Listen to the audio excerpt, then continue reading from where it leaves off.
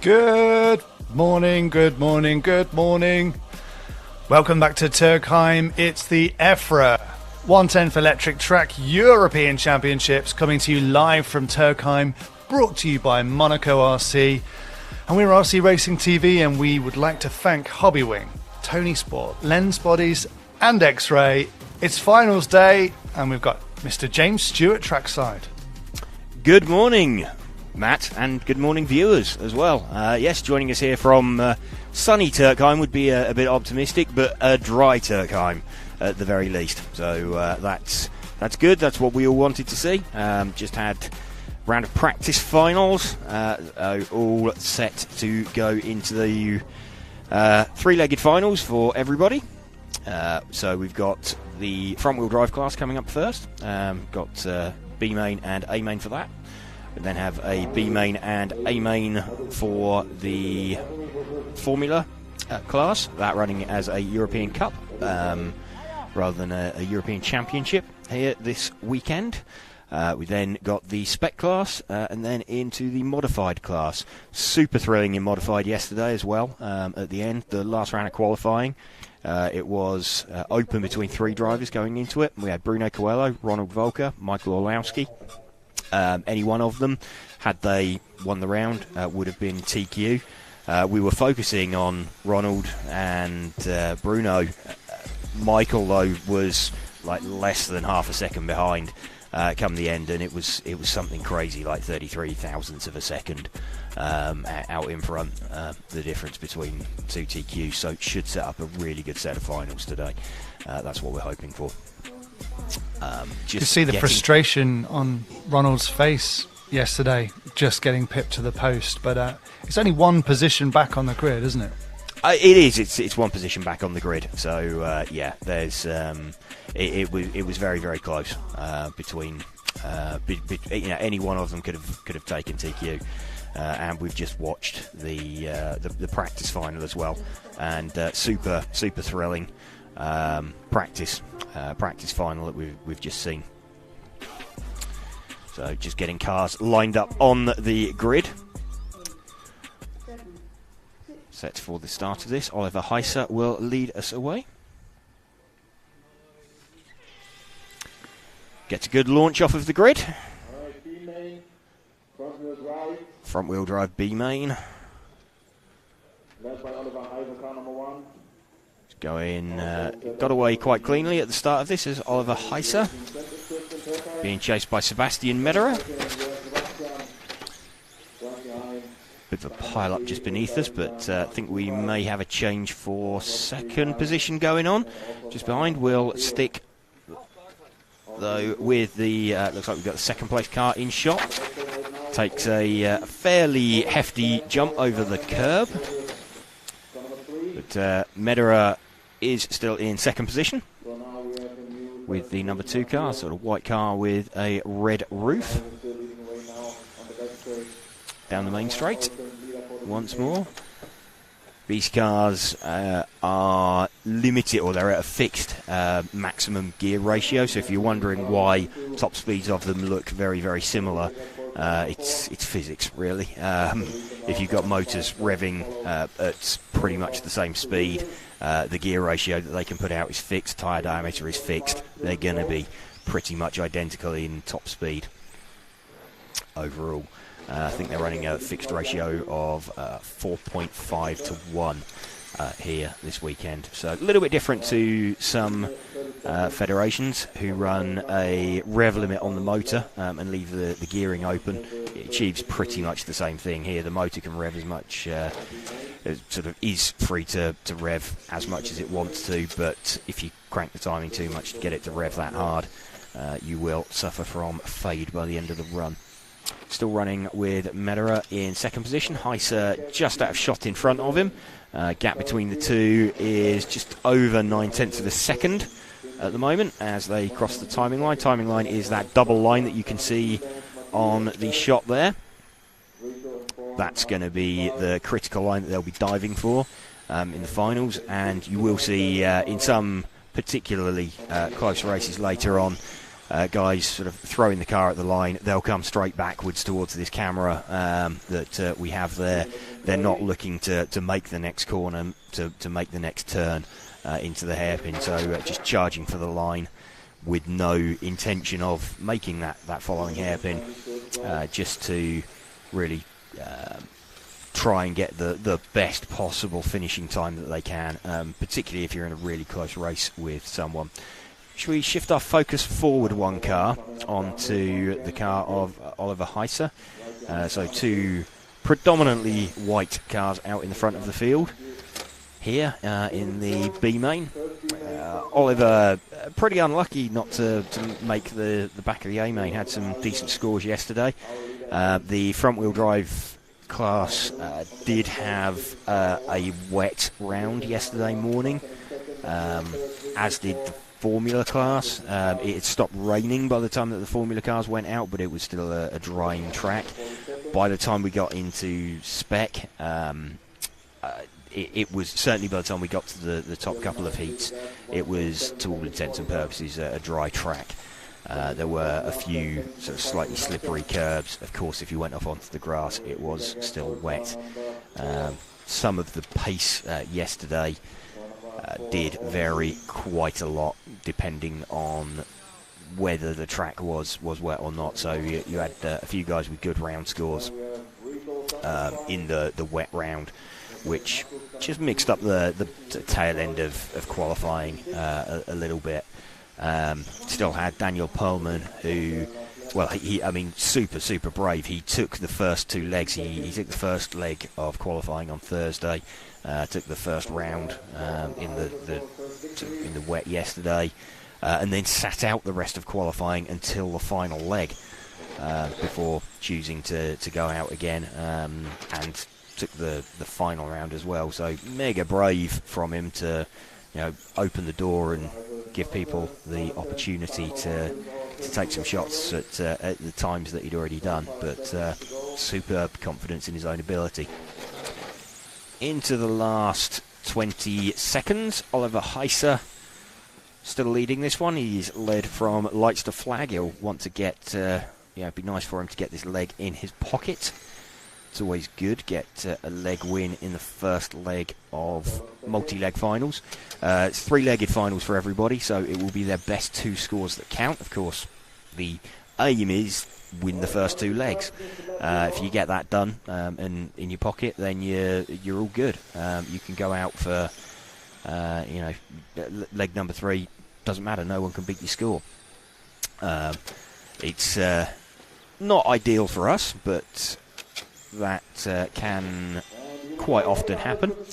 So just coming around, Oliver Heiser has taken that from Mederer, and then we have Matteo Buchelt, Markus Buchelt, Reto Neuer, Svante Rathajski, Suzanne Reiler, Marlon Rathajski, and Andres Frattaroli out there. So a first A main of the day coming next. Hello to everybody watching online. Great to have you with us. FCJM78, hello from France. Wilken Racing Products, Redline RC Raceway, all the way from South Africa in the house. Well, welcome to you. Thank you for watching. It's great to have you with us. And most importantly, thank you for commenting. Get your comments coming in. Let's get the discussions going. Who do you think is going to be on top? Who do you think is going to take one of the 3 championships and 1 cup available today? And hello from Poland. And hello to you, RC by Tatsu. Sky looks a bit dark. Hopefully the rain holds off, says Kind Nugs. Yes, yeah, hopefully it does. Well, you say that, but actually we secretly would quite like some rain, because that would make it really fun for us. It does. The only thing I'd hope is that it doesn't throw a complete spanner in the works. It's obviously everybody's qualified now in their position, so finals are sort of fixed. But you just hope that it kind of the results still look kind of representative. You wouldn't necessarily want someone coming from 10th to win just because it happened to rain at the right time for them. But yeah. That would be the only thing we're looking for. But Daniel Perlmer on pole, Soren Sparbe, Adam Isay, Andy Murray, Stefan Schultz, Enrico Jung, Stefan Kroner, Loris Buchholz, Emily Rathajski and Lennart Buchholz will take the start of this one. See a bit of counting going up so that the drivers know, trying to figure out exactly where they are on the grid. Of course, the pole sitter gets to choose whether they want left or right hand side of it. That's why there's a double set of grid markings that they get offset by. So underway, Daniel Perlman with the minty green car leading from Soren Sparbe, who is the sort of white, red and blue coloured car. Adam Isay running his traditional sort of sky blue colour scheme.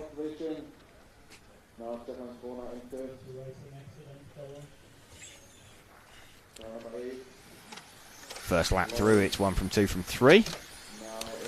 Looks like Andy Murray's had a bit of a nightmare and is at the tail end of the field. He'll be pushing hard from the back, trying to catch up. We're on the second place battle at the moment, so we're running with Soren Sparbe on camera. Adam Isay giving chase to him. Daniel Perlman just out in the front of shot.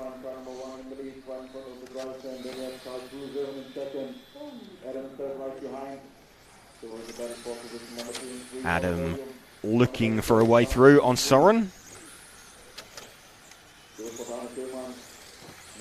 See if he can give him a bit of a surprise somewhere, just trying to look, see where he is faster. He certainly seems to get better drive off the corner. It looks like he's got really good traction, has a look down the inside, nearly has a run. Very, very close, this front-wheel drive class, certainly in terms of straight line speed.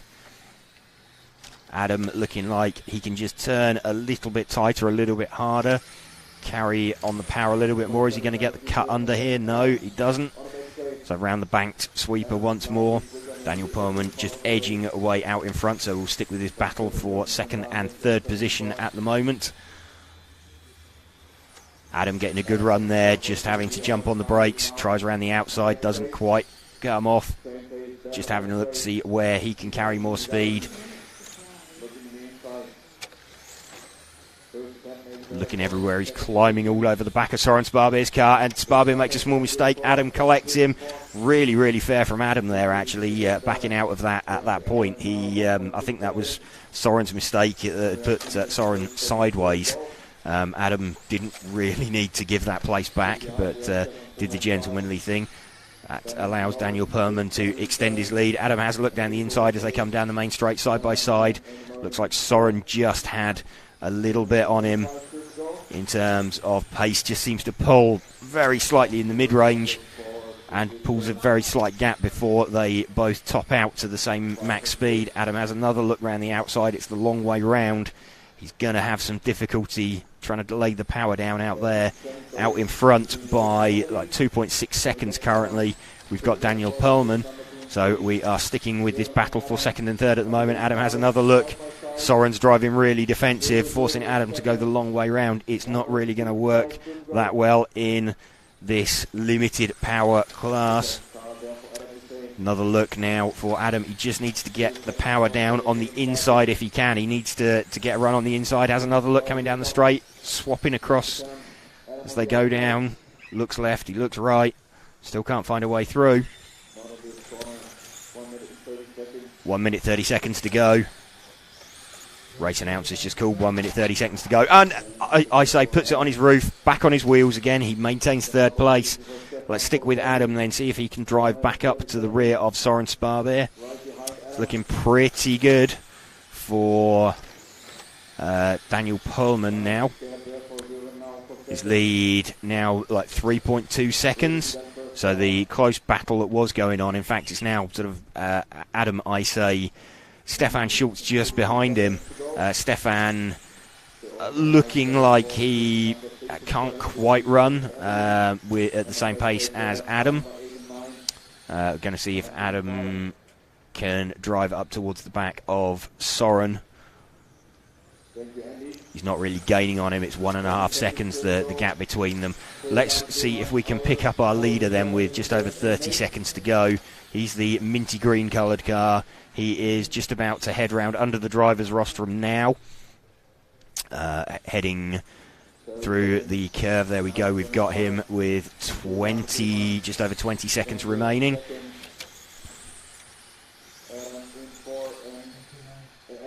So lead 2 looking like they're going to make it onto the extra lap. Daniel Perlman, nice and comfortable out in front, led from lights to very nearly the flag. This is going to be his final lap. Daniel just looked a bit of a step ahead of everybody so far this weekend. Not in single lap pace necessarily, it's just consistency. But Daniel Perlman crosses the line to take leg 1 of the A final for the front wheel drive class.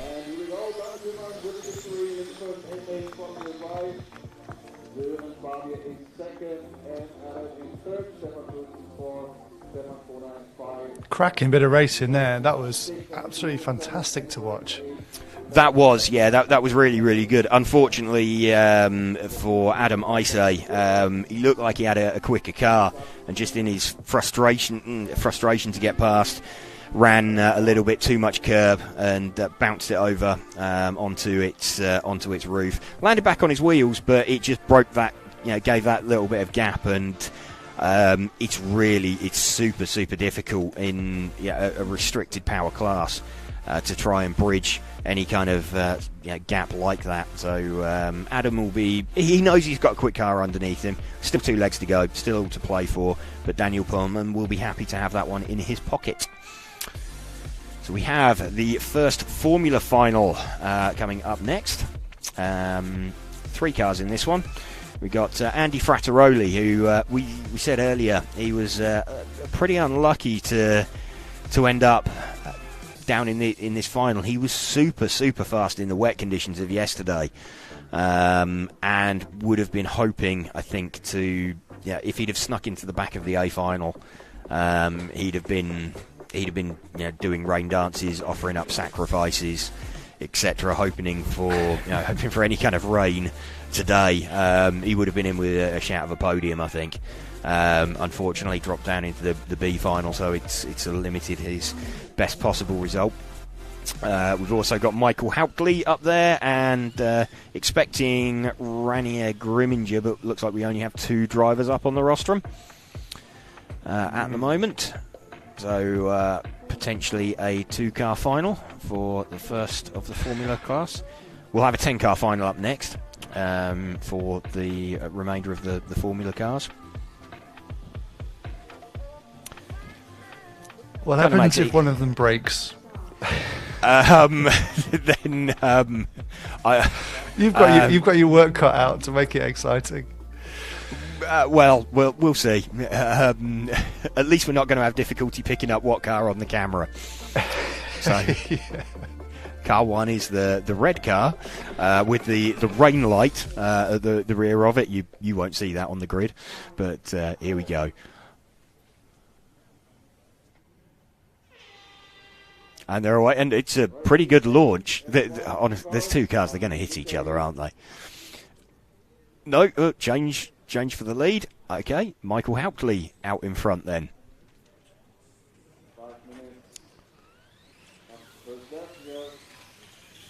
Well, one of these guys is going to win. We know that. Andy Frattaroli just bounces it across the grass. He goes down the main straight. Car looks a little bit tail happy.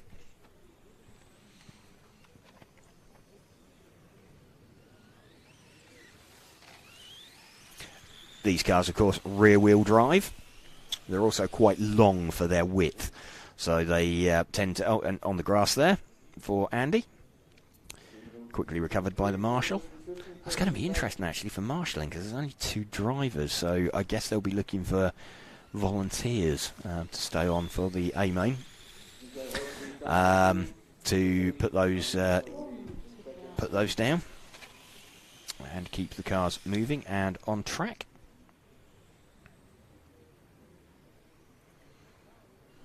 Still running with the leader, Andy Frattaroli. He was a bit over-exuberant on the throttle there. Let's have a bit of a look at Michael Hauptley, the other car on track. Oh, he's just... oh, okay. He's off the track and broken. So he's been on the grass. Oh, is he going back out? No, he's back on there. So slightly damp grass. Let's just see if he gets himself moving again. No, he's lost a wheel. So so we have. Shouldn't laugh. No, it's not funny. We've got one car running. So Andy Frattaroli can. He's not under a huge amount of pressure at this point.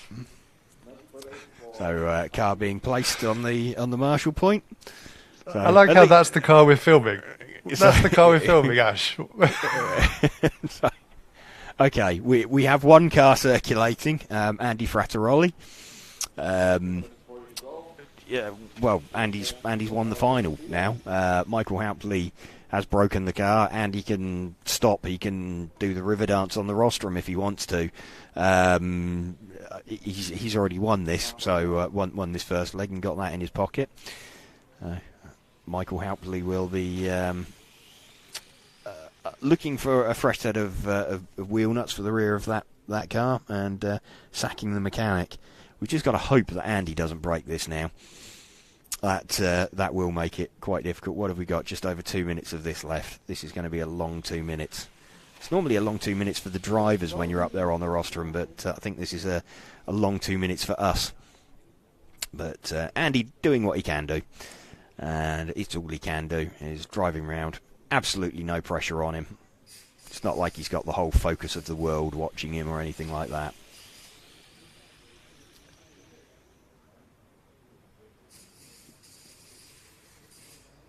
You can hear the airline in the background as well as racers cleaning off their cars.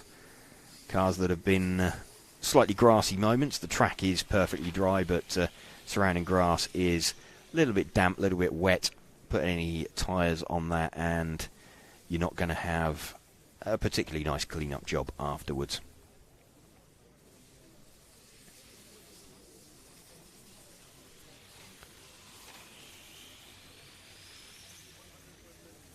Just over 1 minute left now for Andy Frattaroli. 1 minute to drive. Bit of a mistake under pressure there as he runs across the curb.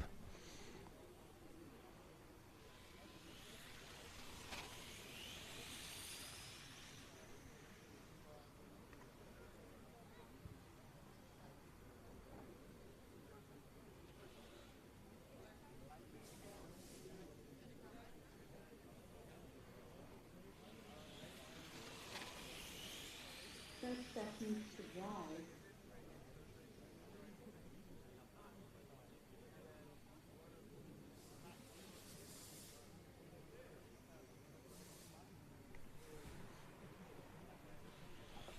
Into the final 20 seconds now. I think this is probably going to be the last. Yeah, it will be the last lap.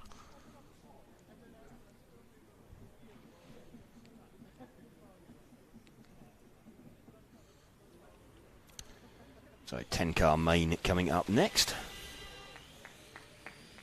Andy Frattaroli takes that leg win. Okay, Andy, first victory, the main. Well done, Andy. A hard-fought battle against Indeed. attrition. Yes, he kept it moving. So he had 12 laps to himself. And he didn't do the fastest lap of the final.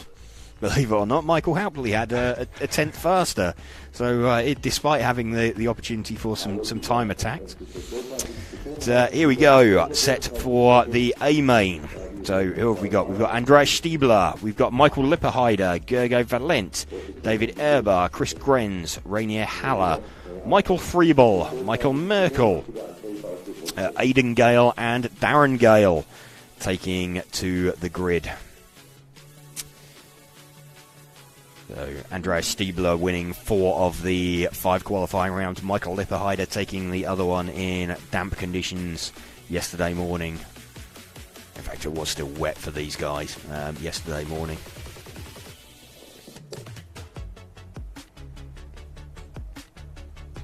A bit early, some of the drivers still yawning on the driver's rostrum.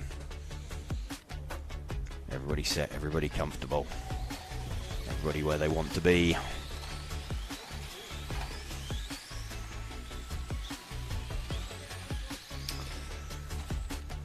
Who have we got on the stream chatting away? Scott Hine, hello from Hertfordshire. A big hello from the indoor raceway Stevenage. Talking about the front wheel drive final. Fantastic battle, great defence from Soren. Yeah, it was. It coming in. Was a really good drive from Soren, really good defensive drive from him. He kind of probably recognised he didn't have the pace of Adam, but familiar with Adam, knows that Adam is a fair driver, a fair racer.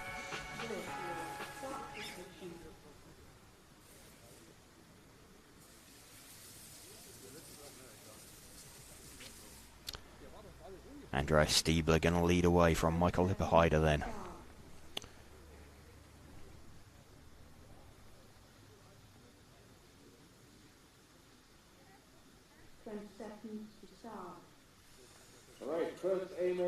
Just waiting for the countdown. Everybody formed up on the grid. 10, 9, 8, 7, 6, 5, 4.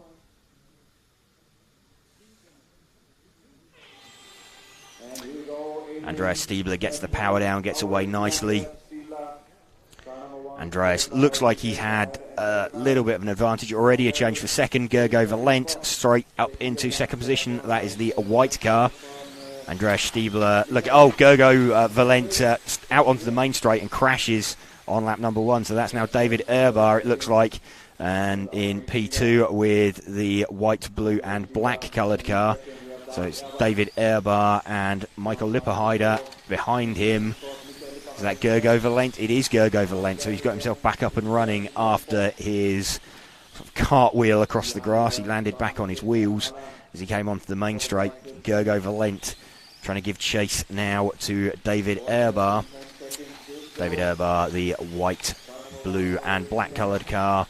We've got in third position Gergo Valent with the white coloured car. They are that in front of them. That is traffic that they are about to lap. That's the number 8 car of Michael Mirka that they have passed. And they're coming up on Darren Gale next. Past him. In fact, they've now got Aiden in front of them. So Gergo now into second position, trying to chase down Andreas Stiebler. Andreas' lead is pretty huge, though. It's already up at somewhere in the region of 5 seconds. So pretty massive lead. Just give you an idea. Andreas is just coming past us in the timing hut now. So we're waiting all the way through and across the line past the timing hut. Now comes Gergo Valent. That's the scale of the lead. It's somewhere in around the 5 second mark. So almost a third of a lap. Pretty huge lead for Andreas. Gergo has got himself, just having a look, about 6/10 over David Erbar. So David is just in the back of shot. At the minute, this is the closest battle going on for second and third. Seems to be a bit of a habit at the moment. The leader absolutely checking out. We will catch them before the end of the run and put a bit of focus on them. But at the moment, this is the closest battle that's going on track at the minute. Small mistake there for Gergo. Allows David to close right in on the back of him again. David now charging pretty hard, trying to reclaim that second place. Michael Lipperheider falling away from this battle a little bit. But the battle for second still going on. Gergo managing to get the car hooked up and moving forwards again after, I believe, he just put a tyre on the grass and just had to, it was just through here, had to hold off very slightly before picking up the throttle. Traffic being very, very nice, getting out of the way. Andreas now is leading this one by 7.6 seconds with 1.5 minutes to go. Give you an idea, the fastest lap time from Andreas is a 15.4. Next quickest driver is Gergo with a 16.1. So we've got a pretty big advantage in his pocket for Andreas Stiebler at the moment from Gergo Valent. We're watching Gergo Valent in second position and David Erbar in third. We're focused on David's car at the moment.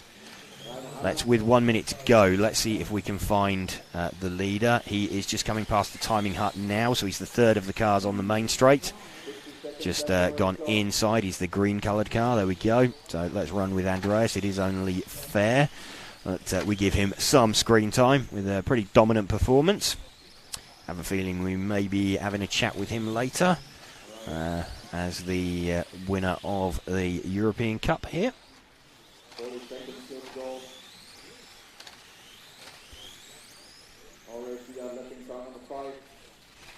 Andreas, like we say, looking the class of the field. Michael Lipperheider, good in the wet yesterday morning, but Andreas has had a little bit extra in his pocket in dry conditions all weekend, lapping around half a second a lap quicker. Even the most recent lap time is better than everybody else's fastest lap, so just looks comfortable at one with the car. This is his final lap now as he comes around and crosses the line. So Andreas Stiebler has taken that leg. Just waiting, it'll be like 7 odd seconds before Gergo crosses the line. David Erbar has actually fallen down to 4th position, so Michael Lipperheider has got him. So it's going to be, I would think, Andreas quite comfortable out in front on this one. But it's a good battle between Gergo Valent, Michael Lipperheider and David Erbar for the remaining podium positions, I think, coming up later on in the day. Win, though, for Andreas Stiebler, like we said, by some 7 odd seconds, and pretty crushing dominance over the rest of the field. Could probably lap them if he really set his mind to it. That is the Spec class done and out of the way. We are moving next into the... Sorry, that was the Formula class. Yeah, we're into the Spec class. Coming next. Question on the front-wheel drive class. Are they spool or diff? Front diff? Front-wheel drive. They are... Yeah. They're diffs, but they are quite thick compared to what you'd run in a normal touring car. So typically you're somewhere in the 100k to 500k range. Some drivers we know go up as far as a million or thicker. So there's a tiny bit of give in them, but they're not a traditional diff in that sense. Okay. They don't move completely freely. There's just a little bit of movement between them when you run something that heavy. Just a little bit of confusion as well with the timing. It's not, the timing isn't actually clarifying which final this is. Obviously it's the Spec, but it's just saying main final. So this is the... Spec, now this is the E final that is coming up. Okay. Yeah, this is the E final that's coming up now. So on there. So yeah, we have E final through to the A final. So okay, we can keep you informed on what's coming up on there. Yes, that looks like we're still stuck in rallycross mode. Dominic Schmid, though, will be on pole from Jaroslav Kritz, Daniel Bergener, Mark De Witt, Zerko Selman, Peter Knudsen, Philip Lischka, Andrew Walters, Cindric Demir, and we haven't seen Laszlo Kiss or Ban, although he's on the grid.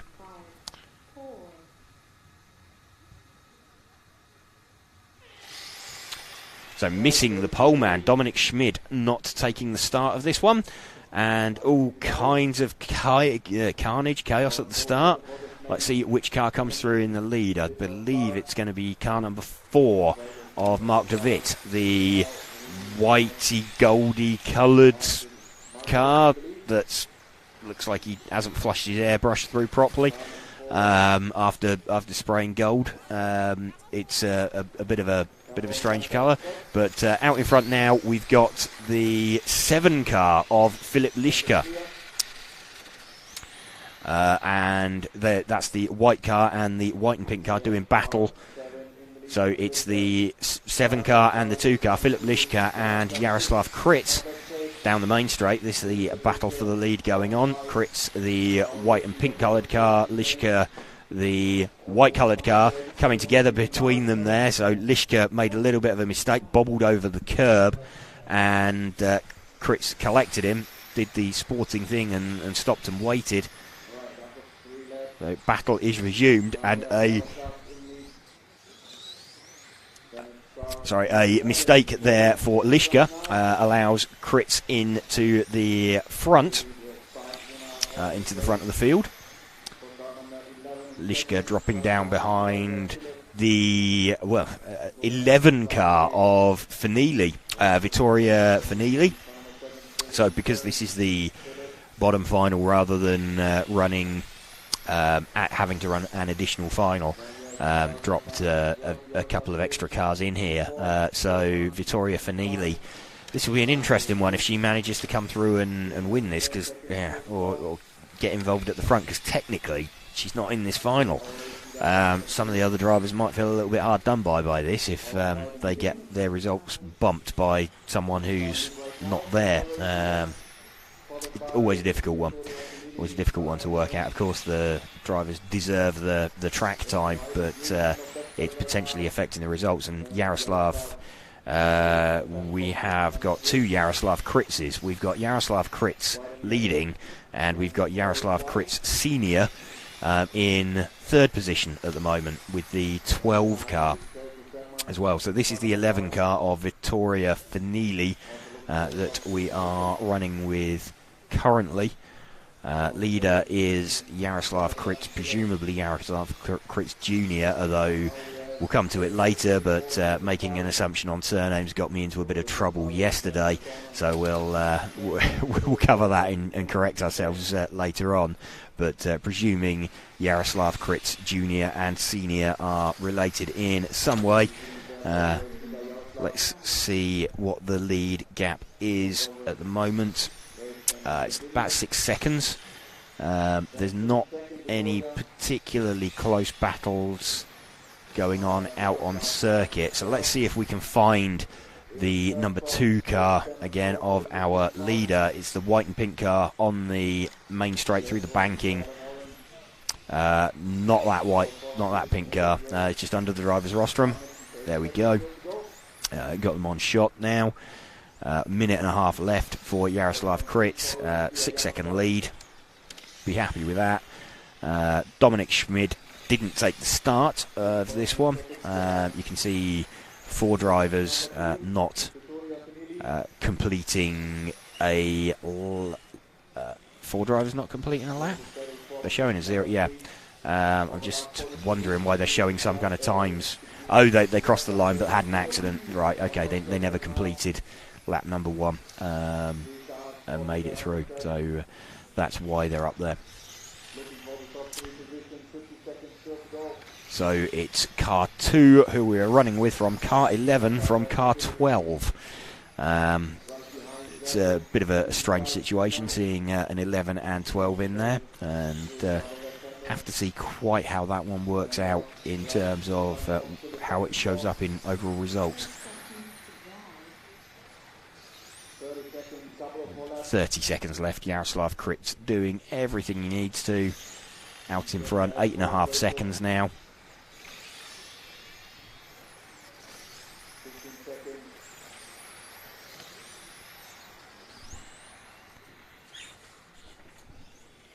Looking at fastest laps, Jaroslav quite comfortably faster, about half a second faster. than Vittoria Fanili on her best lap.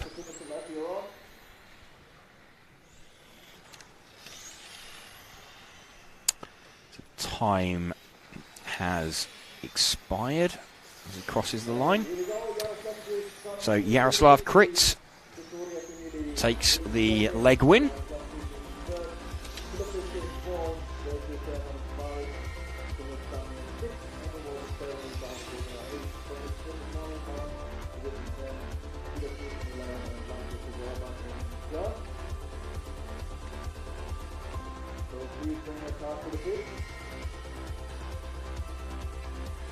Juan Luis Roman Barroso, thanks for the live. Regards from Spain. Well, thanks for watching, and most of all, thanks for commenting. Oscar Ariza just simply says go with some checkered flags. Very appropriate. And lots of other discussion going on. It's finals day. It's the EFRA 10th Electric Track European Championships finals day. We're crowning 3 champions and 1 cup holder, all thanks to Monaco RC. We're RC Racing TV, and we'd like to thank Hobbywing, Tony Sport, Lens Bodies and X-Ray. We're into the D final. This will be the D final, yes, Matt. So we have Niklas Storm, Roberto Fabiano, Michael Zerold, Boris Siladi, Flavio Paladin, Victor Litvinenko, Corentin de Kret, Sinan Kaptan, Patrick Kolliker, and Darko Meister. The Dark Meister last on the grid.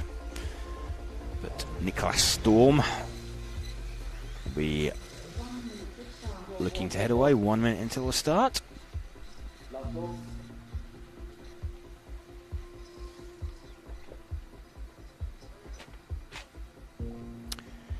Drivers doing their pre-race rituals, shaking themselves down, adjusting glasses, wiping hands.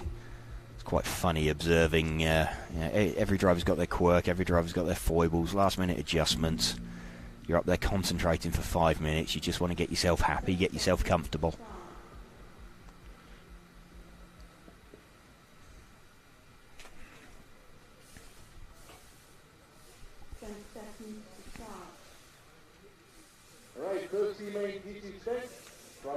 Niklas Storm then with the predominantly white with red sills on his car.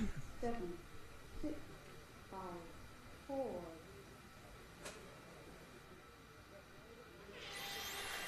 They launch off the line, and a bit of a slow start from Fabiano in second. So Michael Zerold has jumped him from third into second. Car number 1 leads through on lap number 1.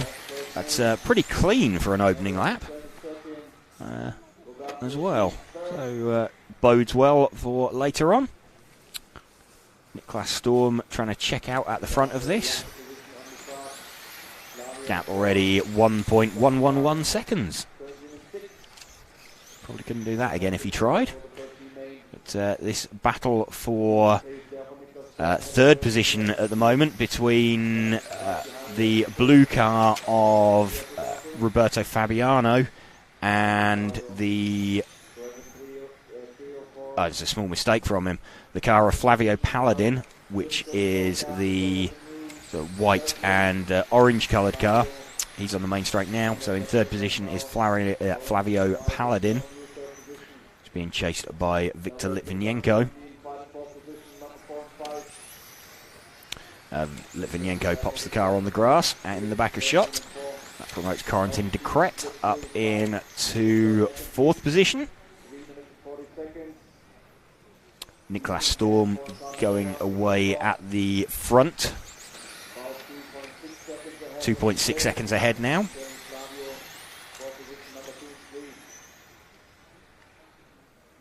This is the closest battle on track. So the white car in the front of the shot is Michael Zerold. The white and orange coloured car is Flavio Paladin.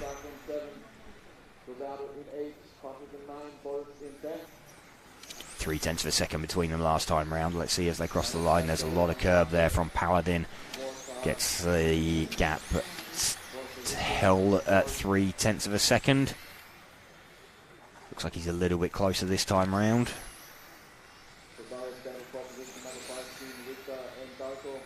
Stays the same, exactly the same. It was pretty much an identical lap time between them.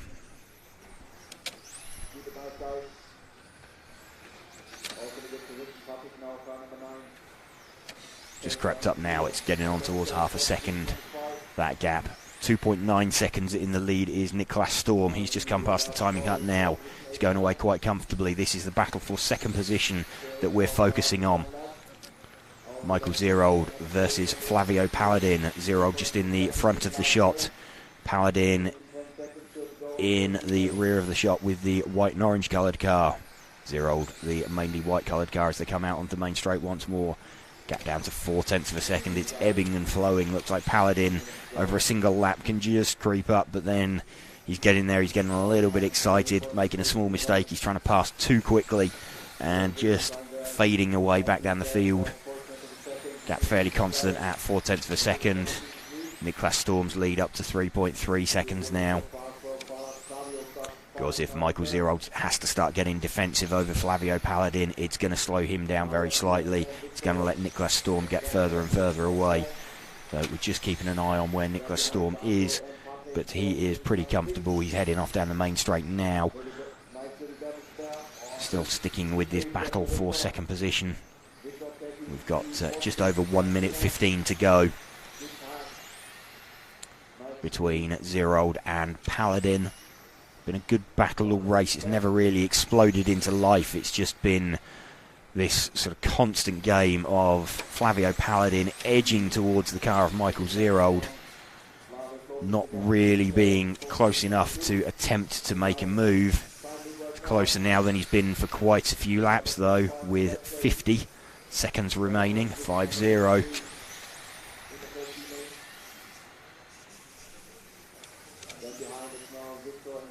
Michael Zerold looks like he's just maintaining that gap. That was a little bit of a snap as he came onto the straight. Cost him a bit of momentum. Again, it's closer. 30 seconds left to go.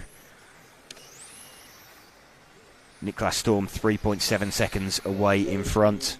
So Niklas Storm is, barring any absolute disasters, is going to take this one. He's got no traffic in front of him. You just saw there firing out the front of shot was Niklas Storm. So they're through onto what will be their last laps now. Flavio Paladin not really close enough. Michael Zerold has resisted the pressure all the way through. Niklas Storm has crossed the line to take the leg win. And Michael Zerold holds on for second position, despite being chased quite hard by Flavio Paladin. He manages to hold on and take that second position. Good battle to watch. You can see hot lap there, Niklas Storm 14.166 against looks like a 14.4 for everybody else. So quite a bit of pace advantage in his pocket. Hello to Scott Kilford. He says hi from Australia. So to you we say good day, mate. Keep your comments coming in. We are on finals day. And this is the Spec class as the new set of drivers take their place on the driver's stand for the C final. Yes, we have the C final coming up next.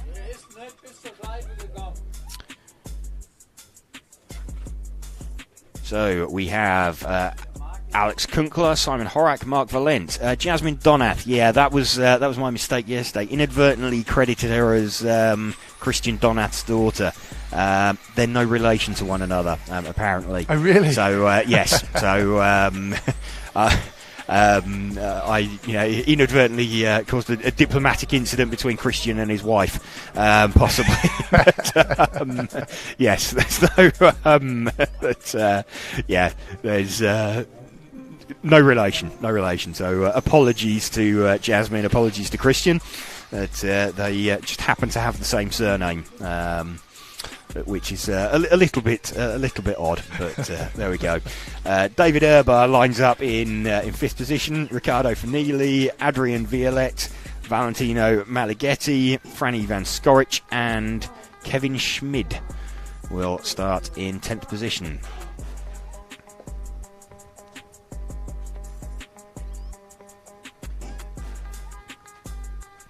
We now actually have the C final identified as well. Yeah, that updated. Thankfully, that was, yes, updated during the D final. So, yeah. Excellent. Everyone knows where we're at. Excellent. Alex Kunkler then, the exceptionally tall driver, set to lead away with another minty green car. 9, 8, 7, 6, 5, 4.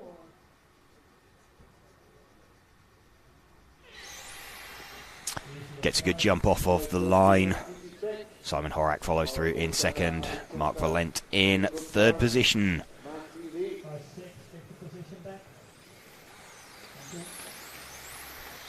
So, Alex Kunkler, relatively comfortable. Front two have already made a little bit of a break for it.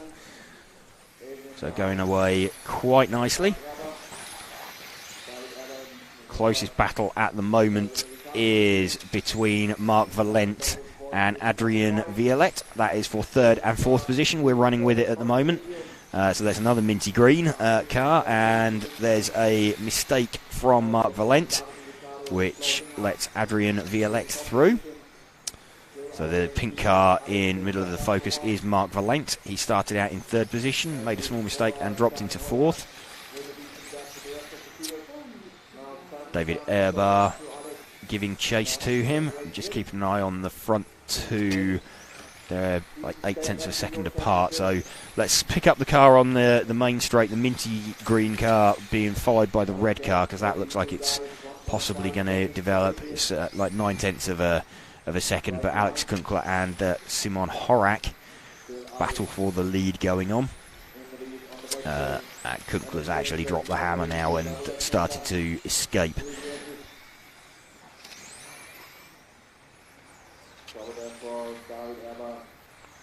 So closest battle then is one group back from this between Violet, Valent and Erbar. Let's pick those up, these two cars. So we have a second minty green coloured car. Seems to be a good method for success.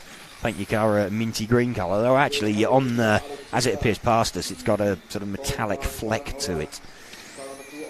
The one behind it is definitely canary red, otherwise known as candy floss pink, but just makes a small mistake coming out onto the straight. Got on the power a little bit too early, waiting for a marshal to recover him. That's Mark Valent, and launches the car. Just put a tyre on the grass, and it just drags you in. It's so easy. It just like sucks you into the infield and pops it up. You know, backflips, ends up on his roof, requires marshalling. So now everybody pretty evenly spaced out. There's like a 3-second gap behind this car of Adrian Violet. We'll stay with him a little bit because he's 1 second behind Simon Horak in second position. That's Simon Horak just in front of us. That's the kind of closest battle going on at the moment. Alex Kunkler 1.5 seconds in front of that. So this potentially the closest battle on circuit at the moment. We'll stick with this for a little bit and see what they can do. It's now 1.3 seconds. So kind of equidistant between the top three cars of Kunkler, Horak and Violet. Now pretty evenly spaced.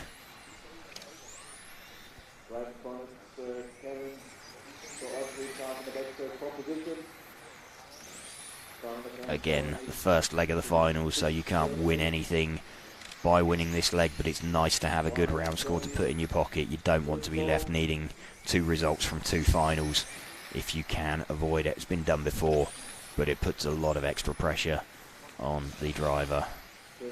Adrian Violette we're running with at the moment. He's now 2 seconds back. So let's go back to Kunkler and Horak there, one set of cars forward. Kunkler's just come past onto the main straight now, the green car, followed by the red car that we've just seen go through. There we go, that is Alex Kunkler with 50 seconds to go. Just watch him as he heads off down the main straight, followed by Simon Horak, who you'll just catch him in the back of shot, the red coloured car. It's like 1.2 seconds, so pretty comfortable with 30 seconds to go.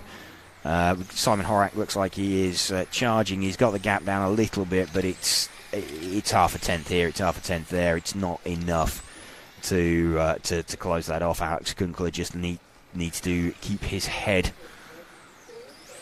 Doesn't matter if Simon Horak gets closer. He's got it under a second now, but we are I think they're not going to make the extra lap, so this is the race for the line as they come across. Time has expired as they cross the line, so Alex Kunkler takes that from Simon Horak. It's pretty close in the end. It was it wasn't that close. It was 1.2 seconds. So there we go. You can see up there on the rostrum Alex Kunkler there on the far left-hand side of the rostrum. Like we said, that's going to look really weird if he gets on the middle step of the podium compared to everybody else. You're going to need the camera in landscape, I think, to manage to capture everybody. In portrait. get him in portrait to capture everybody in that, yes. Hello to Oliver Weirder, one of our RCTV heroes. Great to have you watching with us today. Yes, it'd be lovely to add some more RCTV heroes today. If you want to become an RCTV hero, just go to our YouTube channel and hit join. And when you join, we'll send you a sticker pack to your house. We'll deliver a sticker pack to your house. Nick Damon will hand deliver. No, he won't. But we'll send you a sticker pack to your house. And lots of other perks that are available through YouTube, like we'll follow the cars you ask us to. Not during finals, so it's too late for that, but during qualifying and practice. So yeah, if you would like to support what we do, let's grow the sport of RC racing by giving it the coverage it deserves, then please show your support and become an RCTV hero by joining this channel. That would be amazing. Gilwan W says hello to everyone and salut les Frenchies. Lots of French watching, so bonjour to all of you. I've noticed over the last few days we've had lots of French viewers, which we're very pleased to have. A couple of French drivers right there. We do, yes. Have yes, a few French drivers out. So we have Benjamin Elbisser on pole, worst place, BQ. Yeah. It's not a nice place to be. Lucas Ellerbrook, we have Jeremy Delalondre, Enzo Rousselon, Orlando Finili, Enrico Jung, Soren Sparbeer, Frederick Hovgaard, Maxim Ripoll, and Stefan Schultz.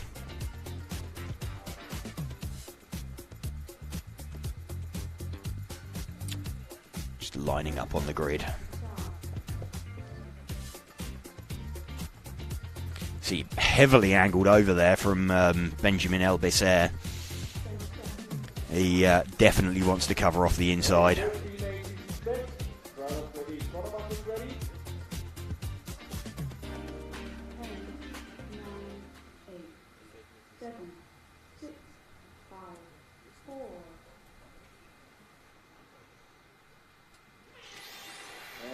Good launch off the line, nice and clean from everybody, really high. Oh, there's kind of some carnage going on in the background, but let's pick up this battle at the front between Elbisser and Ellerbrook as they come out onto the main straight, and I think that is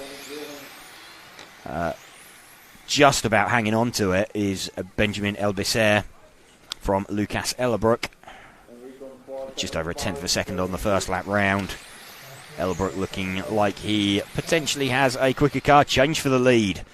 So ran high, did Elbisser. And he's really struggling there. And Soren Sparbeer, great start from Soren Sparbeer, although gets a little bit sideways. Stefan Schultz now up to third from P10. So stonking start there from Stefan Schultz. Managed to cut through that first corner carnage. Sometimes the way being at the back of the grid can really help you. Stefan Schultz, the sort of leader of those cars, out of shot. Car that we're focusing on at the moment looks like it is the car of they're very similar coloured cars, so I'm just trying to pick up which one we have. That is Soren Sparbeer in shot with Jeremy Delalondre just behind him. So this the battle for 4th and 5th position. Currently the closest battle going on track.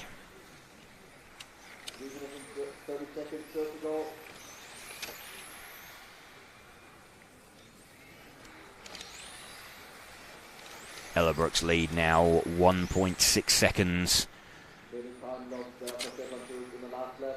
Stefan Schultz has caught Benjamin Elbisser. Let's move forward one group of cars on the main straight. So let's pick up that red car, followed by the it's the red car, followed by the white and blue car. 6/10 now, so Benjamin Elbisser gets his head back into gear. Starts pulling away. Let's see if he can start chasing down Ellerbrook. Gap is stretching. You can see Lucas Ellerbrook out the front of shot. 1.7 seconds. So Lucas Ellerbrook has edged away slightly. Stefan Schultz still within 0.6 of a second of Benjamin Elbisser.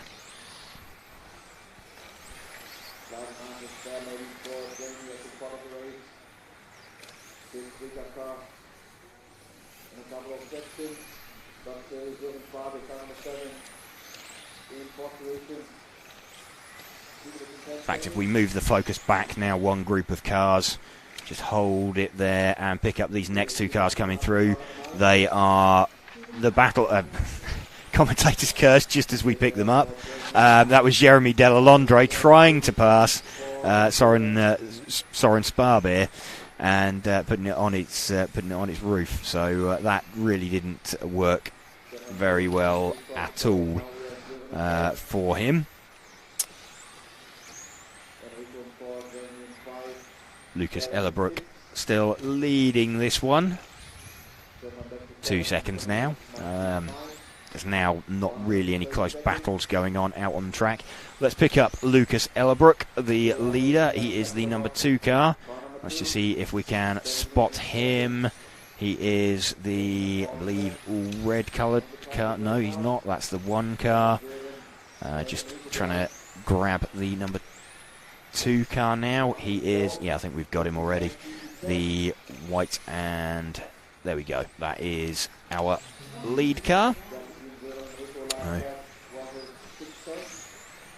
Ash being a little bit faster than me on picking up where the car numbers sit.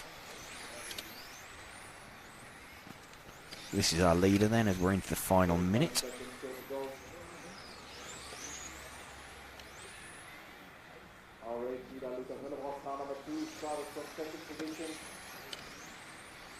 Enrico Jung kind of getting fairly close to Soren Sparbeer, just keeping a bit of an eye on that.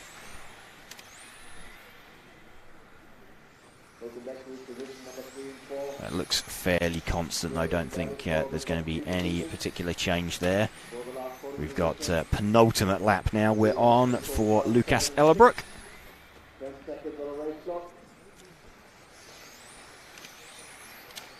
So Lucas Ellerbrook makes it through on to the extra lap. I think Benjamin Elbisser will also make it, so Lucas still needs to finish this lap. But he's good, he's comfortable.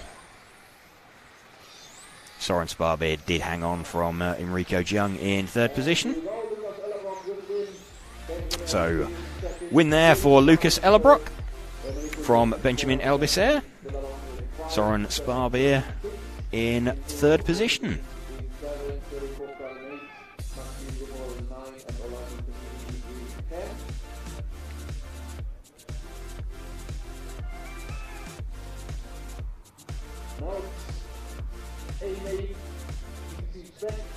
A-Main coming next. So first A final for the Spec class.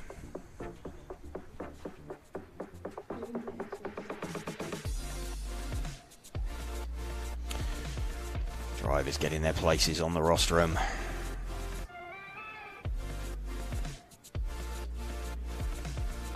Bit of a good luck fist bumps going on there between Simon Lauter, Christian Donath and Max Mackler.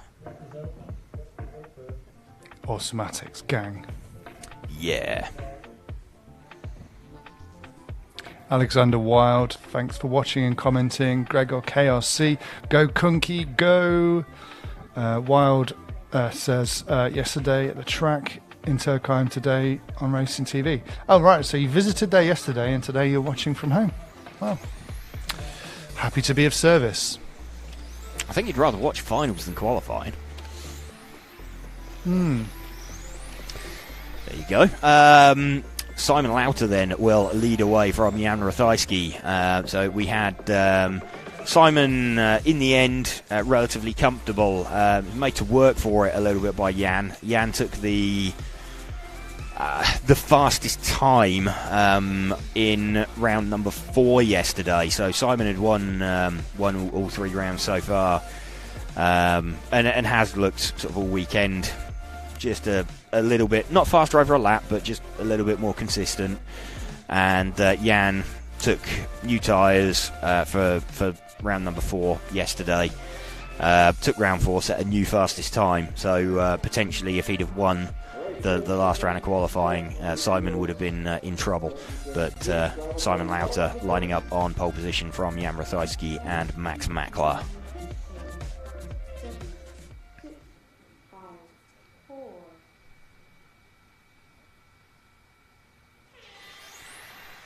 Good start from Simon.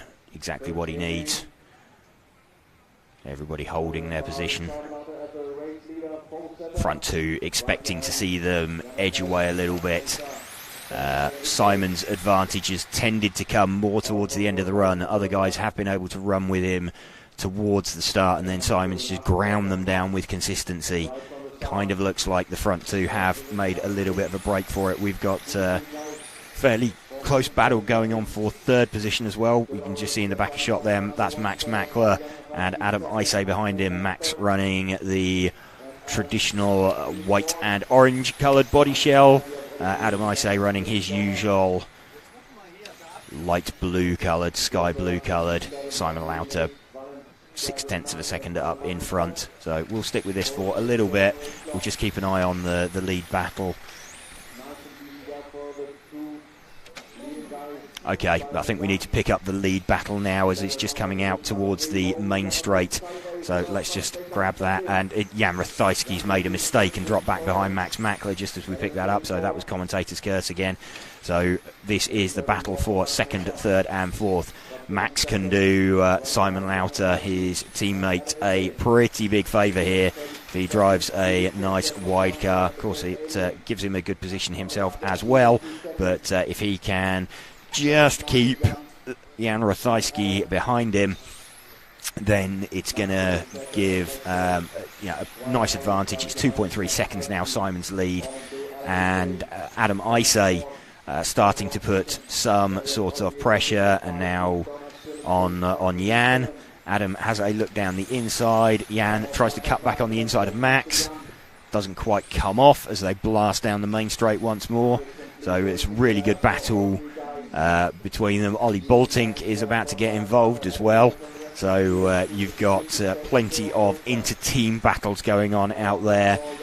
Lead gap is like 3 seconds for Simon Lauter. Max driving really, really defensive here. Holding on to 2nd position from Jan Ratajski and Adam Isay. Max running the white and orange coloured car. Jan Ratajski, the predominantly white and black coloured car, has a look down the inside. That opens the door for Adam Isay, who has a look around the outside. Coming out onto the main straight. Isay is through. Is that Isay through on Jan? Yes, it is. So great move there. Opportunistic from Adam Isay, who then overcooks it off the end of the main straight. Jan Ratajski back through again. But that has let Max Mackler escape very slightly out in front. 3.6 seconds now, Simon Lauter's lead. We'll stick with this. This is now the battle for third position between Adam Isay and Jan Ratajski. We have a lurking Ollie Baltink just in the back of shot as well. Ollie, the defending champion from the Huddy Arena last year.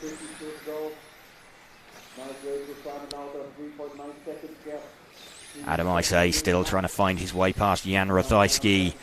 Jan now edging back in on Max Mackler. 1 minute 40 left. Simon Lauter's lead. Some 4 seconds. He's just come past the timing hut now, as this battle for second, third and fourth comes back past the timing hut. We've got Jan winding the pressure onto Max again. These two very familiar with each other. Raced each other incredibly often. Max driving super defensive. 1.5 minutes left. Simon Lauter has checked out at the front of this one, so let's stick with this battle. Adam Isay is getting back involved in this battle again. Jan has a bit of a run, has a bit of contact. That lets Adam Isay through into second. Max turns away to avoid impact. So Adam Isay up into second position.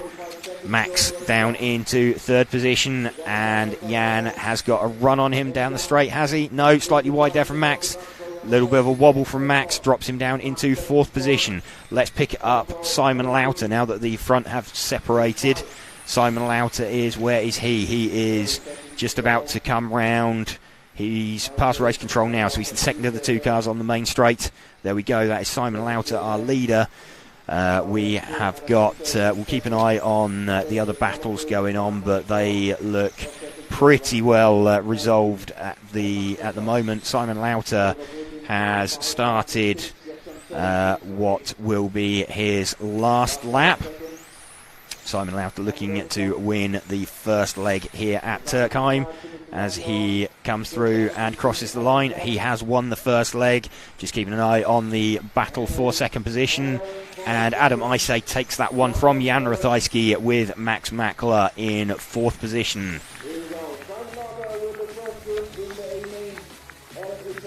So part of the job done.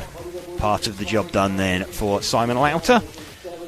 Taking leg number one from Adam Isay and Jan Ratajski. You can see Jan and Simon pretty much identical on a fastest lap.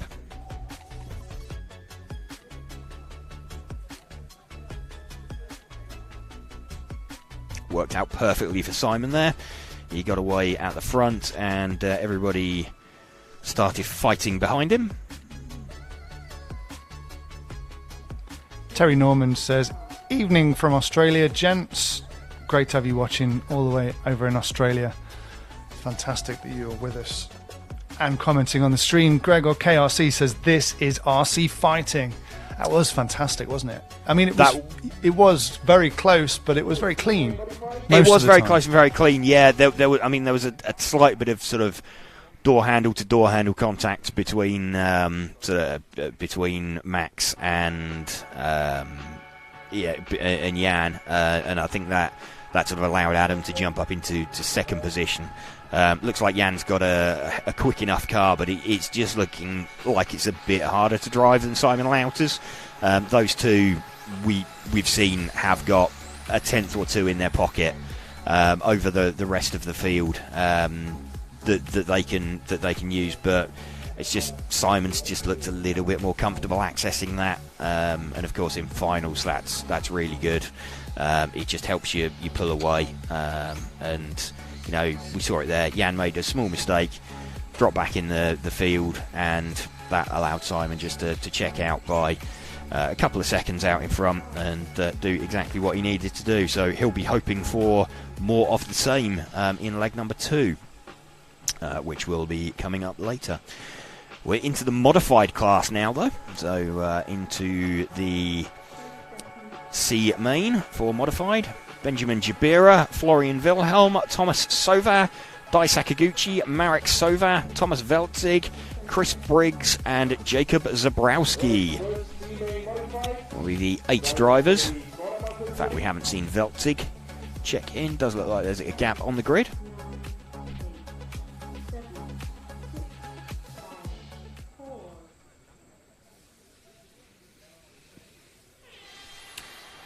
Benjamin Jabira has to get out of the throttle. The car had a bit of a wobble on the line. That's an interesting choice of lines through the first turn for some of the cars back. But 1, 2 and 3, I believe, have made it through. Okay, Dai Sakaguchi up in to second position from fourth on the grid. A good start from him. Dai running the sort of orangey red coloured car. We're running in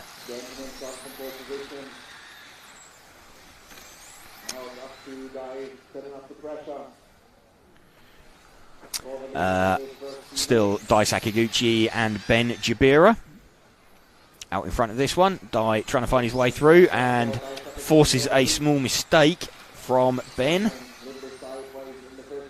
And spin there. So Dai Sakaguchi now comfortably out in front.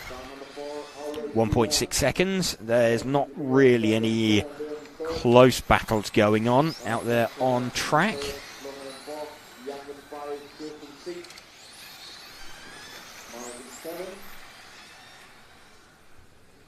Just seeing if we can spot any close battles going on that we can have a bit of a look at. They're kind of separating out from each other. So let's stick with Dai. I think, in fact, he's closing up on a... Well, he just closed in on a battle that just collected each other and took each other out. Managed to navigate that quite comfortably. But front two got a massive gap of like 9 seconds. So there's a second between the front two. And then Florian Wilhelm is 8 seconds further back. So huge gap that he's got there. So pretty good for Dai Sakaguchi. You can just see Benjamin Jabira entering the back of the shot.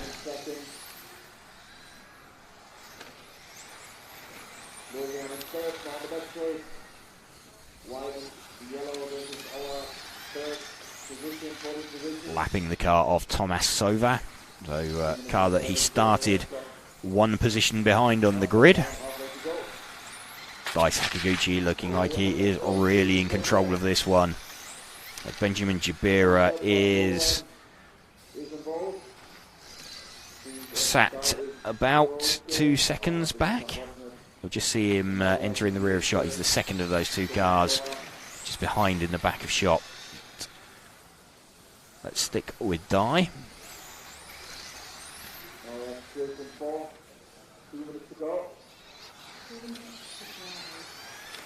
Believe it or not, this between first and second is still the closest battle on track.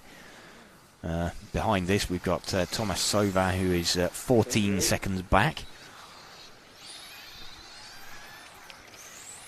But Dai Sakaguchi having lapped up to 3rd position. And I think Benjamin Sova will be not a million miles away from doing the same.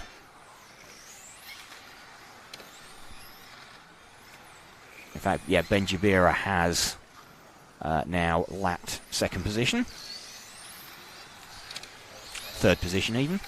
So front two are a lap up on the rest of the field. And then we've got gaps of like 7 seconds, 9 seconds, 7 seconds. So pretty big gaps all the way through.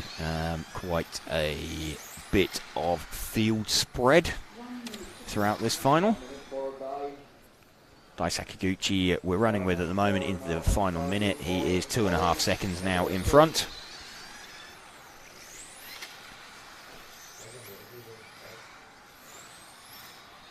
Leading the race since lap number 2.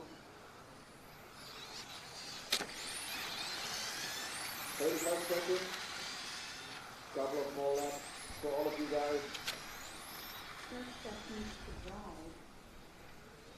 In second for Benjamin Jabira, Thomas Sova in 3rd, with distance for Jakub in 5, Marek in 6th. Still just over 2 seconds Dai Sakaguchi's lead. Last couple of seconds on the race clock. Keep racing, guys.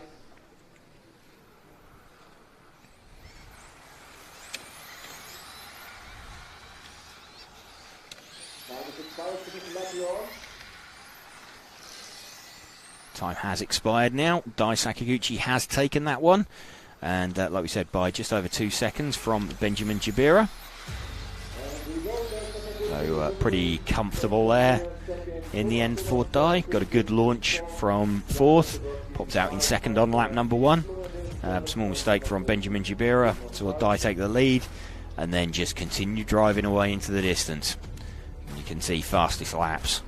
They're pretty rapid. The front two. Florian Wilhelm unfortunately dropping out. He looking like he's got some pretty good pace in his car as well.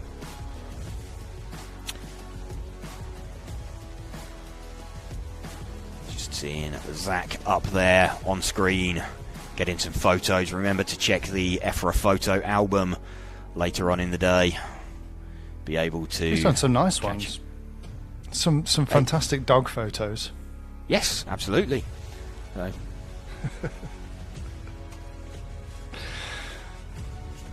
But yeah, indeed, please go and follow EFRA.ws on social media so you can get all the updates and get notified when European Championship events go live. And we also promote, EFRA also promotes Federation National Championships when their streams go live. It's good to, can be great to watch a national final from another country, see how some of the top drivers are getting on. BJ Williams, good morning from North Carolina, USA. Trina29, greetings from Portugal, and then follows that with, unsurprisingly, Vi Bruno. We're all going to be watching how Bruno gets on. And with regards to Michael Olowski, we've had some pronunciation instructions from Poland. Is it Orlowski? And that is, or? Yeah, Michał Orlowski. That's what Michał Orlowski. Okay. Yeah, we'll do our best. we'll try our best. If it gets exciting, that might go out the window, but we will try our best to get that.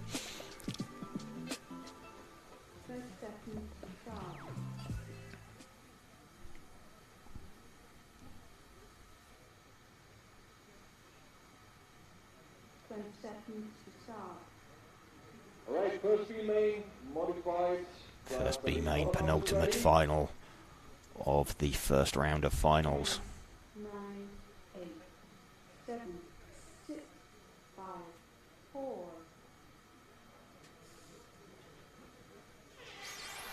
Alright, here we go. Good start from Antoine Brunet, from Alessio Menicucci. First couple of corners, first lap. I think we've got Remy Callens has popped out into second position. He has. Remy Callens running in second, the white and fluoro yellow coloured body shell. Antoine Brunet had, he pulled over a second on the first lap. Antoine Brunet, BQ, out to prove that he had the pace to make the A final. That's a coulda, woulda, shoulda position.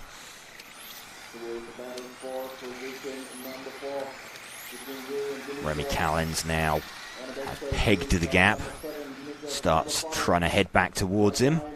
Let's just stick with Remy a little bit.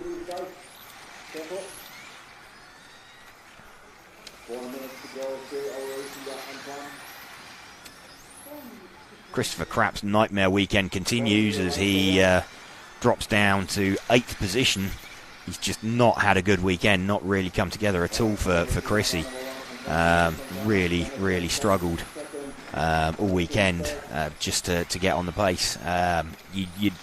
He'd be one of the people you'd expect to be, if not on the podium, in the contention for top 5. So just not really worked out for him, and always looked a little bit behind the 8 ball all weekend.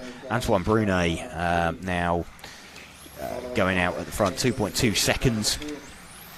Out in front of this man we're running with, Remy Callens. That's one of the closest battles out on track. I'm just seeing if there's anything any closer. There is, just going through the bank sweeper at the moment, the orange car followed by the white and orange car. Let's just pick up those two. So that is Michele Manzo being followed by Christopher Krapp. Let's just watch this for a little bit, because this is the closest thing that's going on. Lead is like 3.3 seconds for Antoine Brunet, so we'll get to him in a little bit. But we'll watch Christopher Krapp try and negotiate his way past Michele Manzo, and it's actually relatively easy as Michele runs quite high up the banking, opens the door, and Chrissy just slides through on the inside, slips it in there, manages to get the car slowed down, turned in, and just disappears away out in front. So Chrissy, having been in 8th a moment ago, is now he's got himself up into 5th position. So he is... well, he's dropped back again now.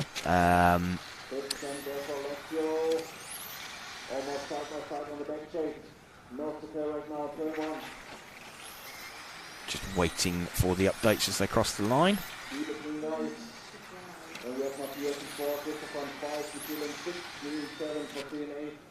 So that's lapped traffic, I think. That's Yuri Weisin and Michele Manzo that are battling quite closely. Let's check in back with second place, third and second, Callens and Minicucci.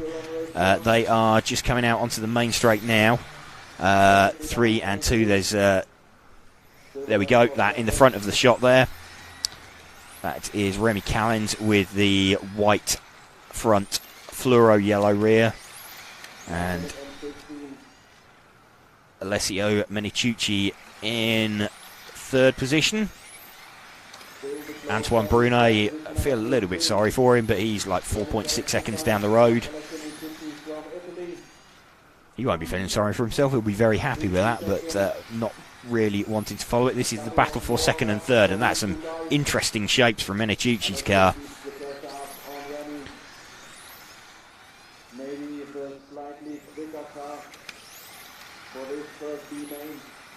Remy Callens defending with all of his might. Antoine Brunet has absolutely gone, so let's stick with this. Antoine Brunet past the timing hut already, down towards the end of the main straight now. This the battle for second place, and Remy Callens seems to have ebbed the flow, though it's coming back. Minicucci just taking a little pause, ready for a charge. I think they're on to what will be their last lap. So Minicucci trying to find his way past Remy Callens. Antoine Brunet has made it onto an extra lap.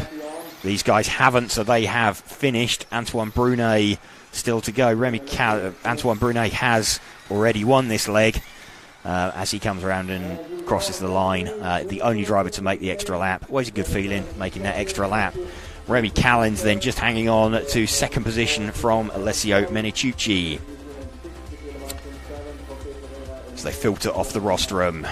And the A finalists, familiar names: Bruno Coelho, Ronald Volker, Michael Orlovsky, Eric Dankel, Mark Reinhard, Alex Hagberg, Marco Kaufmann, Robert Peach, Tim Wahl, and Oliver Havranek will be our A main drivers. Coming up next, just getting on the rostrum. There we go. Alex Hagberg just loosening himself off, shake himself off, get himself comfortable. Mark Reinhard takes his position.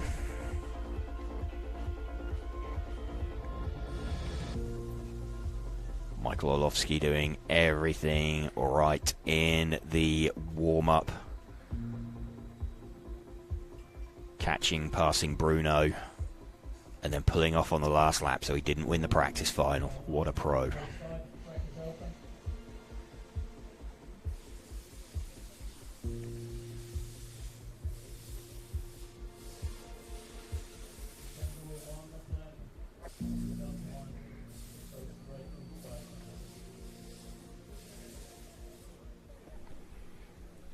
Mark Reinhardt engaged in some transmitter chat there on the far left of the... Yeah, he's extolling the virtues, I think, of his latest sponsor, I believe. Oh, yeah, of course.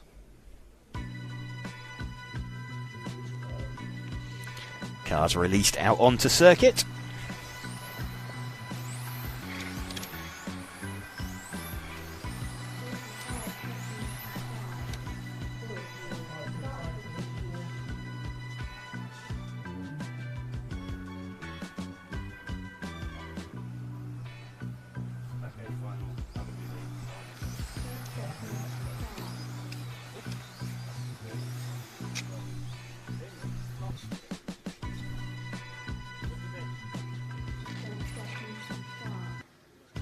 Alright, first A-Main modified European Championship, driver 34, that is ready. 10, 9, 8, 7, 6, 5, 4. Bruno leads away from Ronald. Modified. Orlovsky trying to find his way through. He knows in the warm-up final he had the pace. He needs to get past Ronald first, though.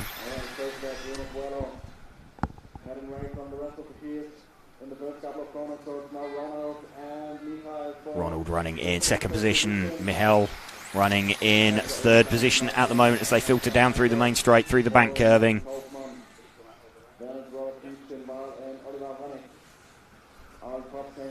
Bruno just got a little gap out in front. Eric Dankel also trying to get involved in this one. Later on in the run where the sort of pace became a bit evident, Eric started dropping away a little bit on pace later on in the run from these guys, but so far we have got all of the front cars covered by really, really small gaps.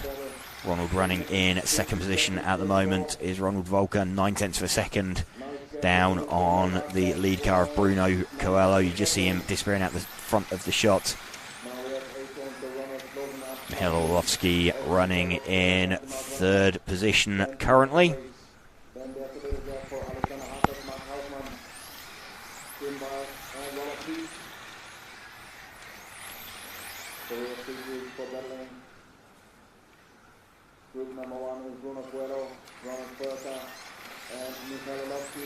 Started to come through to catch some traffic. I believe that will be Oliver Havranek, who just parks it up out the way. He really doesn't want to get involved in this.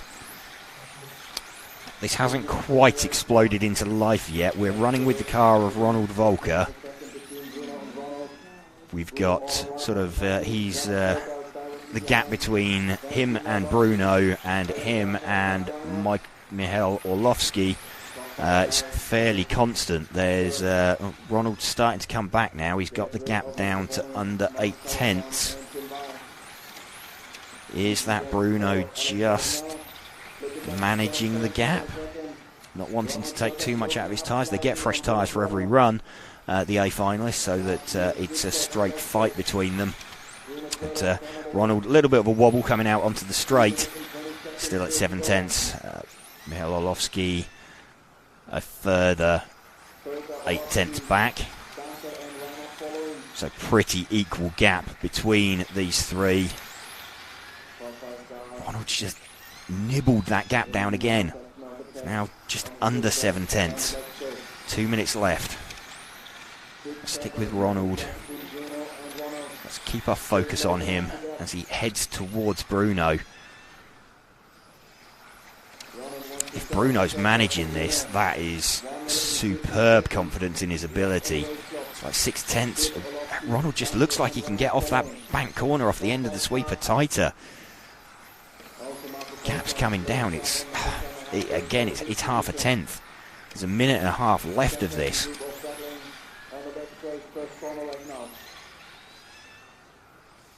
Just keeping an eye on this battle. And the gap's nothing, but it's everything. It's Ronald just trying to close that down again. It's still 6/10 of a second Half a second now. Ronald throwing everything at this, trying to catch up to Bruno.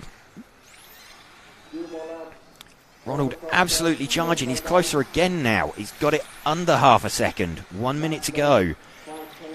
We're focusing on the car of Ronald Volker. He's chasing the car of Bruno Coelho. As they come back out onto the main straight once more, two of them open up the throttle, fly down the main straight. Again, it's half a tenth. He's going to arrive on his bumper, but with 40 seconds to go, unless Bruno makes a mistake, I'm not sure he's going to have enough time to do anything about it. 3/10 now.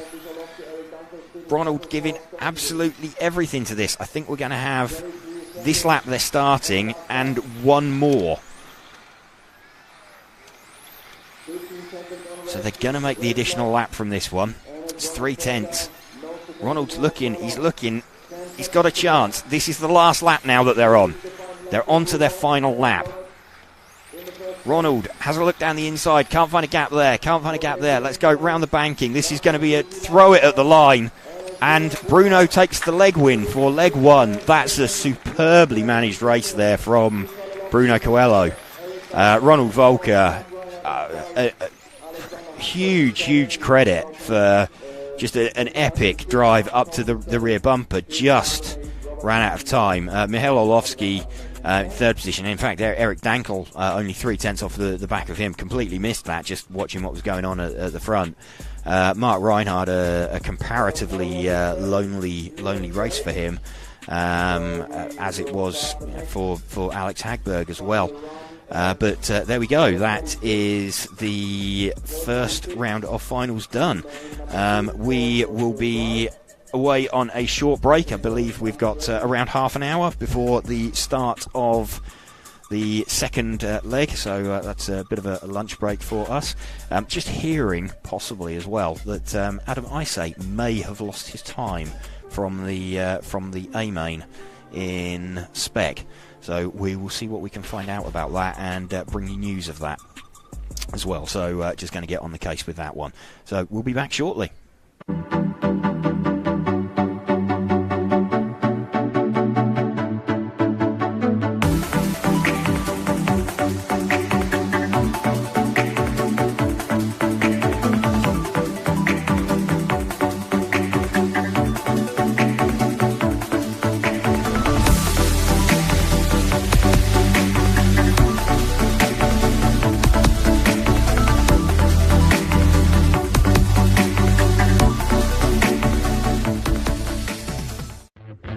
These are 1/10 scale on-road racing cars, built to replicate the fastest four-wheeled on-road vehicles. And in this championship come in both touring car and formula platforms.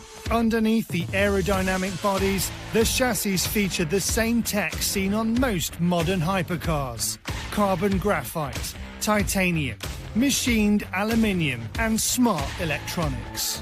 When it comes to drivetrain, formula cars are rear-wheel drive while the touring cars are all-wheel drive. And to do the driving, racers stand on a raised platform to let them see the full racing circuit, sending signals to their car to precisely manage the steering, throttle and braking to battle for the race win. At just 40 centimetres long, it takes the quickest reaction speeds when battling door to door. Because on large tracks, these cars can reach speeds of over 80 kilometres an hour, requiring nerves of steel and excellent hand-eye coordination. Every track also features tight and twisty sections which provide many opportunities for passing. Everything on the car is completely customizable, from the aerodynamics, tyre compound and pressures, suspension including shock angle, camber and much more, and of course the electronics. Toy cars? These are not. These are highly engineered racing machines, designed to win international championships across the world.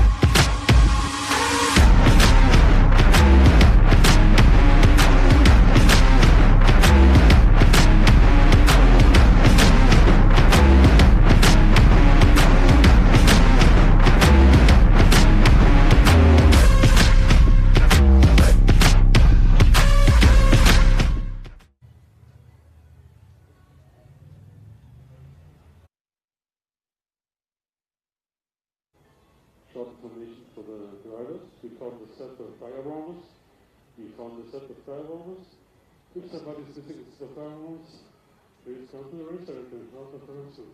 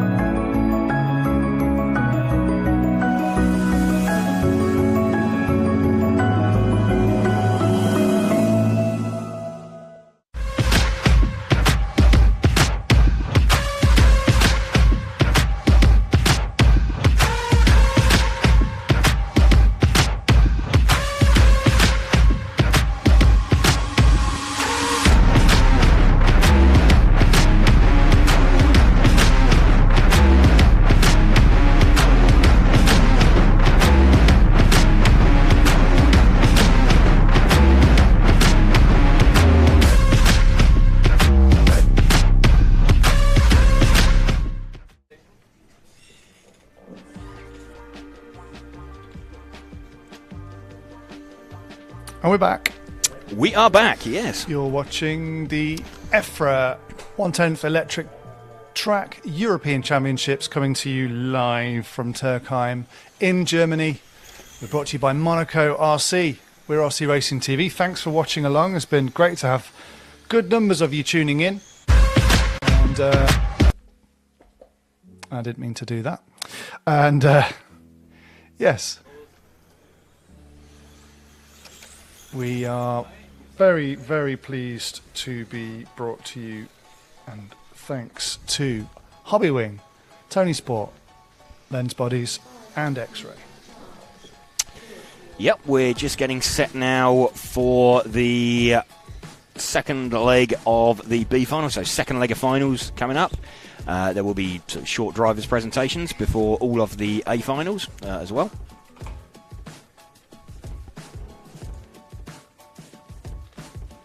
Lots of questions in the chat about Adam Issei. Any update on that situation, James?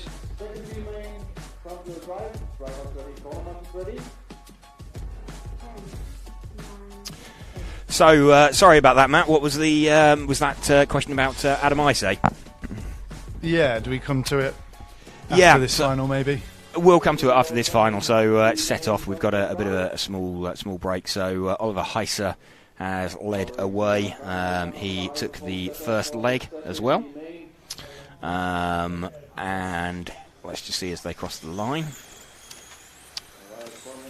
So a bit of a bad start for Mederer. Drops down the field, does Sebastian. Marcus Buchholz up into second position. Oliver Heiser, though, I believe he did win the first leg as well of the final. So this will secure the overall final for him if he can take the victory here.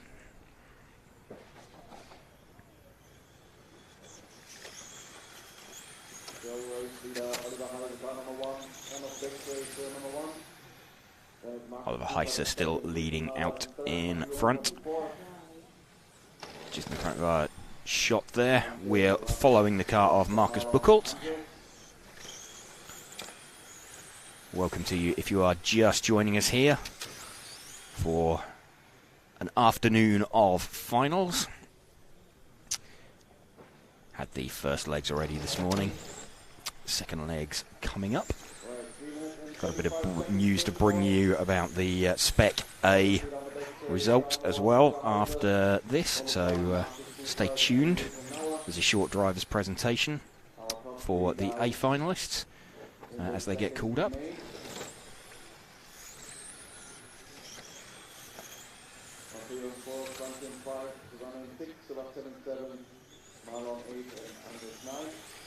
Gaps remaining fairly constant. We saw this last time with these front-wheel drive cars. It's really, really difficult to gain any substantial amount of time over any other drivers. Oliver Heiser still leading this one from the car that we are following of Marcus Buchholz. Heiser just leading the way out in front.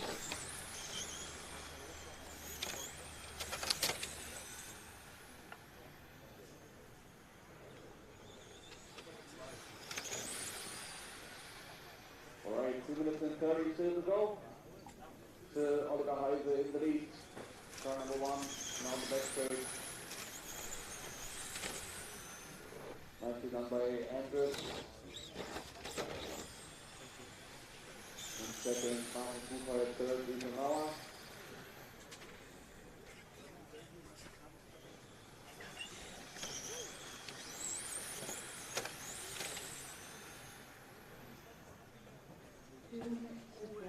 Two minutes left. There's not there is the car of Rito Neuer just in the background, the yellow coloured car. So this is a battle for position that we're watching. It's not they're close together on track, but not looking like a hugely tight battle. That gaps remain fairly constant.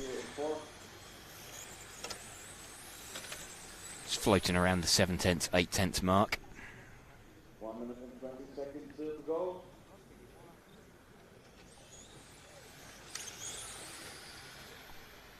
Rito Neuer with the yellow car trying to close in on the rear of Markus Buchholz.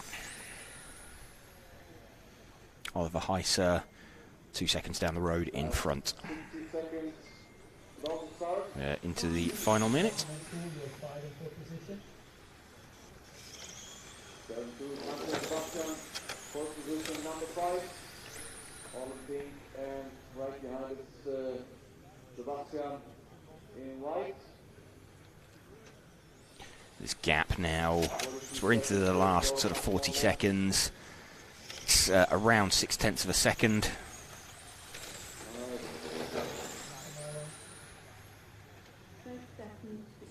First to go already Oliver Heiser, car number 1. Into the final 30 seconds now.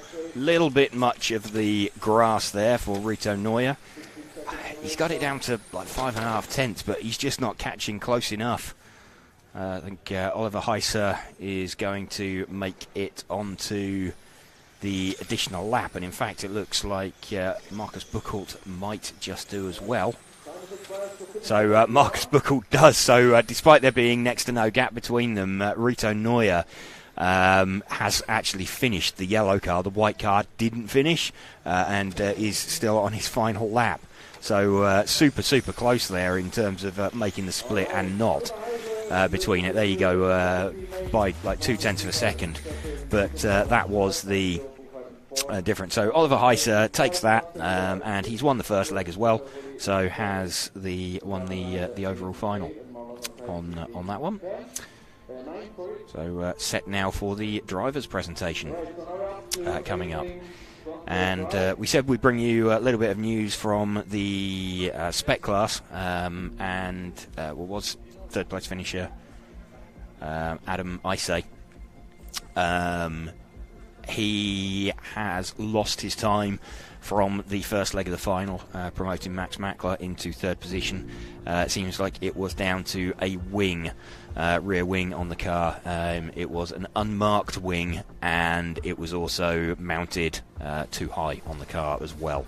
So failed on 2 counts on that one. So lost his time from the first final.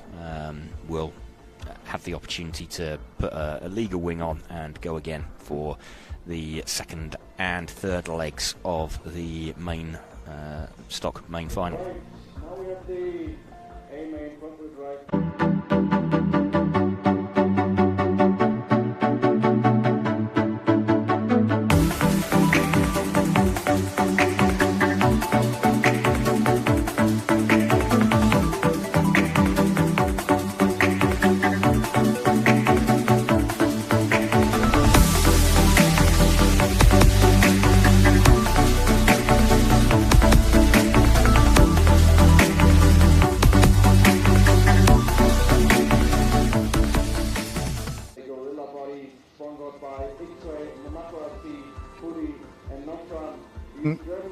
Well, whilst our drivers are being introduced, it's just time to let you know this is an EFRA event. Go to EFRA.ws, that's the website, EFRA.ws.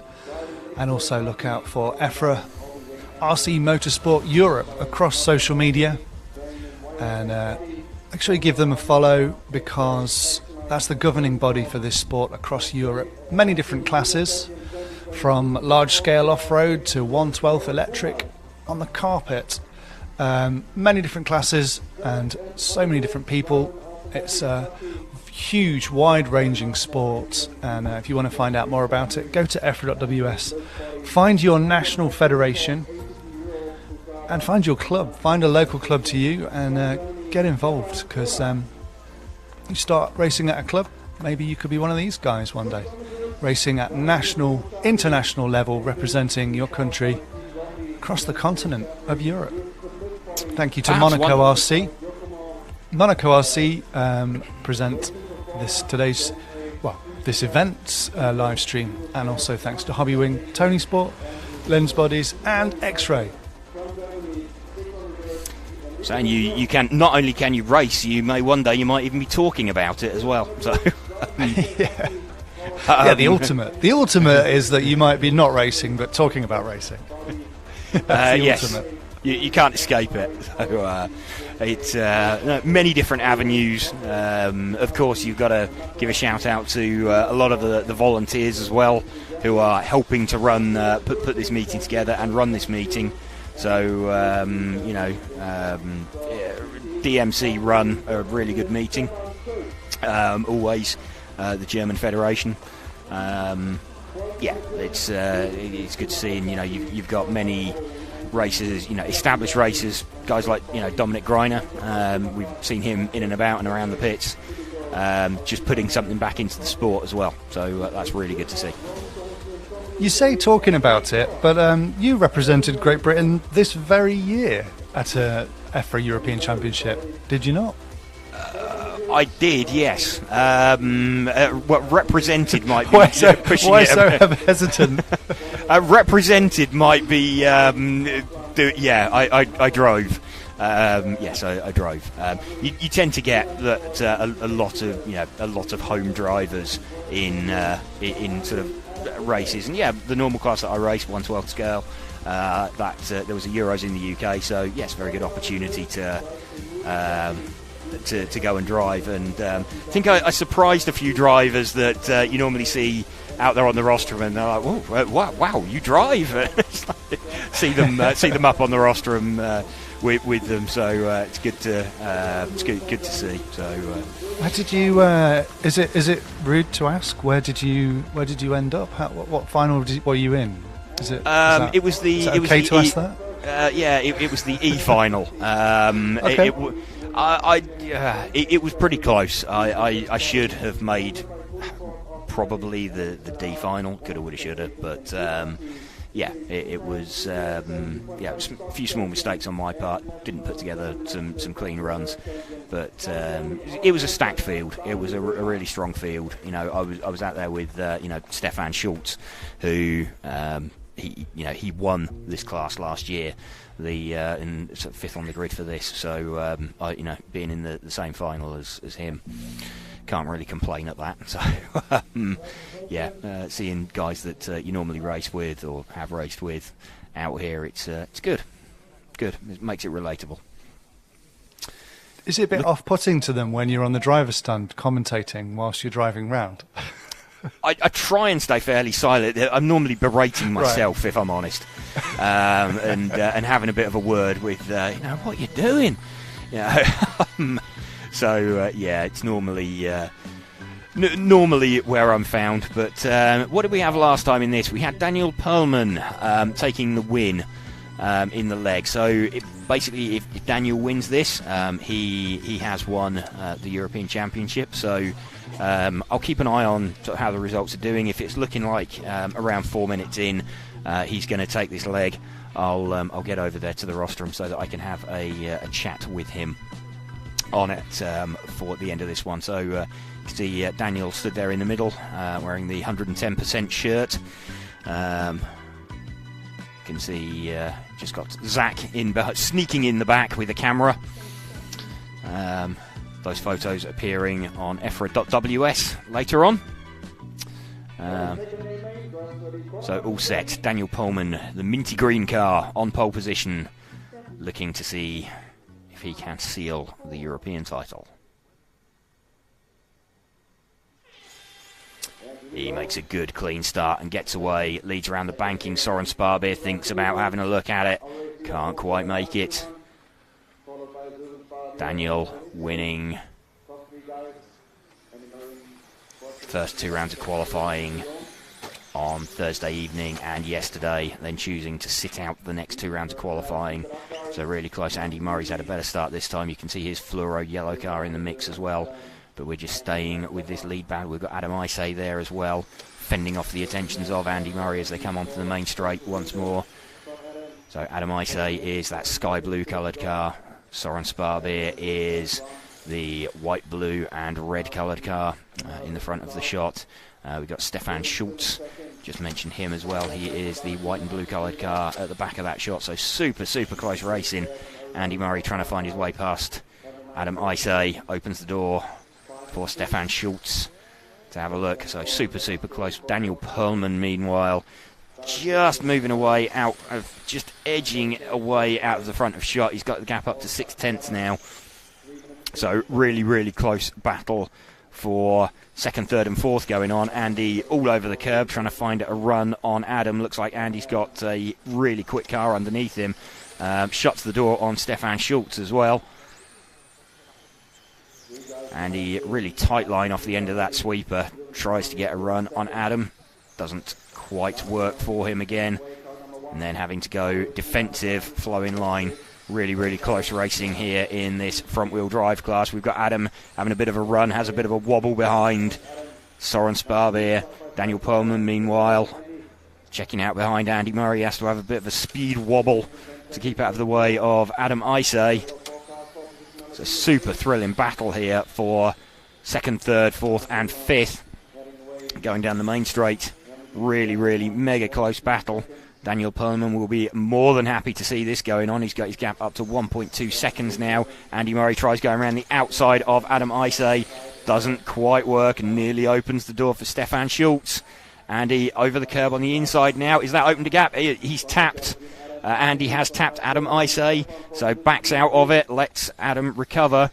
So that is now Soren Sparbeer still in second position, and it will be Stefan Schultz now with a run around the outside.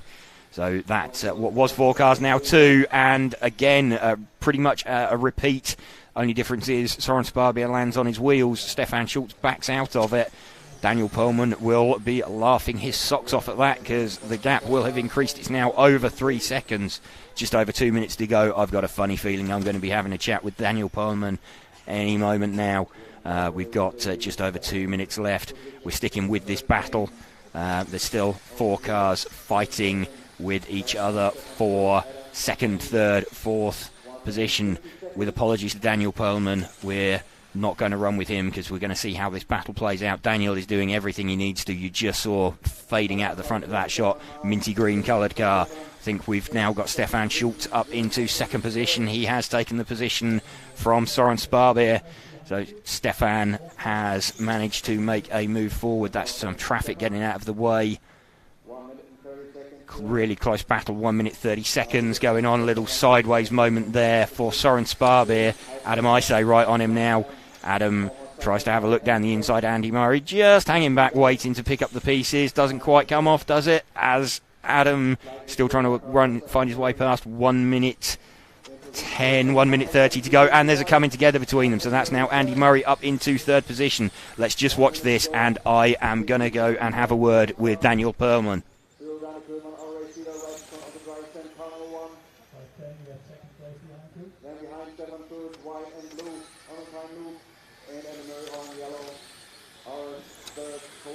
So 47, 46 seconds to go. Should we watch Daniel Perlman across the line?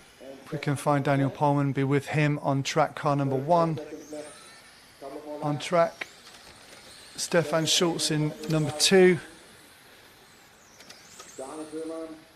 Andy Murray. The battle's opening up a bit now, but we need to be with the winner as he crosses the line.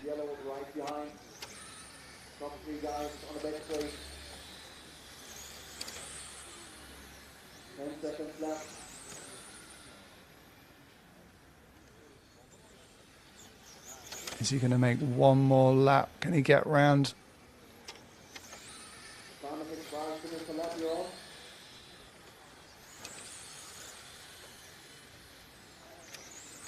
And Perlman does it.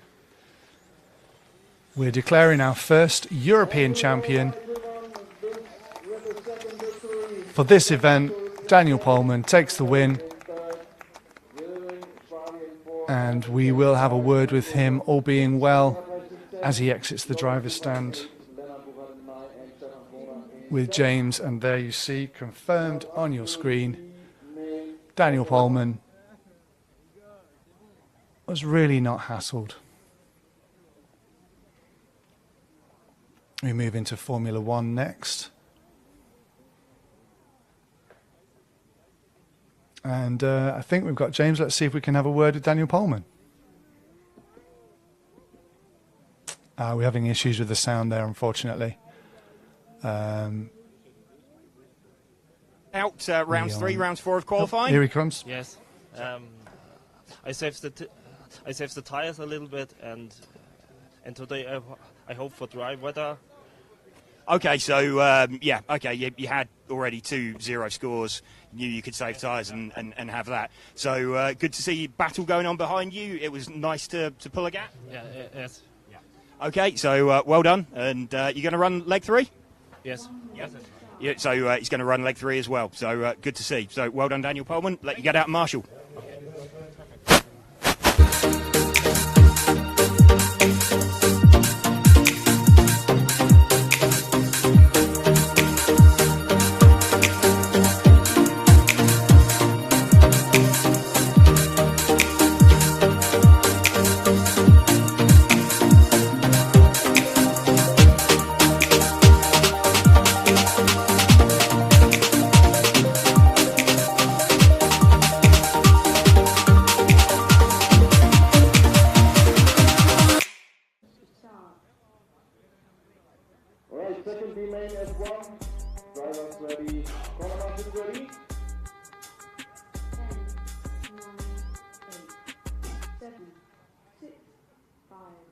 4.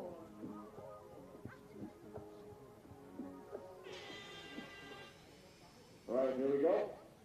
2 cars in the B main, Andy and Michael.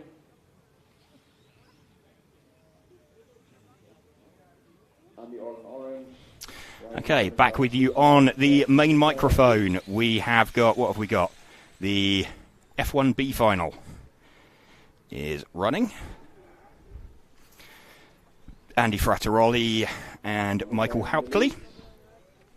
Michael Hauptley retiring last time out. So we'll be looking to win this leg. Otherwise, Andy Frattaroli will be the overall winner of the F1B final.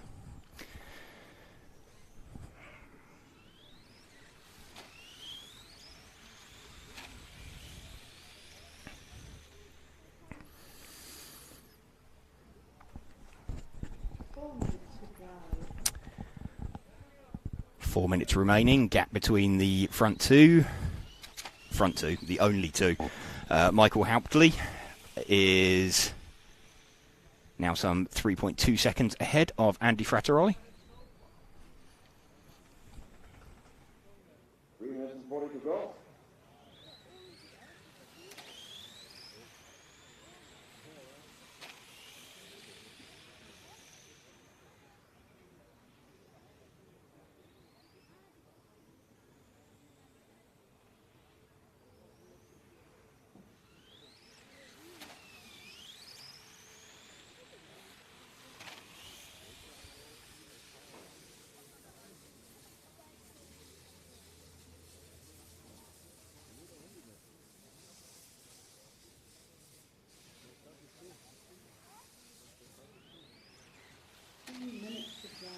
Here we go.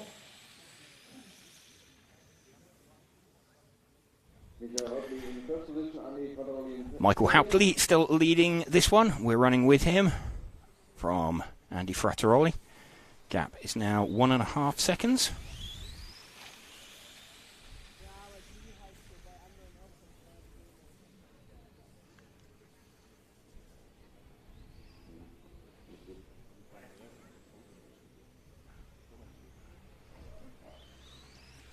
All right, 2 minutes and 25 to go. 1.2 seconds now. Gap is coming down. Is Michael Hauptley toying with Andy Frattaroli, or is this a genuine battle? Let's see. 1.2 seconds. 5 seconds gap between Michael and Andy. 2 minutes on the race clock.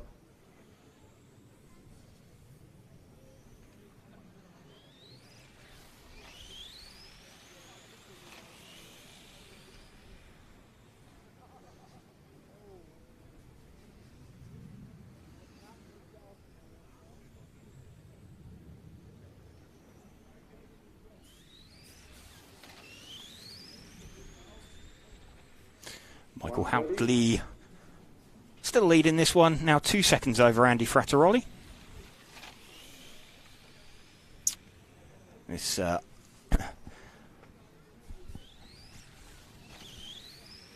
mistake for Andy Frattaroli as well drops him some 9 seconds back, so 1 minute 15 left of this F1 B final.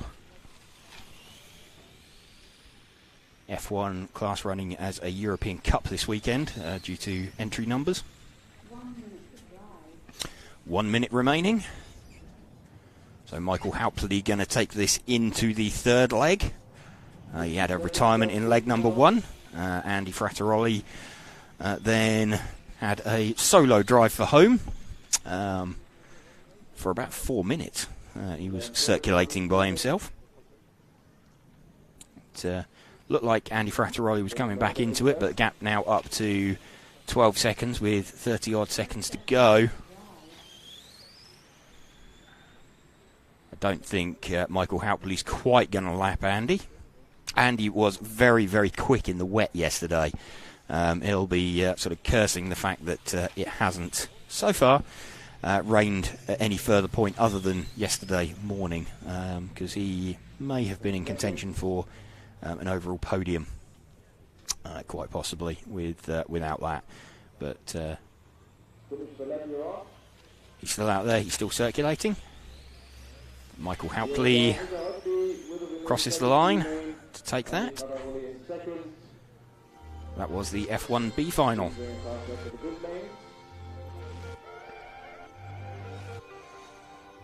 Michael Haupley taking that from Andy Frattaroli. You can see Michael lapping about 0.6 of a second quicker on his best lap than Andy. So better pace in his car, just able to use that. But best part of a lap into Andy Frattaroli there. And we are now getting set for our second A final, leg number 2 of the day. Andreas Stiebler, Michael Lipperheider, Gergo Valent, David Erbar, Chris Grenz, Rainier Haller, Michael Freeball, Michael Merker, Aidan Gale and Darren Gale. Just to have a look at what happened in the first leg. Andreas Stiebler took the win fairly convincingly, very convincingly, from Gergo Valent and Michael Lipperheider. David Erbar in fourth position, then Chris Grenz, Rainier Haller. So effectively we're looking for Andreas Stiebler. If he wins this, and he certainly had good pace over everybody else, then he will be the winner of the Euro Cup for this class.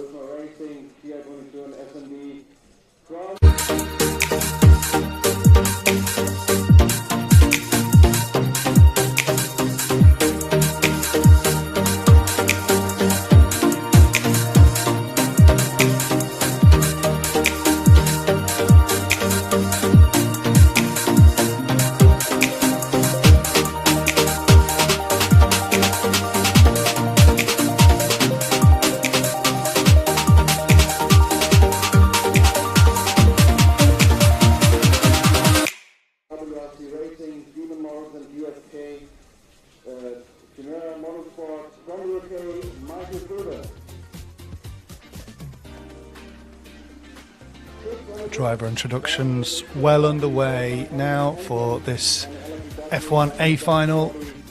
Should be a cracker of a final. This is the EFRA 1/10th Track Electric European Championships, coming to you live from Türkheim. We're at MCC Türkheim. You see their website on the driver's stand there. Fantastic facility. We were here before for Nitro 1/10th in. We were having a debate whether it was 2018 or 2019, but I think it was 2019 personally. But the record books will decide. They will confirm RC.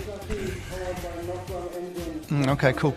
We're RC Racing TV, and yeah, you've got James trackside with the commentary. Thank you to Hobbywing, Tony Sport, Lens Bodies, and X-Ray for supporting this coverage. Yep, drivers just getting called forward. So A finalists get trophy or driver presentations. see drivers just stood back at the moment.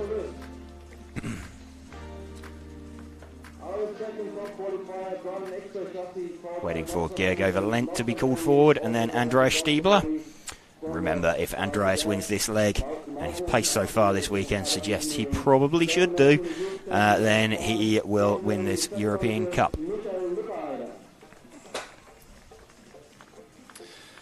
Christian Steinberg is watching online saying good luck Andreas Stiebler and bring the trophy home to Austria. Again, fingers crossed. Plenty of chat going on. Hello to Andy Hyde. Team X-Ray 1001 is also watching. If you're watching, why don't you drop a comment and we can get involved in the debate and read out your comments. If you really want to support what we do, then why don't you become an RCTV hero by joining the YouTube channel. Hit that join button and we'll send you out a sticker pack and do lots of other cool perks that you get for joining the channel. Car's been released for their warm-up laps. So, story of last time, Andreas Stiebler checked out in front. He's just had a couple of tenths in his pocket all weekend. Only thing that threatened him was Michael Lipperheider in the wet yesterday. We're staying dry at the moment. In fact, the sun is looking pretty bright out on the circuit at the minute. So, and win here for Andreas Stiebler would be exactly what he needs. Cars starting to form up on the grid. A nice circuit from the Benetton theme, like 90s Benetton themed car there of that's Darren Gale, the back of the grid.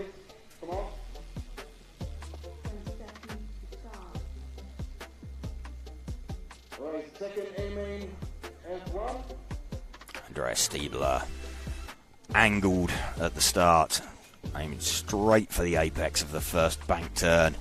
Cut off any opportunity from Michael Lipperheider to cut inside him.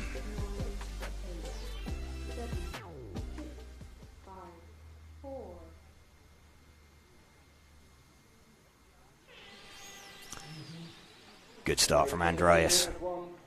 Jumps away at the front.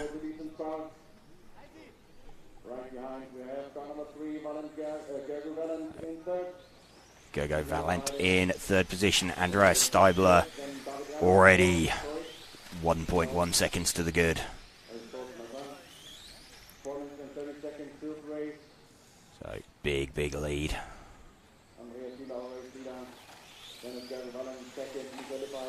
Stiebler leading by 1.7 seconds now. It's the car. That's the second place car of Lipperheider, the white coloured car. Looks like you've got Aidan Gale in between them. Aidan having it off onto the grass, straight off of the grid. So not ideal for him. So that car isn't actually in the battle for position. The next car for position is this car that we are looking of. That is Lipperheider, sorry, the white front, yellow centre, green rear coloured car. Gergo Valent is the white coloured car that was one car forward. He's 2.7 seconds back from Andreas Stiebler, though. Andreas just disappearing at the front of the field. Everything he needs to do. Of course, these cars running on foam tyres, rear-wheel drive. These cars bit sideways there for Michael Lipperheider. Gergo Valent now 3 seconds off the back. There's not any particularly close battles going on. Potentially one car back if we can find David Erbar, who is a white-black. There we go. Let's see what's going on with this battle. That is the closest battle. That is David Erbar and Chris Grenz just behind him, who Chris Grenz looks like it's an Alpine-inspired livery, or an Alpine sort of 2021 inspired livery that he is running on his car. He seems to have disappeared out of shot, so Chris Grenz has had a bit of an issue. So 0 close gaps on track now. In fact, Michael Friebel and Michael Mirka look fairly close. The 7 and 8 cars Just see if we can spot them anywhere. Even they're not particularly close together. So let's see if we can find our leader. He's the last of the cars on the main straight now, just into the bank turn. The greeny coloured car. There we go. He is now in pretty comfortable lead, 5 seconds out in front. So, as we suspected, we'll probably be having a chat, barring any disasters, with Andreas Stiebler winning the European Cup here. Dominant performance all weekend from the moment that the cars hit the track in practice.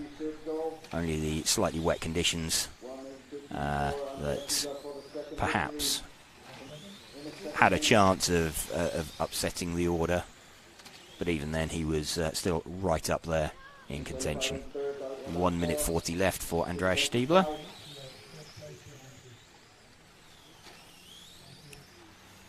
Just taking his time as he catches and passes the traffic. Oof, a wayward Darren Gale nearly collecting him as he rejoined the circuit, but managed to negotiate quite comfortably. So you can see the lead gap, it's ebbing around, it's sitting around the 5 second mark. But 1 minute to go, so we'll go and have a chat with Andreas Stiebler as the probable winner of this class. He just needs to bring it home for the final minute. 50 seconds left. Second remain F1. Andreas Stiebler, Michael David, Rainer, Michael Mirke, Michael Friedel, and game 9, 8, and 10. 35 seconds left. Andy Hyde watching, saying go Aidan Gale, flying a flag for Eastbourne Electric Car Club. Unfortunately this one's not worked out for Aidan, but there's still another final to go, and in the A final at European Championships, that's a pretty good way to fly the flag for your local club. Andreas Stiebler 20 seconds away from another European Championship under his belt.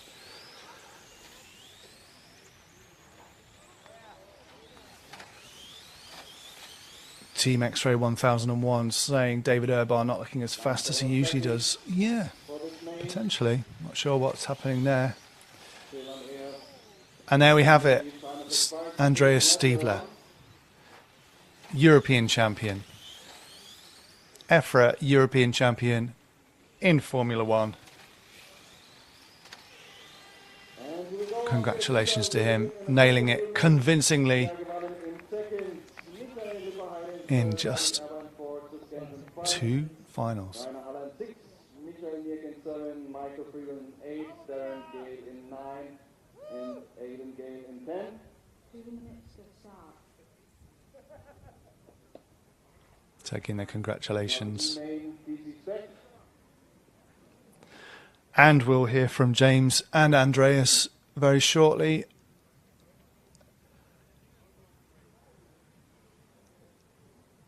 It's always good to catch up with a new European champion.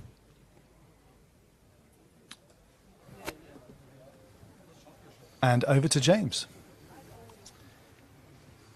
Thank you, Matt. So, Andreas Stiebler, congratulations, won the European Cup for 2023. Thank you. Thank you. Happy? I mean, you look like you had good pace. You just had an edge, couple of tenths a lap over everybody most of the weekend, apart from the wet yesterday.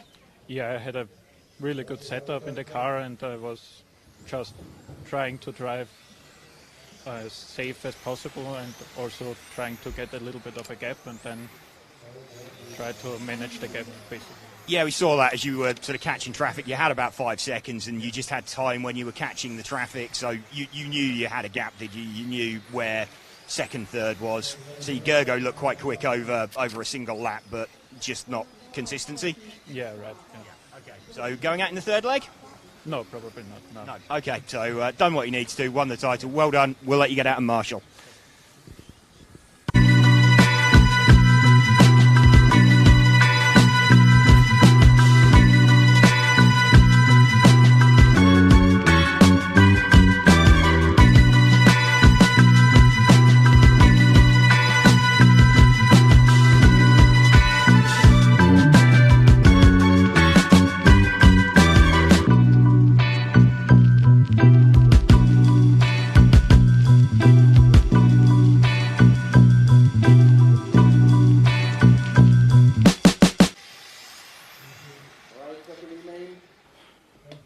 Wow, that was good timing, all of which takes us very nicely into the first of the Spec finals, the Spec Final E, second final. Out on track now. I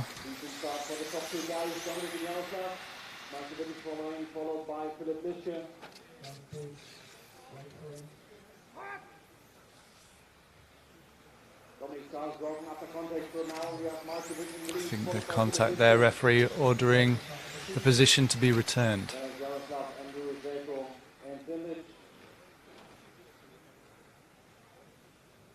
4 minutes and 15 to go. Our race leader, Mark. Okay, we are back in the booth. Thank you for just filling in. We've got Mark de Witt, the number 4 car. Dominic Schmidt not taking the start of this one again.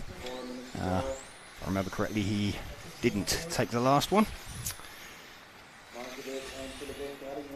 What did we have in this final last time? Let's just remind ourselves of the overall winner.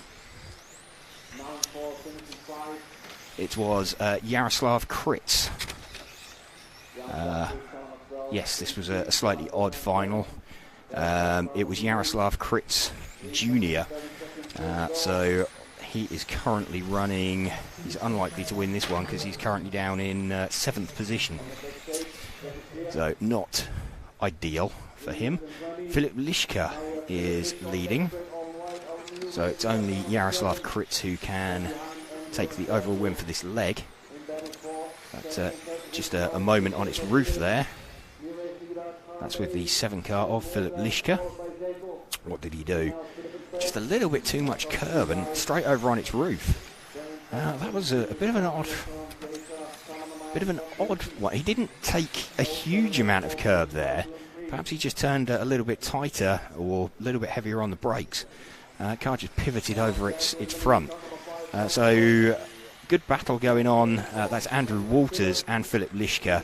And just in front of them, Zelko Selman is leading. A little bit of contact there, so that lets Zelko get away out in front.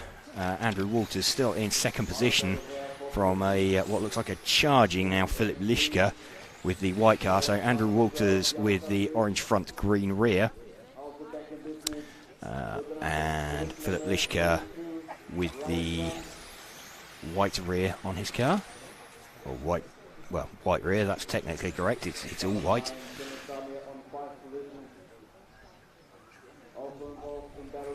Jaroslav Kritz Sr. also getting involved. Now he started out in 3rd position, or finished 3rd position last time.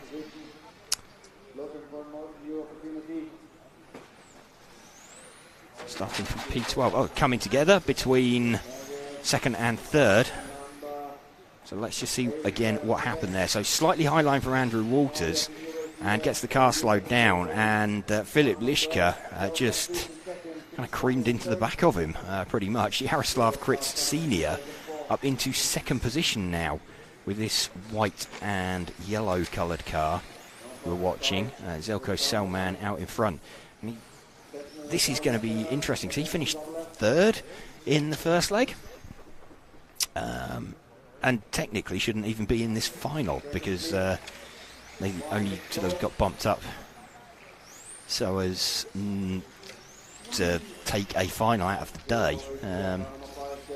It's always an interesting one because if they're out there potentially impacting the result of other drivers, can create a bit of an interesting situation. On clear track at the moment though. 40 seconds to go. This is the Jaroslav Kritz running with him with 30 seconds to drive. Let's see if we can find Zelko Selman, our leader. He is the number 5 car. Let's just try and spot him. It's the all orange coloured car on the main straight now. There we go, we've got him. That's our leader, Zelko Selman.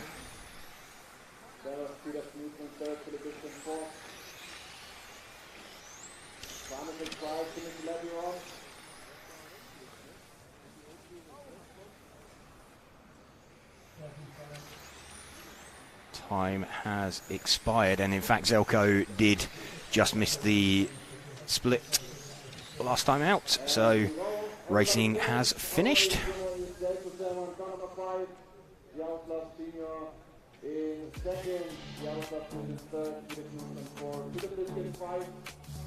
Jaroslav Kritz Jr. making it up into third position, so he's got a 1 and a 3 to count so far, and Kritz Senior's got a 2 and a 3, so we could have an all Kritz podium coming up.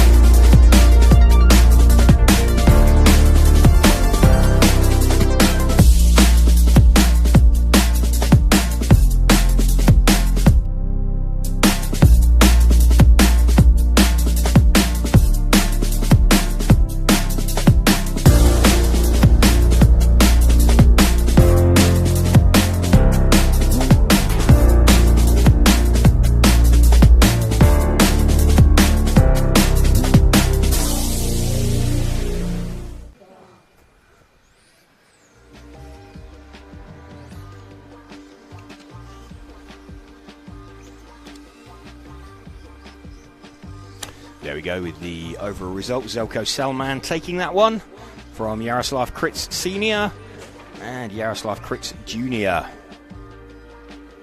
Next up, we have got the D final. Niklas Storm, Roberto Fabiano, Michael Zerold, Boris Siladi, Flavio Paladin, Viktor Litvinenko, Corentin de Kret, Sinan Kaptan, Patrick Holliker, and Darko Meister.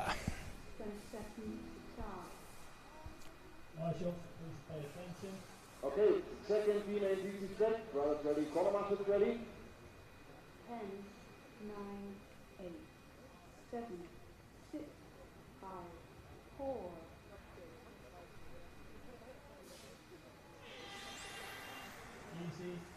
And here we go, on full set for the B main, Niklas Storm with a decent start. Niklas Storm leading this one away pretty comfortably. Also took the first leg.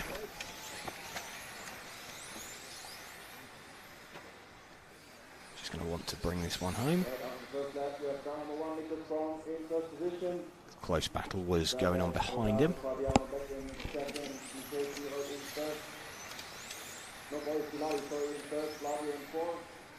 We move our focus back one car onto the blue car of Roberto Fabiano.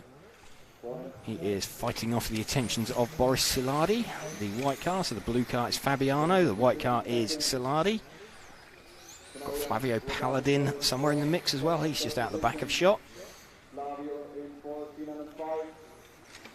They're hanging on to Niklas Storm somewhat better than they managed last time, though. Niklas Storm disappeared out in front last time.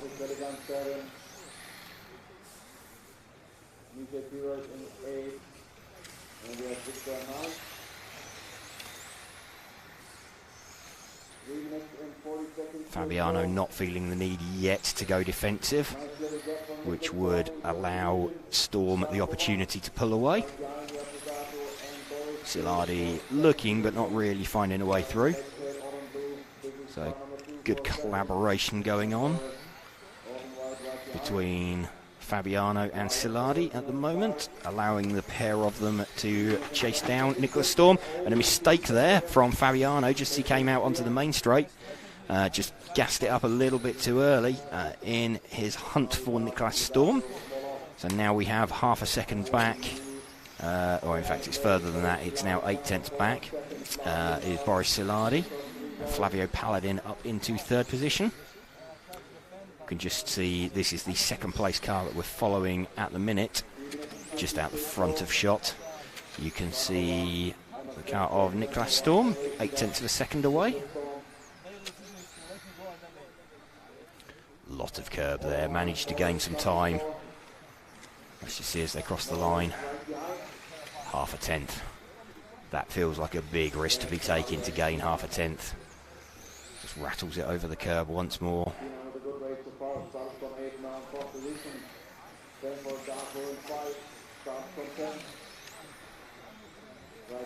Gap remains pretty much identical that time round. Half a hundredth in it. Just over 2 minutes. Gap is now 9/10, so it's just under 1 second. Just edging away from Boris Saladi's grasp. Let's move our focus back one pair of cars. There we go, that we've just picked up. That is Paladin and Kaptan. Flavio Paladin and Sinan Kaptan having a very close battle there. Less than 3/10 between them for second and third position. Third and fourth position that they are fighting over. Paladin fighting a bit of a rearguard action. Kaptan looking like he could get away at the front. Meanwhile, Niklas Storm leading by around a second still. Stayed pretty much constant. It started out at 8/10, he got it up to a second. It's kind of stayed there over Boris Saladi, but that's all he needs. Come down to 8/10, but there's 1 minute to go. This that we're looking at, less than quarter of a second between them. This is the closest battle on track for the final podium position in this leg number 2 of the D final here at Türkheim. Flavio Paladin out in front, Sinan Kaptan, the white car. The second car in shot. 30 seconds left. Now 6/10 between the front two. Let's pick up the white car with the red sills on it. He's the second of the cars on the main straight through the bank sweep, and now there we go. That is, let's see if we can move forward 2 cars. There we go, we've got him. That is our leader, the white car with the red flashes down the side on his final lap. Paladin and Kaptan now 1.6 seconds apart. So Niklas Storm is going to cross the line, take the leg win, and take the overall win for this final. He's won the first 2 legs. And here we go. Niklas Storm with a win in the second teammate. Boris Saladi in second. Flavio Paladin in third. Sinan Kaptan in 4. Michael Thiele 5. Patrick Kolliger in 6. Darko Meister in 7. Victor Litinenko on 8. Roberto Fabiano on 9. And currently the case in 10.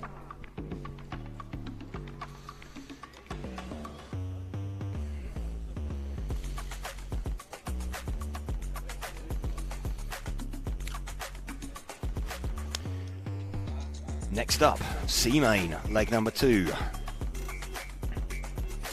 Alex Kunkler, Simon Horak, Mark Valent, Yasmin Donath, David Erber, Riccardo Fanili, Adrian Valent, Valentino Malaghetti, Fran Ivan Skoric, and Kevin Schmid.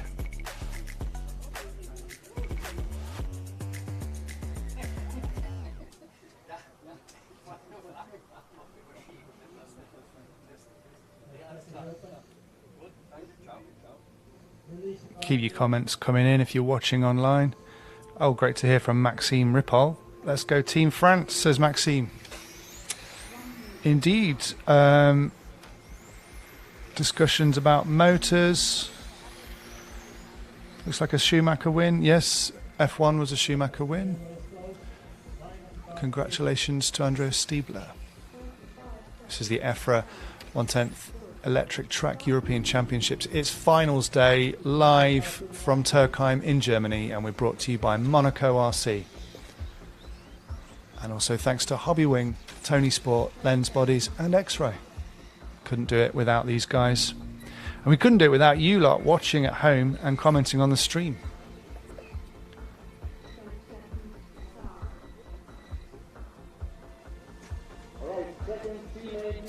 Alex Kunkler getting set to lead away.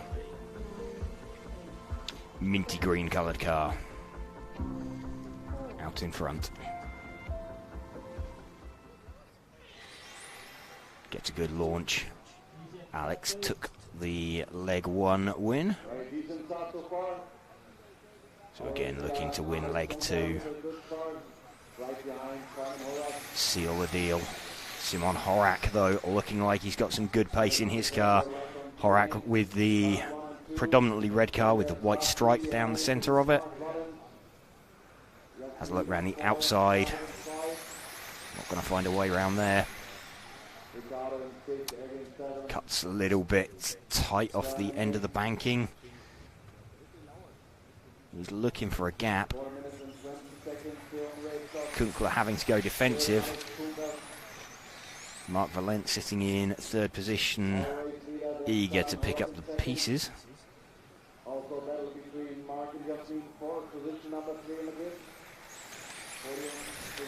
That was a late lunge, very heavy on the brakes there from Simon Horak. Nearly made it through. Kunkler not looking like he has the pace that he did in leg number 1.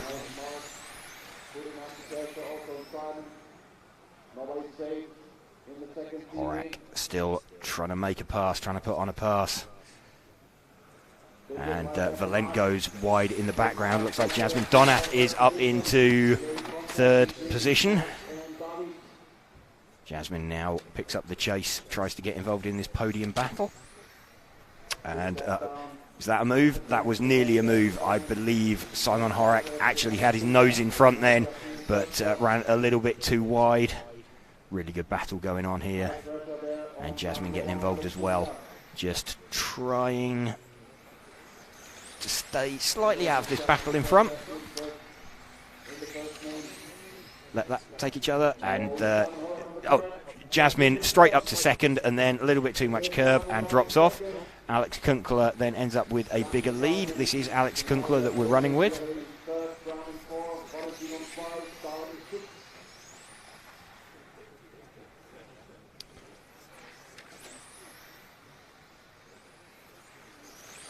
Alex looking pretty decent out in front. He's got a good lead now. 0.8 of a second over Simon Horak. You can just see him in the back of shot. Adrien Violette up into 3rd position.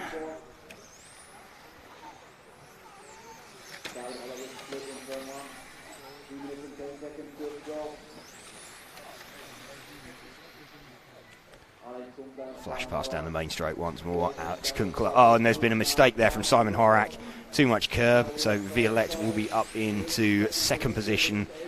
Gap is going to have gone up to, it's going to be around a 2nd, and it is. So actually, it's really good progress from Adrien Violette and Valentino Malaghetti. Up into 2nd and 3rd position from 7th and 8th on the grid. Simon Horak dropping down to 4th position.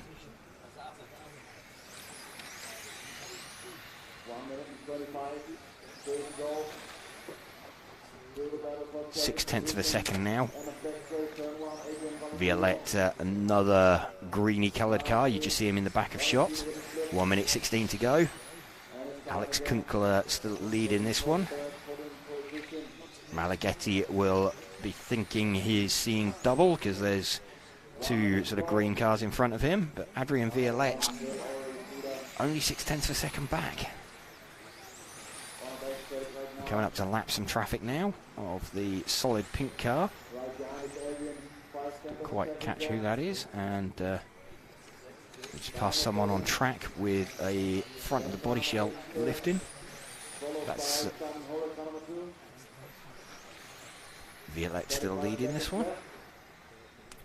Sorry, Kunkler leading this one. Violette chasing him.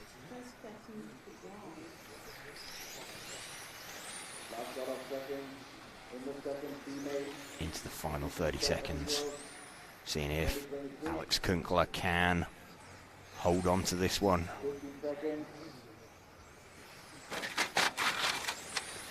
It's not going to help him. Traffic crashing in front of him. Swiftly recovered by the marshal. Lap traffic gets out of the way, or one of them.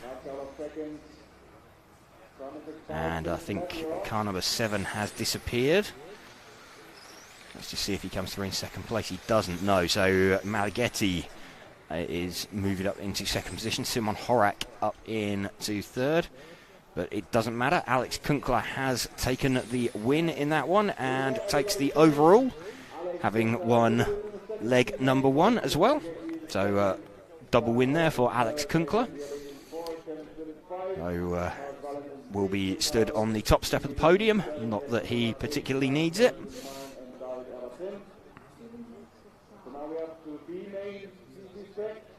But congratulations to Alex Kunkler, winner of the C main overall.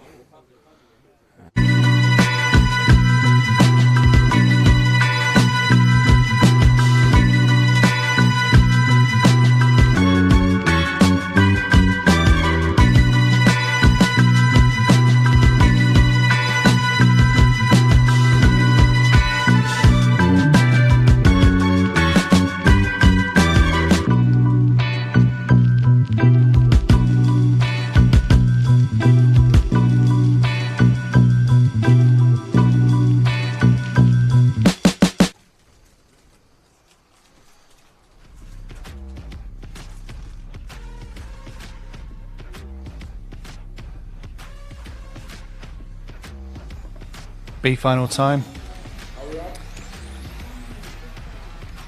It is the final time. This day is rapidly wrapping itself up. We're only halfway there though. Another set of finals to come. We've got obviously 3 legs. Of all the finals in this class get 3 legs, which is fantastic value for the racers. Oliver Weirder, one of our RCTV heroes, he's flying the flag for RCTV, which is really nice. Drop a like on the stream because that really helps us. It helps with the YouTube algorithm. More chance that some other random person's going to see what's going on here and it might capture their imagination. Keep your comments coming in. Thank you for watching. Lucas Ellerbrook winning the first leg of the B main last time, with off of second on the grid. See what he can manage. Gets away quite comfortably. Benjamin Elvis leading with the red coloured car out in front. Sideways snap there for Lucas Ellerbrook. He'll want to get his way to the front. Jeremy Delalondre running in third position.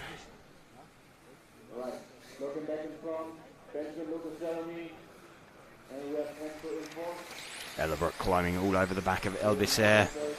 They cross the line. Elbisair knows that he needs to prevent Ellerbrook winning this one to take it into leg number 3.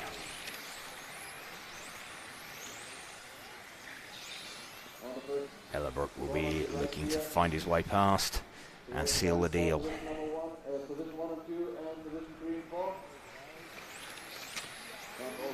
Gap up to half of a second now, and Ellerbrook having to fight off Delalondre. Let's just move our focus back one car.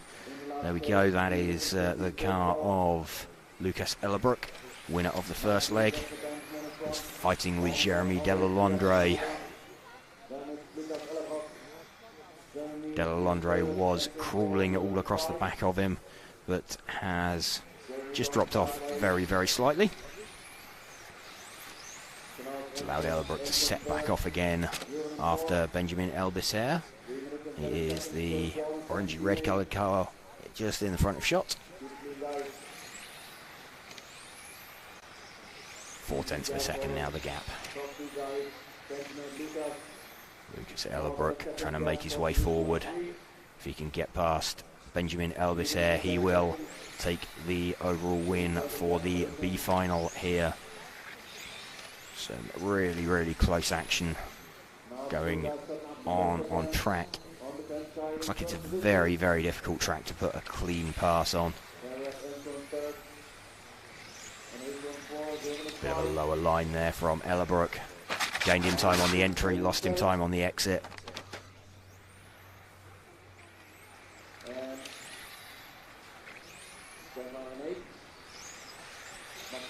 Gap just over 1/3 of a second.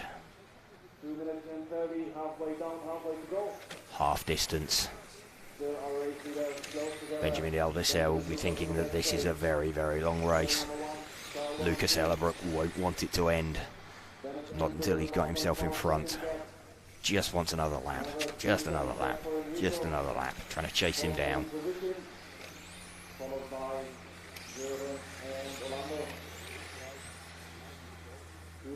Looks like he's closing up, and then he just loses it a little bit at the end. It's down at this top end of the circuit. That was a better exit out of that corner. He looks like he's closer. He's closer. Ellerbrook is closer this lap. Let's have a look as they cross the line. He's taken half a tenth out. He seems to have realised where he was bleeding time though.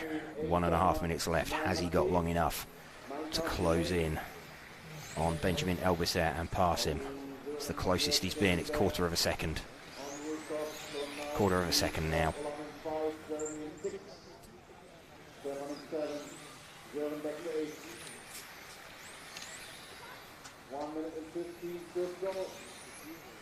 Gap's gone back up to half a second.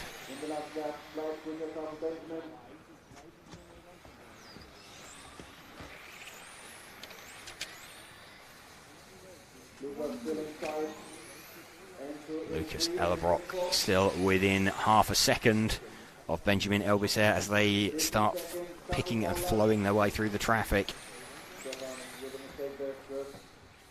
It's the battle for the leg win. It keeps threatening to explode into life. Hasn't quite yet. Traffic will be the opportunity, but it's a small mistake there. That was, I mean, that was very, very generous. Lucas Ellerbrook took a little bit too much curb there, and the traffic that the pair of them were lapping, the traffic actually, I didn't see what car it was, save for one of the orange-coloured cars out there, but they actually threw themselves off the track to prevent getting involved in it. But they're beginning now their last lap. Benjamin Elvisser now with a 1.5 seconds advantage in front. Looking pretty good, looking pretty comfortable. Comes in to cross the line. Benjamin Elvisser takes leg number 2. All to play for in leg number 3 between Benjamin Elvisser and Lucas Ellerbrook. Lucas Ellerbrook in second, Angelo Silling in third, Orlando Fegidi in fourth, Jeremy Delano in 5, and William 6, Stefan Cruz in 7, William Bobby 8, Martin Ripple in 9, and Jeremy Wilson in 10. And we're up.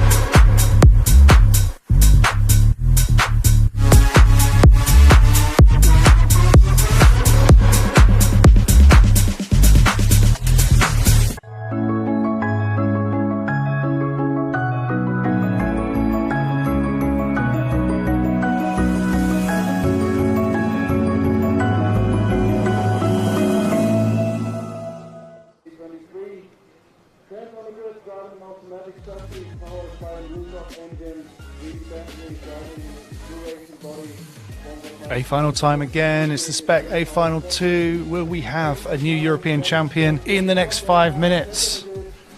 Stay tuned to find out. If we do, it will be Simon Lauter. Simon taking the leg 1 win from Jan Ratajski. Max Mackler was in 3rd position. We did have, in case you're wondering, Adam Isay was in the mix, but got DQ'd from leg number 1 due to an irregularity with the rear wing on his car. was unmarked and it was mounted too high as well. So double whammy for him on that one. Simon Lauter doesn't mind. He'll be looking to drive away at the front, seal the deal, seal the win. He's had the pace all weekend. Jan Ratajski stepped up in round number 4 yesterday, set the fastest time on a new set of tyres, putting a little bit of pressure under him, but Simon held it strong in the last round of qualifying to seal TQ, won the first leg pretty comfortably, just edged away, so that's what he'll be looking to do again.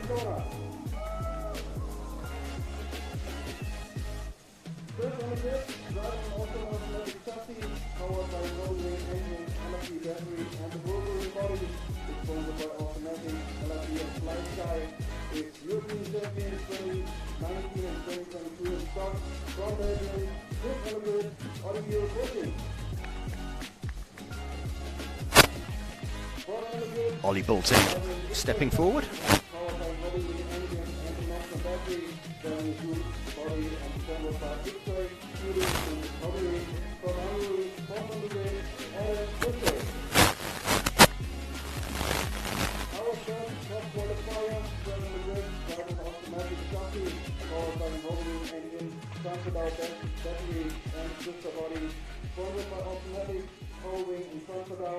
Is a former European champion and most prized German champion from Germany, third on the grid, Max Makler. Max Makler takes a step forward. Our second top qualifier, driving extra chassis. Max saying he felt like he was struggling for pace a little bit in that first leg. Hadn't made any changes to the car, but just didn't feel particularly well hooked up. From Germany, second top qualifier, Jan Ratajski. Jan Ratajski takes a step forward. And our top qualifier, starting with number 1, driving automatic chassis, is powered by Rudolf. Just waiting for Simon Lauter. Driving a dual-racing body from the automatic LFP, and Tony Ford is a German champion and EDS champion from Germany. Our top qualifier, full-setter, Simon Lauter.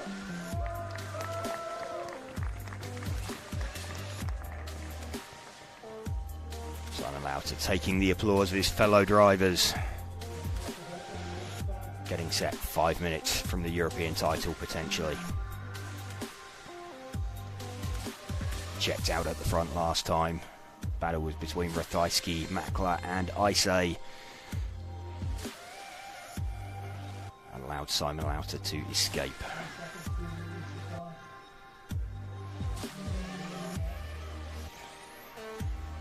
Cars released out onto the circuit.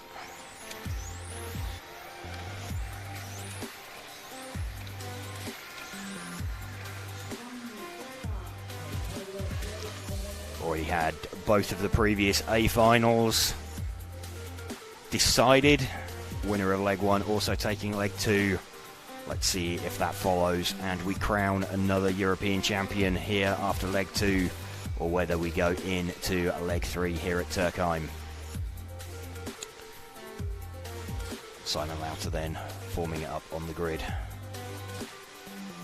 Being set down, formed up. Pointed where he needs to be. Mechanics taking a step back. Marshall's taking a step back. Simon Lauter, the bottom of the shot. 10,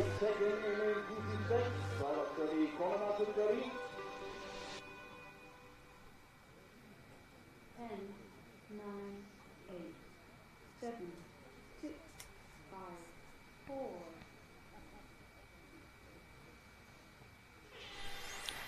Simon Lauter gets the launch that he needs off of the grid.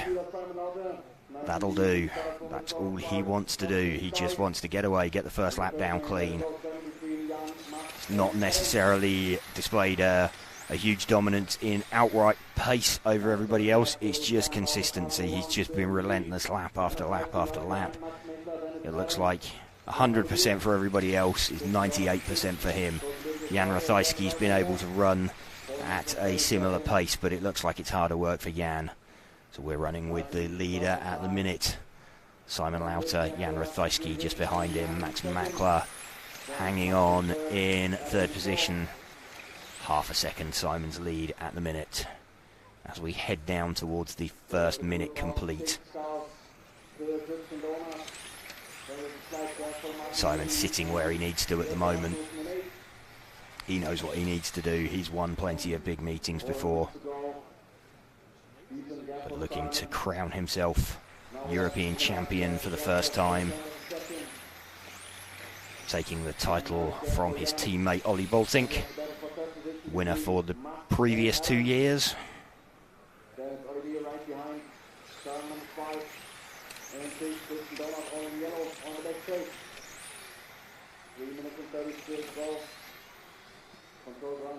Simon now gets his lead up to about 1 second. Ratajski still second, Makler still third, Boltink up into 4th position. Simon Lauter doing everything he needs to, just keeping the car moving. Jan doesn't look like he has the pace. If he does, he needs to start showing it very, very soon. Just heading towards, everybody's just stretching themselves to about a second apart from each other, and they're just circulating at the same pace. No one with any great advantage over the other.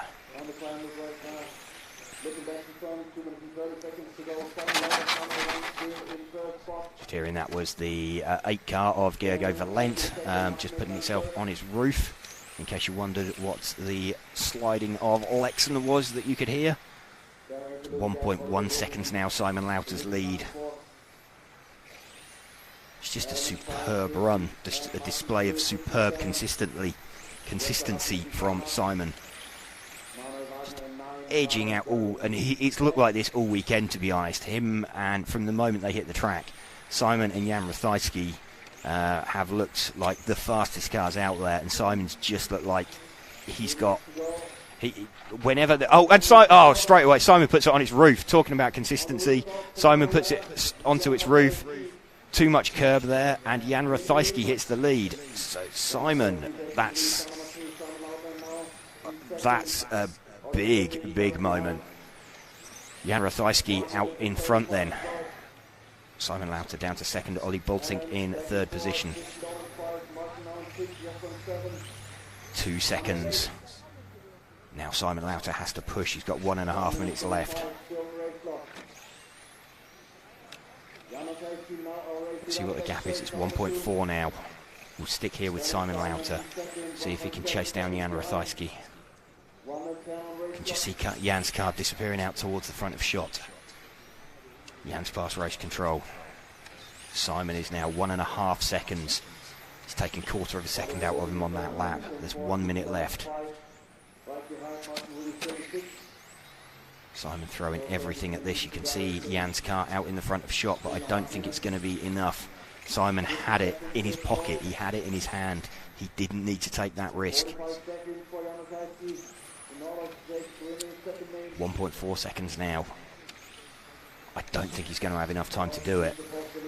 Jan Ratajski is about to take this one into leg 3, so the string of leg 1 winners sealing the title looks like it's about to be broken. 30 seconds left, 1.2 seconds.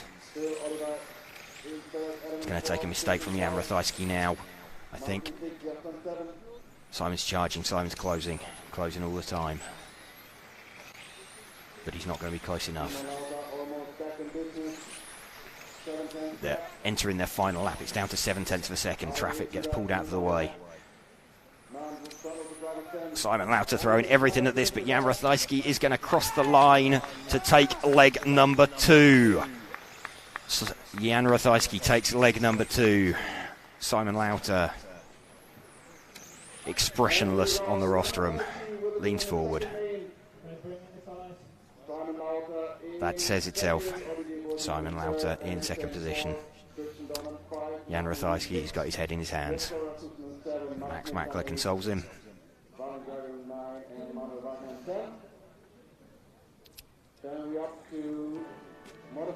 There's handshakes. There we go. And even Jan sympathising, I think, with Simon. So very, very unfortunate there that Simon Lauter had it in his hands. He had 1.5 seconds in his pocket, just put it on its roof, and then showed his pace at the end with a charging drive, but couldn't quite get back.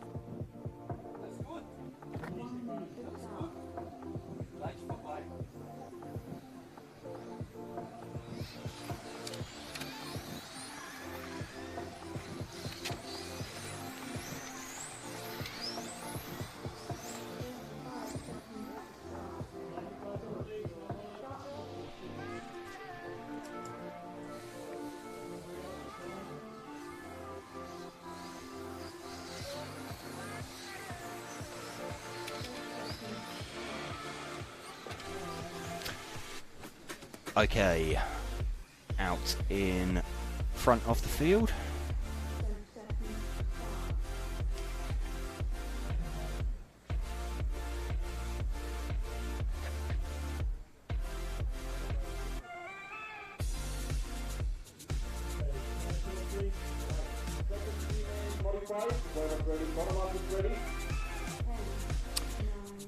Benjamin Jabira set to lead this one away from Florian Wilhelm.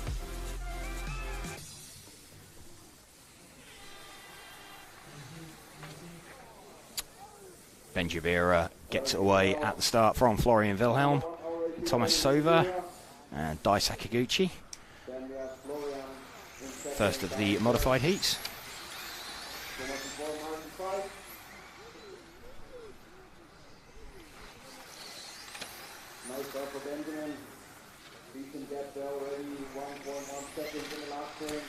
Dai Sakaguchi hits the front then, second position, sorry. Dai Sakaguchi is out in front. Dai Sakaguchi takes the lead, or had the lead. It was just as they dived past the line.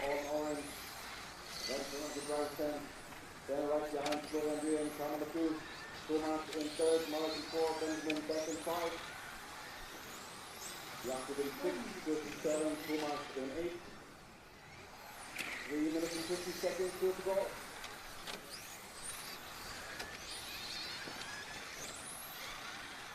Dai just trying to keep this one moving, pops it up on 2 wheels as it entered the main straight. 3 minutes and 40. So always wieder Dai Sakaguchi on the back straight, all in, yes, orange. Then Florian Wilhelm, white and yellow. Thomas, yellow and orange.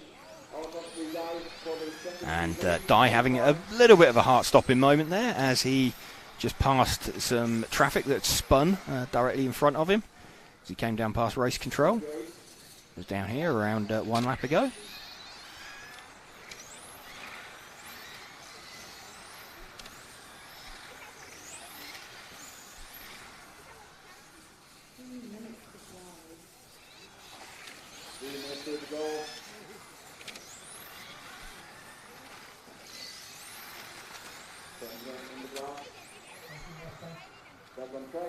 So if you are just joining us here on RC Racing TV, welcome to you. We're bringing you live coverage of the EFRA European Championships from Türkheim in Germany.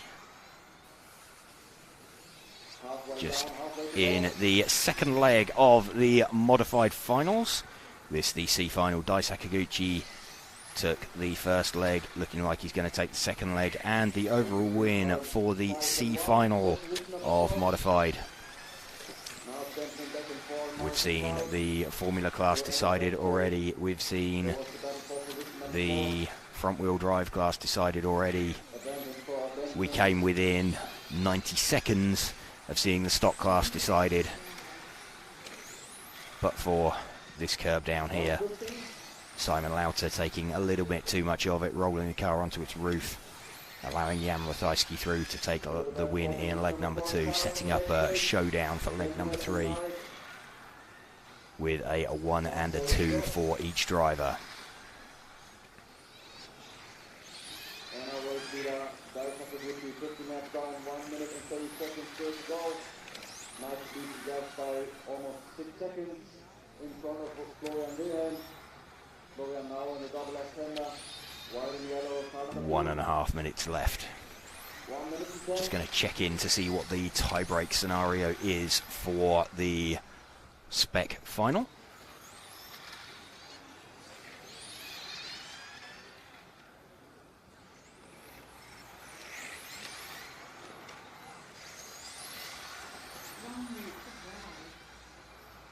To go.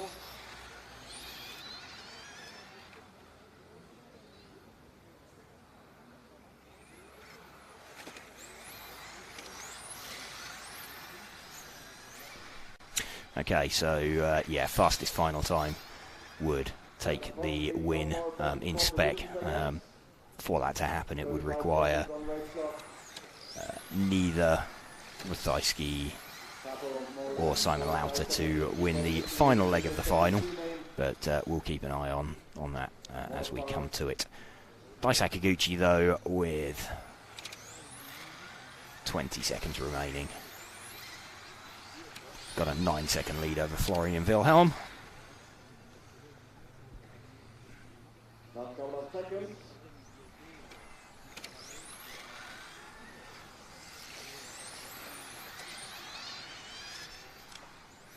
Right, how much expires to Mr. Levy, you're on? Dai, the only driver to make it onto this extra lap that he is on. So he already has it sealed as he crosses the line.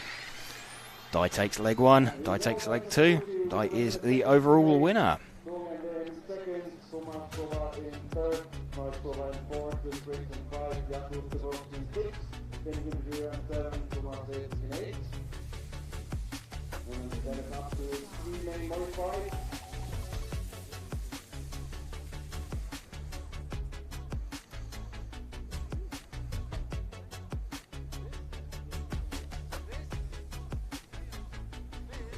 There we see the overall results, with Dai Sakaguchi running out the winner. And after 2 legs, there we go. 2 points, no one can beat him.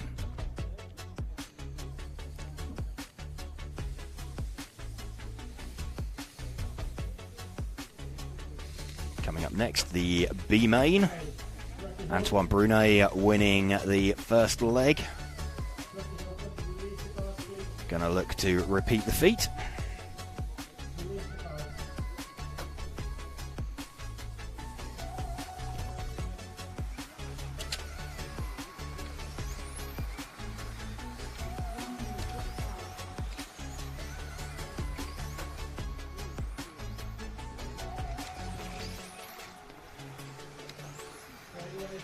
The chat is alive. If you're watching, get involved. There's so much going on in the chat, and it populates from across all the networks, because of course we're live streaming on EFRA Facebook page, YouTube. We're live streaming on RC Racing TV's Facebook page and YouTube, and all the chat populates across all of the different networks, so everyone can have good old chat between everybody.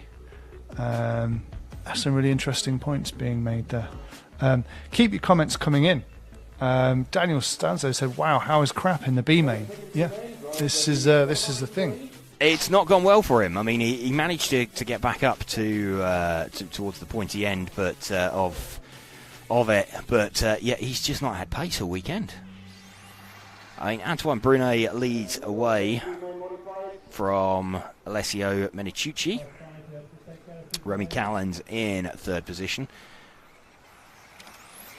But yeah, Christopher Krapp, like we said, you know, you'd expect him to be, if not in the hunt for the podium, certainly the, you know, like the 3rd through 7th, 8th. You'd expect to see him there, but it's just not come together for him all weekend. Seeded outside the top heat, and just hasn't managed to hang it together. Needed two good runs. Had the opportunity. I think his scores were a 10 and an 11 from memory. So it wasn't. It's not bad luck. It's just not had the pace. And you can see it's not really getting any better for him at the moment, as he's showing as 10th overall. We're focusing on the battle for second at the minute, though. Alessio Meniciucci and Remy Callens. Both predominantly yellow cars with bits of white on them. Meniciucci is the lead one. The more fluorescent of the two is Remy Callens. Antoine Brunet, though, is already 2 seconds to the good.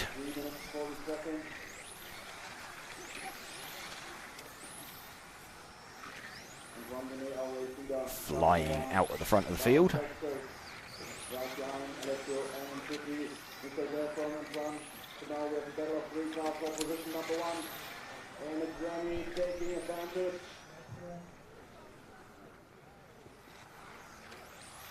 So we now have Remy Callens hits the front. So Meniciucci having a bit of an issue, as does Antoine Brunet. Remy Callens now leads this by 1.5 seconds from Michele Manzo up from P6. Antoine Brunet has dropped down the field. Brunet needs to win this to take the overall, otherwise it goes into leg number 3. Because the ultimate aim for the drivers, win the first 2 legs, and then the third leg becomes a bit of a dead rubber. You can either choose to sit out the third leg of the final,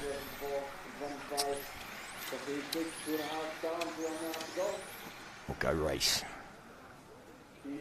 Just hope they don't get involved if they do go out there to race in establishing any of the other podium positions. Remy Callens we're running with, leading this one by 1.6 seconds. It's now 1.4 seconds from Michele Manzo. Matthias Knopp in 3rd position. Christopher Krapp not making a lot of progress from his earlier 10th. He's still in 8th position. So really not worked for him. Don't think he'll be buying a lottery ticket on the way home.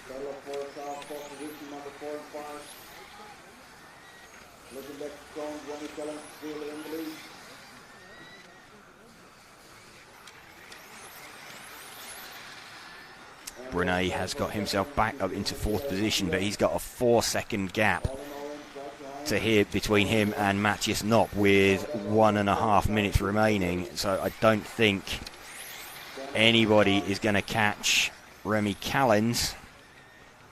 Michele Manzo is about 2 seconds back.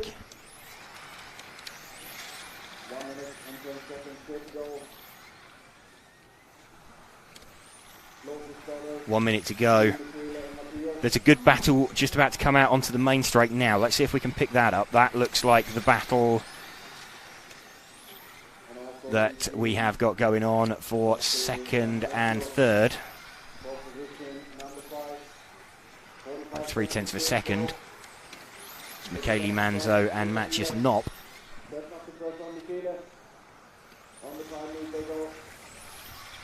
For the 6 car and the 8 car. Michele Manzo, the orange coloured car, Matthias Knopp, the red coloured car. Remy Callens, 2 seconds down the road from this, 20 seconds left.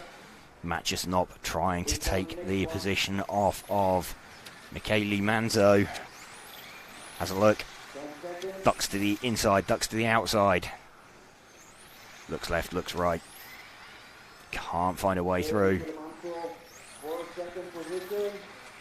And a contact between the two, and ends up with Michele Manzo on the grass, and that has actually left, let's see, Antoine Brunet up into 2nd position right at the end there. So Remy Callens takes the leg, and right at the end there, Michele Manzo getting collected by Matthias Knopp. Knopp did the right thing, he stopped and waited for him, but Antoine Brunet will be rubbing his hands together in that one to pick up 2nd You can see, I think, the motion there on the rostrum, and Matt just not kind of getting congratulated for doing the right thing and stopping and waiting there. But it's never over till it's over.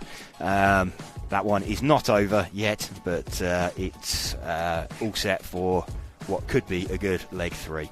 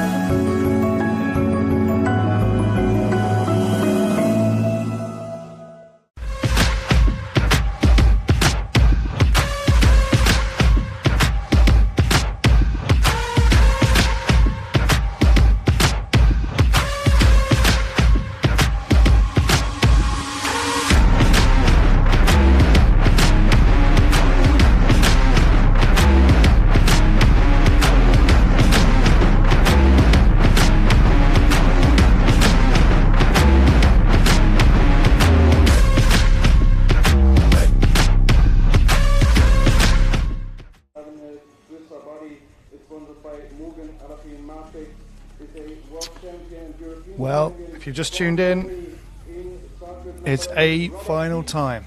Second leg, we could be deciding a European champion in the next 5 minutes in 10th Electric modified touring car here at the EFRA 10th Track European Championships. Coming to you live Türkheim in Germany, brought to you by Monaco RC. And we're RC Racing TV.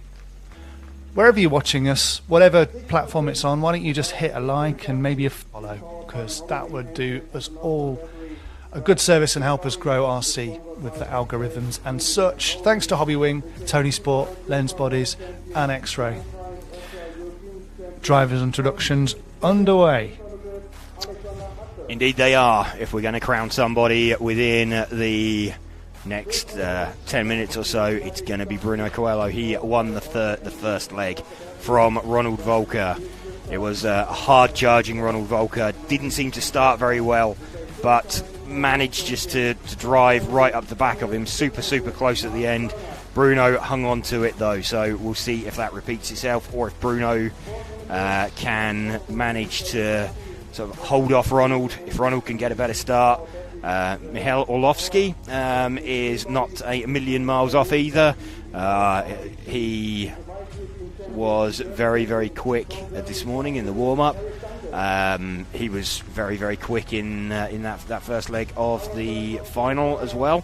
But we're just going to have a look as sort of overalls, and pretty much they are in grid order on there. So yeah, Bruno took the first leg win from Ronald, from Michael.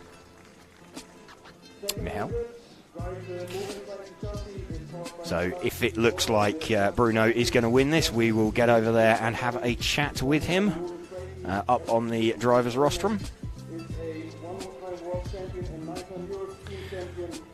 RC Vision's watching, saying Volker just needs to get a good start in leg 2 to make this interesting. He had the pace at the end but had an awful start, and our RCTV hero Oliver Weirder says, yeah, I also think the pressure from Orlowski kind of slowed him down. After he recovered, he looked quick. Do you think Coelho has managed his tyres better though? Potentially. I don't think Bruno would have wanted it to be that close. I mean, there's managing the pace of a run, but that was... I don't think you'd manage it to that extent that you cross the line with such a small advantage. You want a bit of a buffer in your pocket if you were managing it. They get new tyres for every run, the O finalists, so they're all on a level playing field. There's no tyre strategy here. This is pure pace that we're seeing. So Bruno looking to take the overall win. Ronald will be out to stop him from doing that. Michal will also be looking to do exactly the same thing. So 1 minute until the start. Drivers composing themselves, adjusting themselves, getting themselves comfy, getting themselves happy. Cars released out onto the circuit. First time of feeling exactly what you've got underneath you. Every single set of tyres, they'll feel slightly different. It's never exactly the same. You just put the car down, you just want to see exactly what it is you've got underneath you. Bruno pulling up to the line, potentially 5 minutes from retaining his title. See mechanics out there on the track.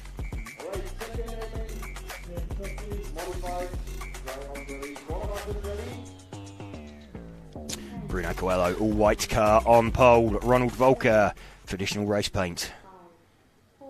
Last few seconds.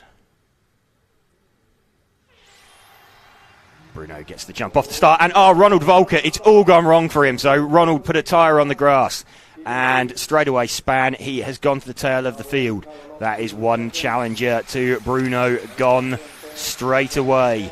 Let's see what happens to Michal Orlowski. See if he can push his way forward, push his way into contention. Michal, the other driver, to win a round of qualifying. Bruno taking 3 rounds, Michal taking 1. Ronald Volker taking 1. Epic last round of qualifying. We kind of forgot about Michal Orlowski. He was like half a second back. The battle at the front was going on between this man here, Bruno Coelho, and Ronald Volker. At the tail of the field, Alex Hagberg. Looks like he didn't make it around the first lap. Don't know if he got collected in Ronald Volker's impact at the start. Ronald's still running. 0.8 of a second. Bruno's gap already. So Michal Orlowski looks like he is the main chance, the main challenger to prevent Bruno Coelho taking another European Championship title.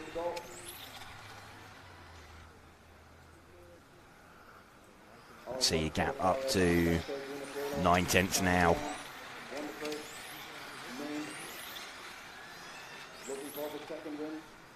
Looks like we've got a good run for the European Championship coming together. 2 all-white cars out in front. Bruno Coelho, the lead of them. Michal Orlowski, the second of the 2. Eric Dankel running in 3rd position. Mark Reinhardt in 4th. Marco Kaufmann pops himself up into 5th position. Main loser was Ronald Volker and Alex Hagberg at the start. It's a spin for Ronald Volker. Could be really, really costly for him.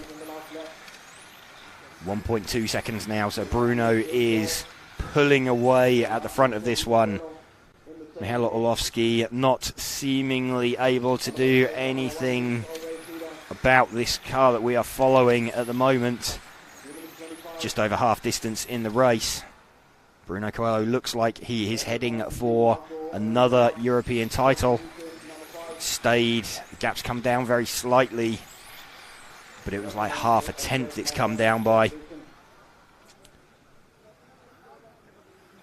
Bruno still looking good, looking comfortable out in front. Gap again, it's down to 1.111, but it's not enough. If Michal is catching, he needs to be catching an awful lot faster. Gap's gone out again, but again, it's 0.5. There's nothing in this. Whether this is just management from Bruno, we'll find out. I suspect we'll be having a chat with him any moment now. We thought that, though, about Simon Lauter as well. And a mistake from him opened the door from Jan Ratajski. Is history going to repeat itself? Bruno, though, very, very experienced. He's won European titles. He's won world titles. He knows what he's doing. 1 minute 20 to go. Lead is just over 1 second. It's come down. 9.5 tenths. Let's just see at the end of this lap. I think, though, we better start getting prepared to go and have a chat with Bruno as potentially our European champion. Almost side by side in first corner, 50 seconds still. Alexander looking for the opportunity. A little bit serving, looking on the inside. Defending Polish for second position. 40 seconds still to go. Bruno Coelho is just 40 seconds away from a European Championship. What must be going through Volker's head now? Best he can hope for is potentially a podium in the final. 20 seconds to go now. Bruno still gapping Orlowski. 1.3 seconds in the lead from Orlowski. And this will be his final lap. Bruno Coelho has driven supremely for both of these A-main finals. And there we have it.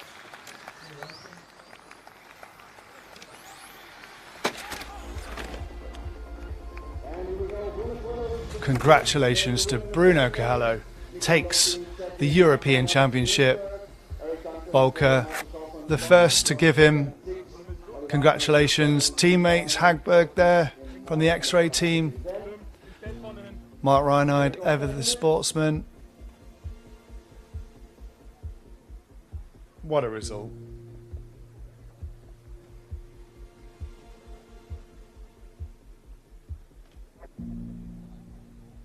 Bruno Coelho from Michael Orlowski. Posing with Chris Hardesty, section chairman, and ready to talk to James. Okay, thank you, Matt. Bruno, well done. Thank you very much. What did you think then at the start? Obviously, Ronald had really strong pace at the end of the first leg and looked like he was a bit of a slow starter. But then at the beginning of that one, what did you think? Did you see him spin off? Yeah, of course. I saw that he spin off in the beginning. So I think it's due to where he starts. He starts in a quite bad area. It's quite dust over there. And I think probably he started a little bit too aggressive and, it spun out. It was, bad luck. That is a part of the game.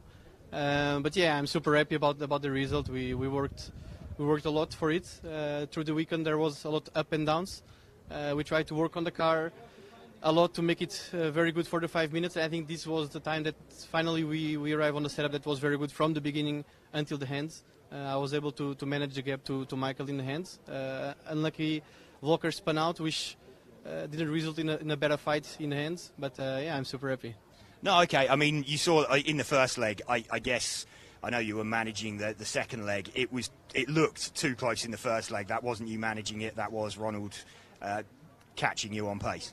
Yeah, yesterday we had the issue that in the first minute and a half, my car wasn't that good. Like Volker, Dunkel and Orlowski, they were kind of much faster than me in the beginning. And then my car was very good middle hand. So today we tried to invert that thing.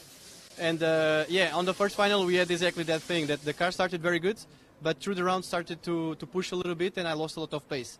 So yeah, in the last minute Volker was catching me a lot, but I had everything to lose and he had everything to win. So basically I was trying to not make any mistake, trying to not force too much, and in the same time the car was getting a little bit slower. So that's why it was a bit stressful in the beginning, in the end, sorry, last minute, but yeah, was everything okay. Oh, well, congratulations, another European title. You going out for the third leg? No. I'm okay. You're good. You've done enough. Well done, and we'll let you get back on with your team. My question. These are 1/10 scale on-road racing cars, built to replicate the fastest four-wheeled on-road vehicles. And in this championship come in both touring car and formula platforms. Underneath the aerodynamic bodies, the chassis feature the same tech seen on most modern hypercars. Carbon graphite, titanium, machined aluminium and smart electronics. When it comes to drivetrain, formula cars are rear-wheel drive while the touring cars are all-wheel drive. And to do the driving, racers stand on a raised platform to let them see the full racing circuit, sending signals to their car to precisely manage the steering, throttle and braking to battle for the race win. At just 40 centimetres long, it takes the quickest reaction speeds when battling door to door. Because on large tracks, these cars can reach speeds of over 80 kilometres an hour, requiring nerves of steel and excellent hand-eye coordination. Every track also features tight and twisty sections which provide many opportunities for passing.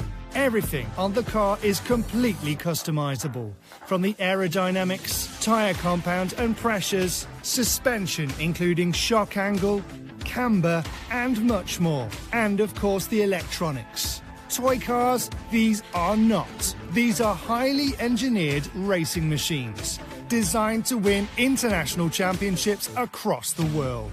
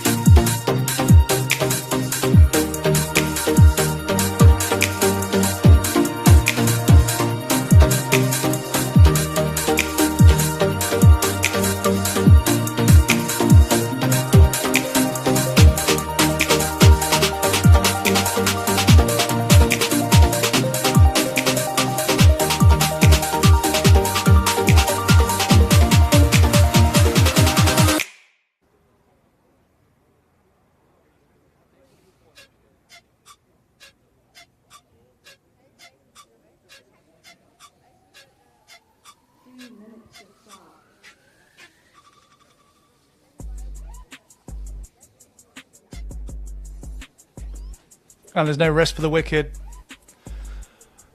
There is not. The third leg. Third leg. Wow, I mean, congratulations to Bruno. He kind of took it in his stride. I guess, you know, when you had just another... It's just another one, isn't it?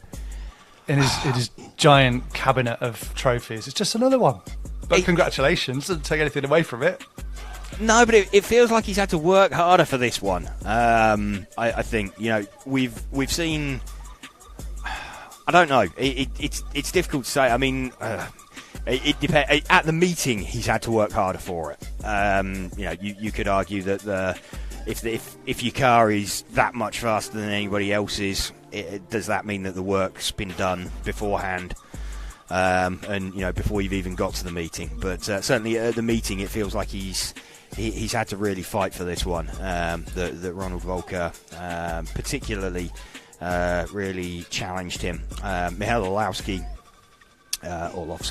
sorry. I did notice you had to correct yourself as well, Matt. So it's not just me.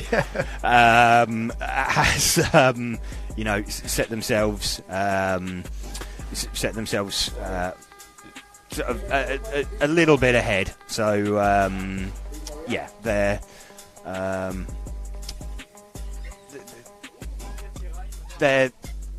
yeah, he's earned it. He's worked for it. So Bruno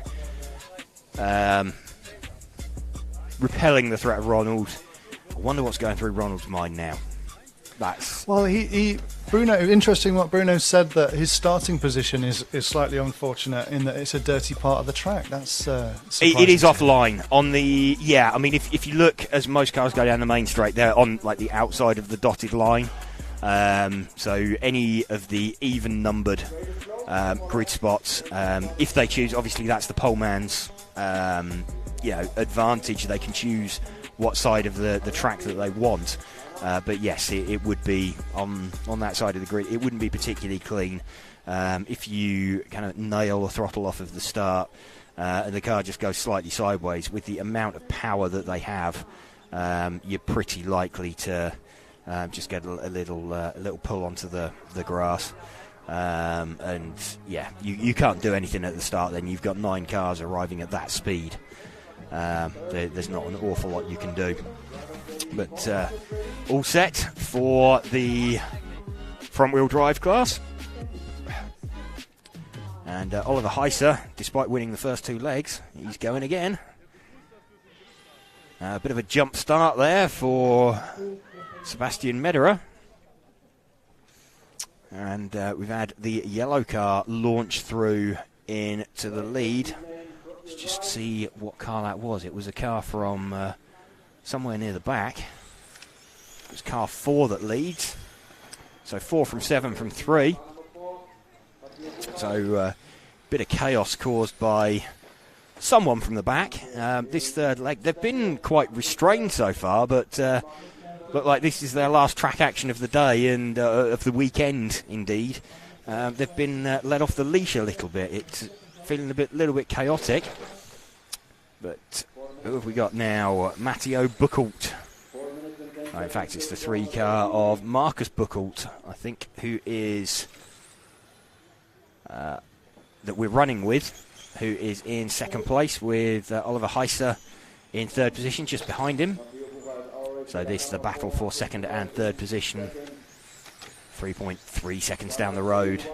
That was a, worried Buchholz off the road there almost. Had a look on the inside and Buchholz turned out of the corner, fearing that there would be an impact with nothing going on. So let's move forward to one car to Olivier Heiser and watch him start trying to chase down Matteo Buchholz.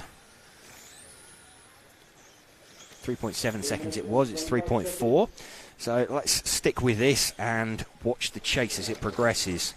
Oliver looking like he's had pretty good pace. He's won the first 2 legs of the final, so has already got this final in the bag.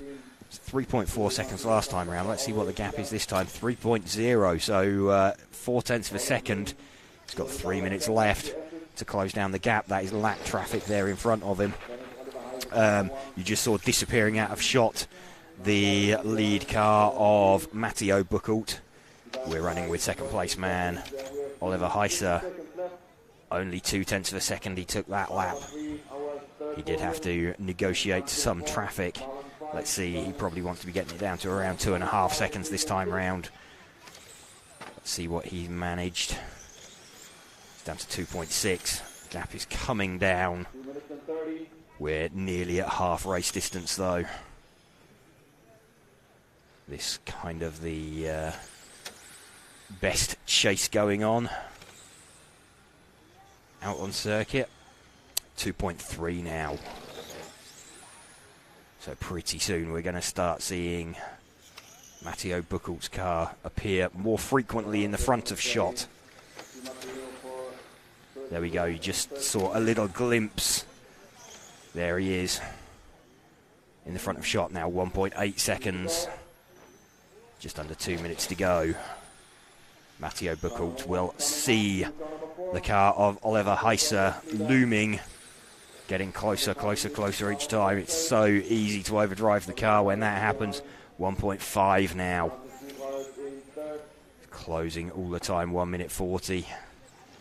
to come right down.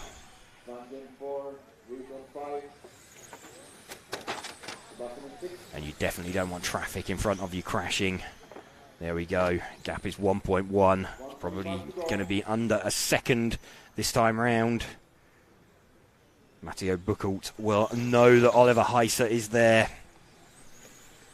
I'll have the Jaws music playing. You don't want wayward traffic getting in the way of this battle. That's one way to make sure the traffic doesn't get involved.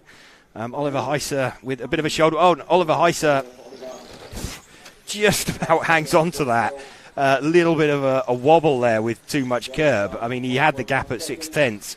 That took it back to like 1.1. So he's pushing really, really hard at the moment. So who's going to crack first? Will it be Matteo Buchelt or Oliver Heiser?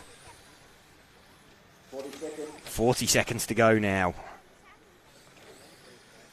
0.7 of a second. It's the first time really in this front-wheel drive class that we've seen a gap be closed down, or like a 3-second gap be closed down. So they're going on. Are they likely to make the extra lap? I think this pair will make the extra lap as well.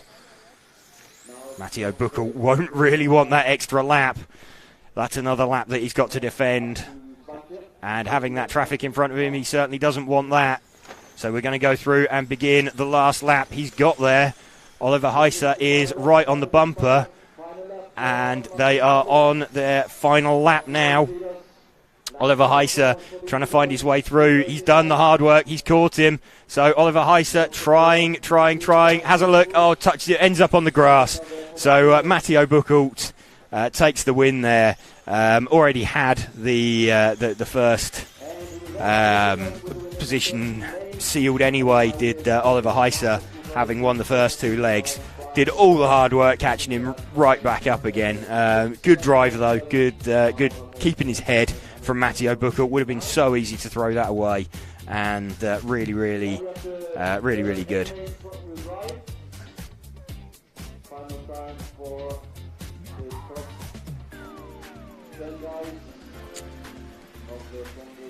We go to seeing the overall results, or the current overall results of Modified. We know that Bruno Coelho has taken the win. Michal Orlovsky currently sitting in second from Ronald Volker.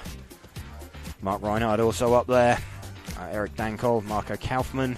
So podium positions to be decided. And of course, if Bruno's sitting it out, there's a 1 going begging for someone. So someone like a Mark, a 1 would go very nicely with his 3 to give him a 4. Michal, Ronald will be looking for adding, 1s to their 2s to make it 3 points overall.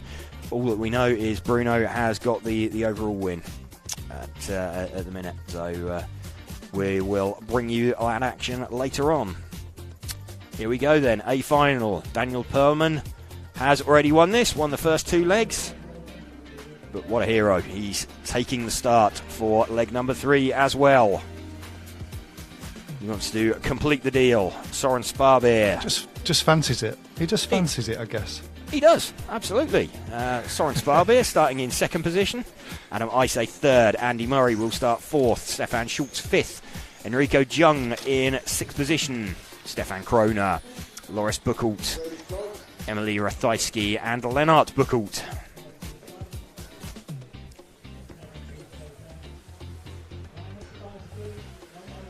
Last 2 finals have been quite Buchelt heavy.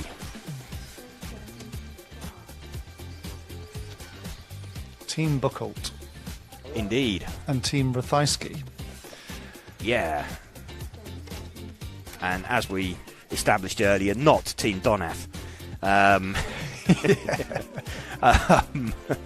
It's a forgivable mistake. Yes, absolutely. So, preventing Christian Donath from an evening a night on the sofa tonight. Jasmine is not his daughter.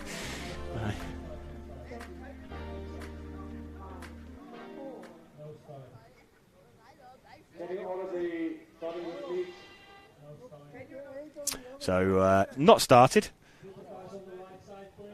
There's a couple of cars out of position at the back of the grid. So they're on the wrong side of the grid. Of course, the poleman in this case, Poleman, gets to choose his side of the grid and pick where he wants to sit, whether it's inside or outside. As we heard from Bruno earlier, inside of the grid is, although it's the shortest line to the first corner, it's not the cleanest, so it's easier to make a good start from the outside. And again, he gets a good launch up round that banking. Daniel Poleman. Some of the other guys will be quite relieved, actually, I think, to see him out there and not giving an opportunity for 1 point. Other drivers to score 1 point. If you've come second in 2 legs, and ended up with 4 points, you're pretty fed up then to get beaten by someone who has come third in 1 leg and then gets an opportunity to, manages to win the final leg because the guy who has been doing all the winning just isn't there. So it's as you were off of the grid, but Adam Isay is applying the pressure to Soren Sparbeer, and looks like he's made his way past, actually. So Soren Sparbeer a little bit wide, gets right offline, and Andy Murray now up to 3rd position.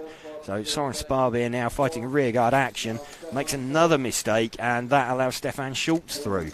So Adam Isay we're watching at the moment from it's Andy Murray, Stefan Schultz, and Soren Sparbeer at the tail end of that. And in fact, Enrico Young's probably about to go past Soren as well, so not working out for him.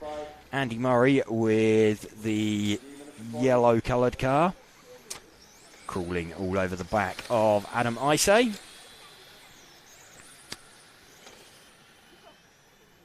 He'll try and give him a bit of a surprise. He's having a look. He's down the inside. Andy Murray slides through on the inside.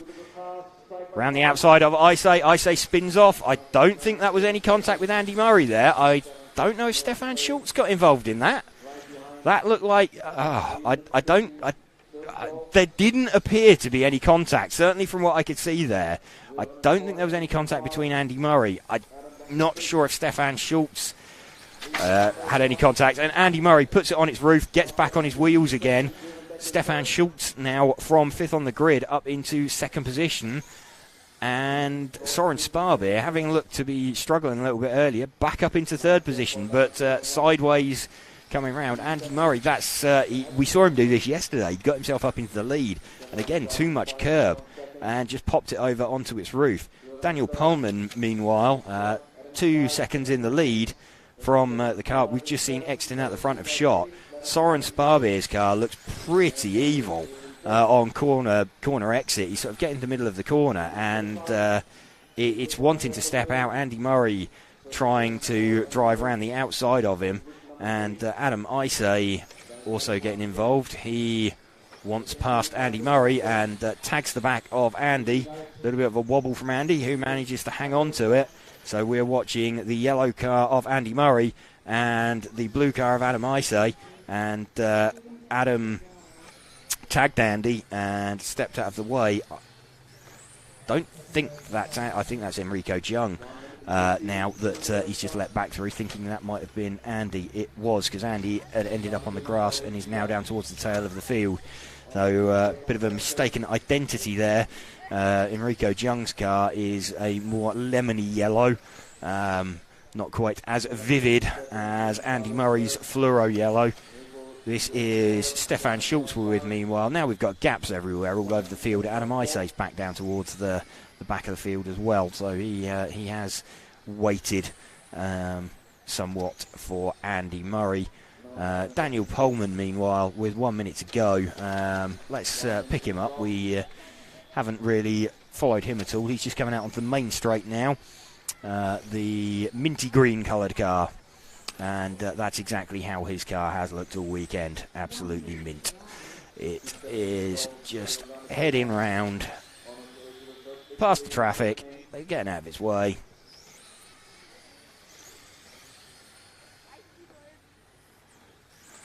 Into the final minute. One leg 1, one leg 2. Looks like he's about to win leg 3. Job done.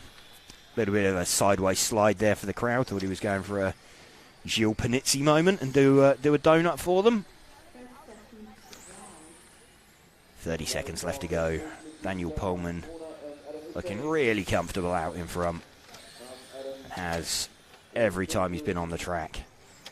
Missed a couple of rounds of qualifying. Oh, and as we say that, pops the car on its roof. Stefan Schultz through into the lead. Commentator's curse strikes again. Stefan Schultz, now one car in front of this, is leading, and is that going to be the last lap? Very possibly.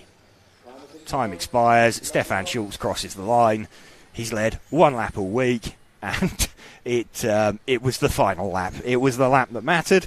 So Stefan Schultz takes the leg win there, and I would think that may well give him second overall. Let's just get an update on that and see what that has done. Indeed, it has given him second overall. So Daniel Pohlmann with the first two leg wins.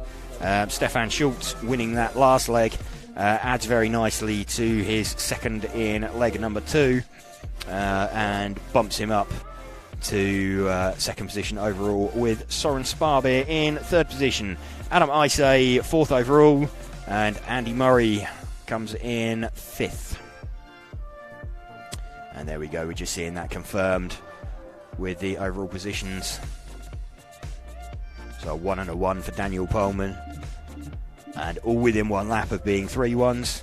Stefan Schultz with a 1 and a 2.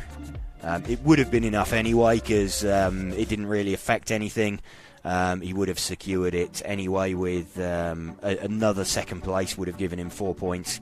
So still would have given him second place over Soren Sparbe. So didn't have any impact on the result, that mistake from Daniel Pohlmann right at the end of that one. But that is the front wheel drive class done. We now have, what do we have? We have the Formula B final. We're going to decide between Andy Frattaroli and Michael Hauptley.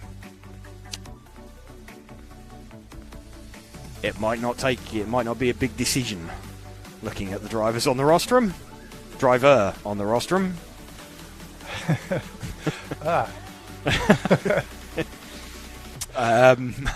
Okay. We might be about to see a demonstration run here. Treat it like Super Pole. Yeah. Oh no! Here we go. Who's is this? No, we've got more referee. We've got more referees than we have drivers. We have more referees on the stand than we have drivers currently. No, here we go. We've got another driver ascending the steps to the rostrum. So there is another driver heading up there. So we're going to see... That'll be Andy. It will be Andy Frattaroli.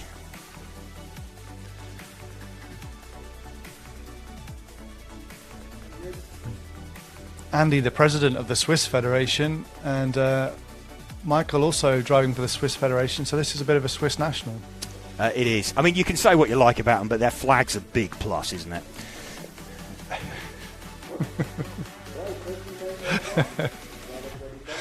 That's your one dad joke of the day. It is. That's all I'm allowed. That's my quota. Andy Frattaroli going to lead away from Michael Hauptley. Andy taking leg one, hard fought, winning it by 13 laps after Michael retired. Michael then returning the favour and putting nearly a lap into Andy in the second leg. So demonstration drive from these guys at the front of the B final, and change of lead. Andy Frattaroli now Michael Hauptley leading this one from Andy Frattaroli. 4 minutes and 20 still to go. 4 minutes and 20 still to run.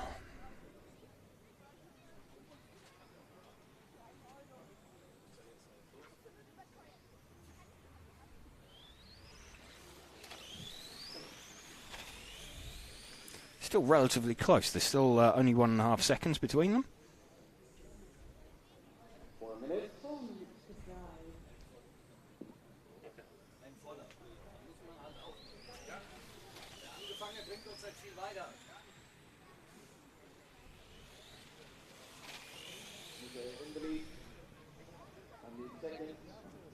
Michael Hauptley now has a lead of 5.4 seconds.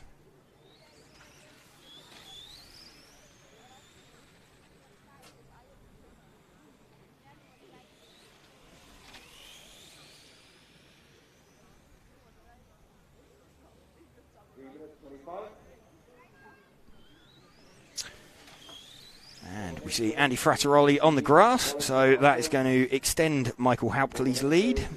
Volunteer marshals, all marshals from the club, please.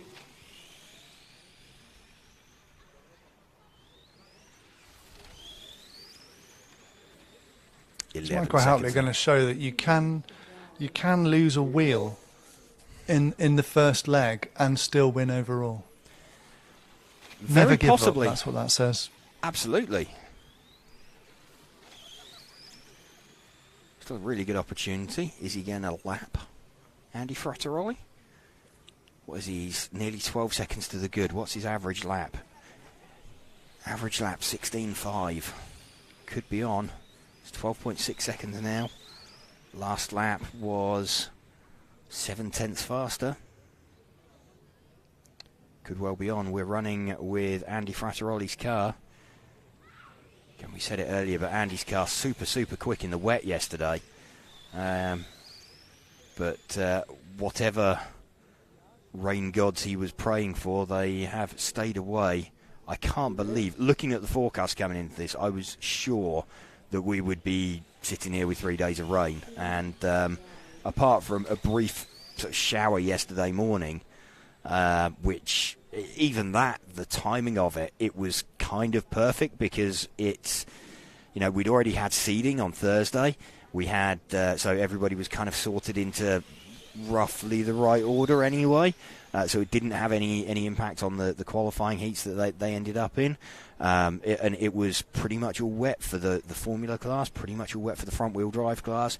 Started drying out a bit through the stock class, but even then, by the time you got to the top of it, like the top couple of heats, who you'd expect to be at the front of it anyway, they had the best track conditions, so you didn't even really get randomisation of the results of the heat, save for sort of one or two people. Even then, so the weather really fortunate. Here we go with 1 minute left. Looks like Andy Frattaroli about to go a lap down and has just gone a lap down to Michael Hauptley.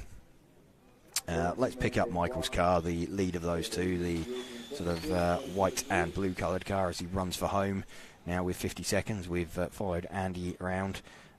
Michael losing a wheel earlier, but a lap to the good, so needs to get, if he can get himself round for another 20 seconds or so, he's got a 17-second lead, which is over one lap. So pretty soon we'll be getting to the point where even if he was to stop, he couldn't be caught. Michael Hauptley looking like, as Matt pointed out, despite losing a wheel, going to take the overall win. Pretty sure he is within that point now. He might just sneak the extra lap as well, just to really drive it home. So as the timer counts down to 0, he has made it through onto the extra lap. So he'll show as having completed 2 laps more than Andy Frattaroli. He hasn't lapped him twice. It just means that he has done... he made the split, and Andy Frattaroli didn't, but there we go. There's a win for Michael Hauptley over Andy Frattaroli. And no start for Renier Grimminger. Hasn't run all day, but we're now set for the A-main. We've already seen Andreas Stiebler win both legs so far. So looking at the overall ranking list to see who needs what. Andreas Stiebler with 2 1s. Gergo Valent's got a 2 and a 2, so he's in a pretty strong position. Michael Lipperheider with a 3 and a 3. So essentially the battle for second on the podium now is between Gergo Valent and Michael Lipperheider. If either one of them wins this leg, they get themselves second on the podium. On that one, David Erbar, he's got 4 and a 4. If you add a 1 to that to get a 5, he could jump Michael Lipperheider. He can't reach Gergo Valent's score. So David Erbar currently in fourth place. A leg win could get him third at best on there. So there are things to watch out for. Looks like Andreas choosing not to run in this one and hasn't checked in. So we're going to see cars form up on the grid. Now this could be interesting because we know the unfavoured second grid position being occupied by Michael Lipperheider, which is now effectively pole position with Gergo Valent on the slightly further back but favoured outside position, especially with these rear-wheel drive cars. So we'll see who gets the better launch off the line. I wouldn't be surprised to see Gergo Valent drive around the outside of Michael Lipperheider. So we can see Michael with the white front, yellow centre, green rear. Gergo with the all-white car. There's David Erbar in fourth position. Third of the starters.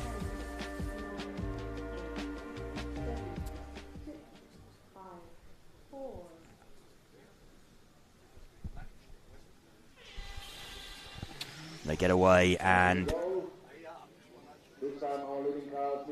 we saw Lipperheider defending hard from Gergo. Lipperheider holds on to that one from Gergo Valent then.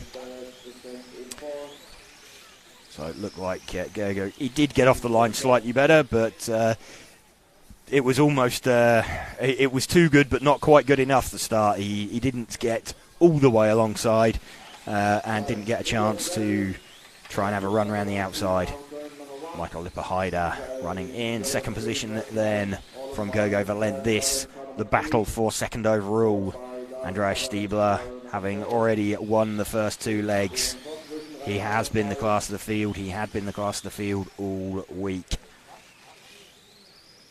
Michael Lipperheider getting himself second on the grid by dint of setting the fastest time in the wet conditions yesterday. Darren Gale just keeping out of the way of these two. Gergo winding on the pressure, knowing that second position on the podium's just in front of him.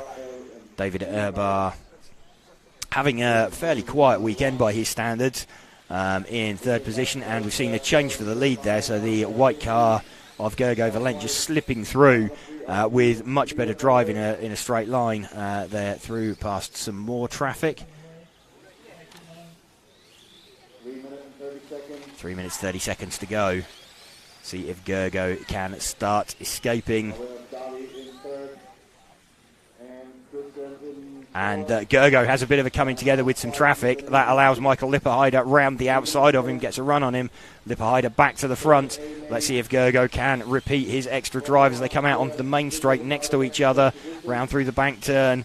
We still have Lipperheider leading.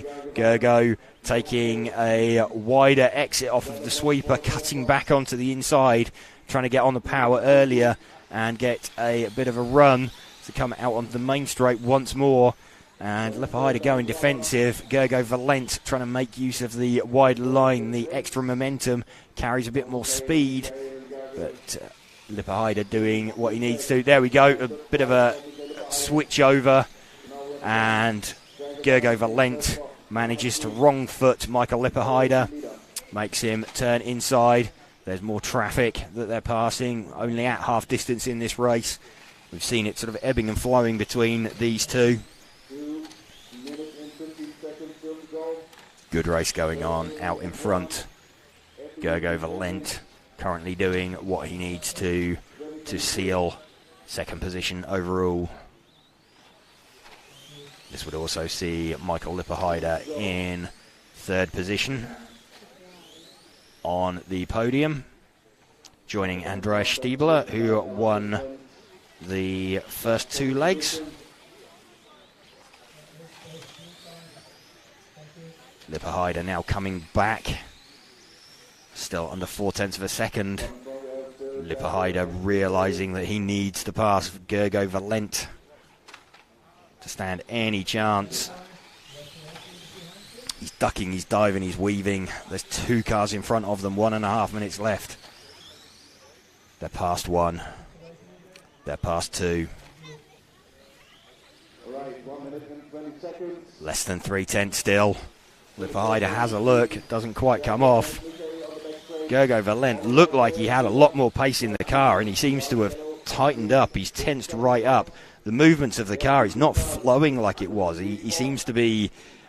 the nerves have got to him a little bit, I think. He just looked really mechanical in his inputs into the car. It's just not flowing quite as freely as it did, and Michael Lippahide winding the pressure on with 1 minute to go. Let's see if Gergo Valent can resist this. Remember, the winner of this will take second overall. Third place on offer to whoever finishes second. Gergo Valent seems to have got his head back together. He's taken a deep breath. He's just broken the will, I think, of Michael Lippahide. He's got the gap out towards 6/10 now. One last charge from Michael Lippahide towards the back of Gergo Valent. They're beginning what will be their last lap now. 4/10 the gap.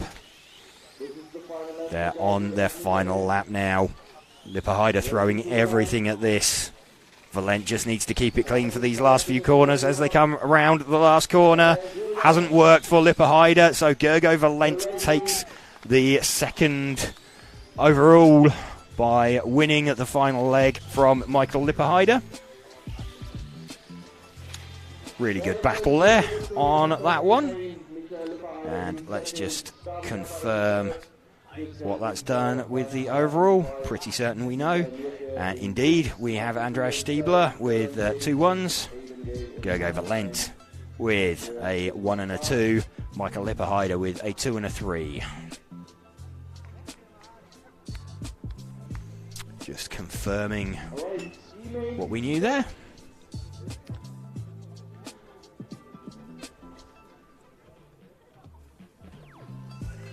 So we've only got one champion left to confirm today.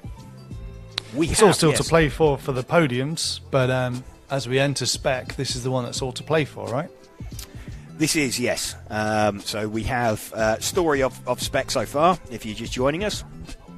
Simon Lauter, TQ man, and took 4 rounds of qualifying yesterday. Jan Rathajski took round number 4 of qualifying, but crucially he set a faster time whilst doing it than Simon had done previously. What that meant was that going into the last round of qualifying, if Jan won it, he would take TQ because he had a faster time.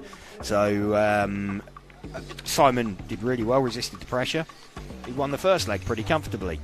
He was a couple of seconds in the lead in leg number 2 and just took too much curb in the middle and put the car on its roof, and that allowed Jan through, and Jan resisted the pressure, took the win.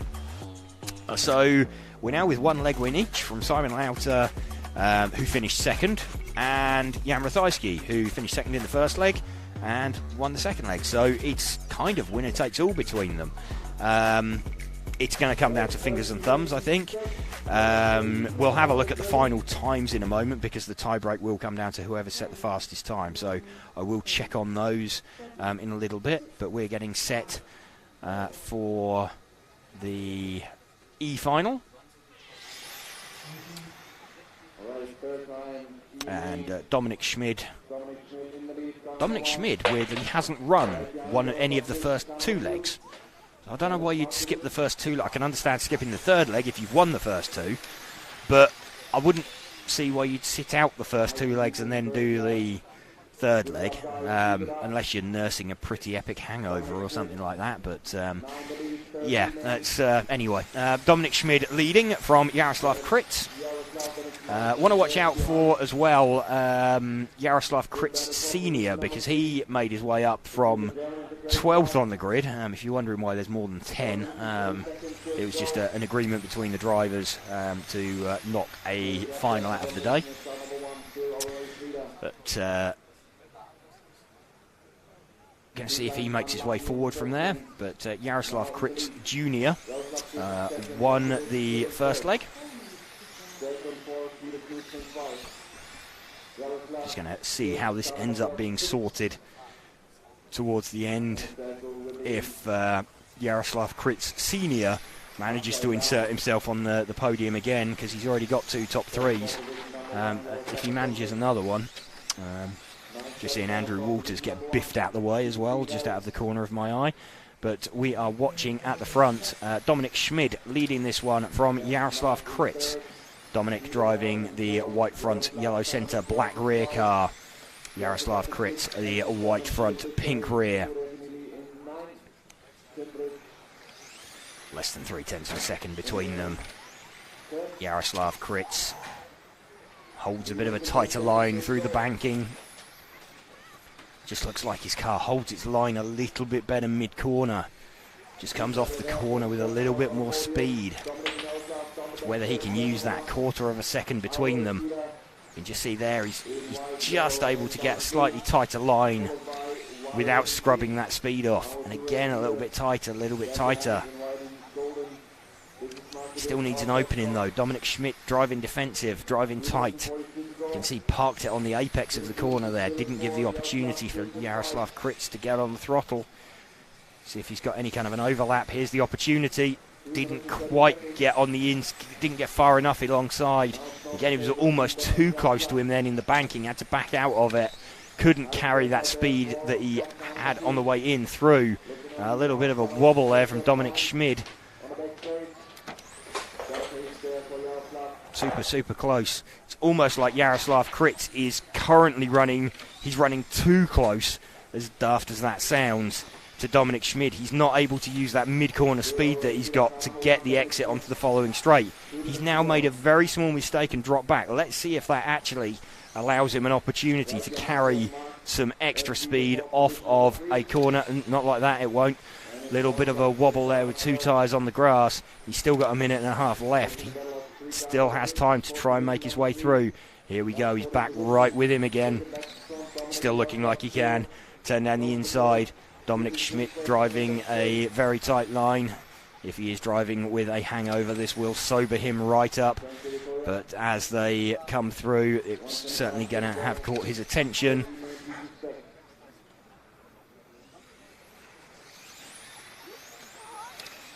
Still holding on, 1 minute 20 to go.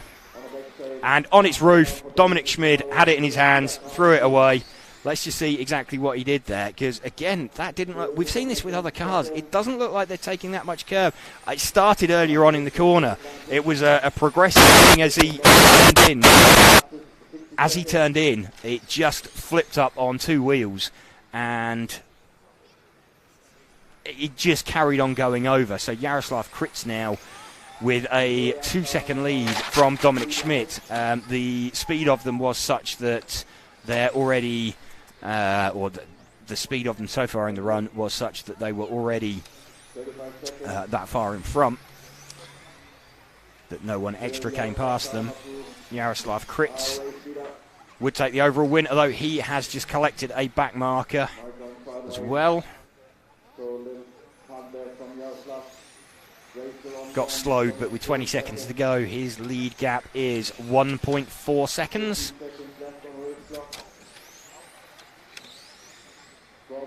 This, the E-Final. Last time these guys will be on track this weekend. Jaroslav Kritz makes it through, as does Dominic Schmid. Dominic's got the gap down to 1.5 seconds.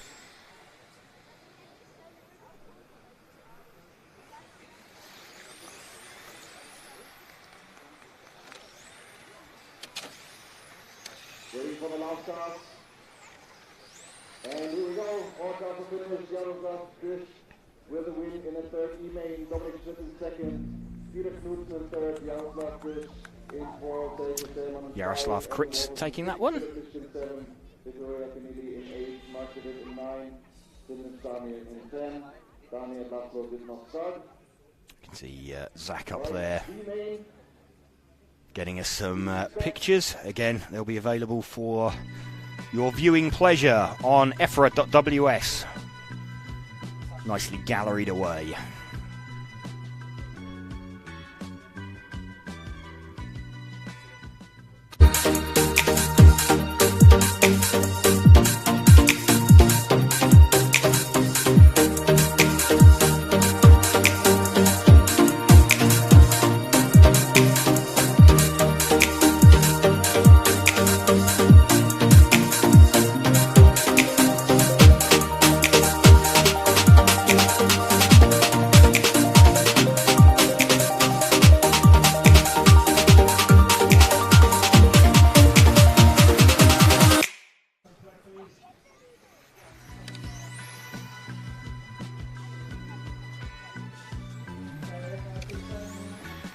Welcome to you. If you've just tuned in, you're watching the EFRA 10th Electric Track European Championships.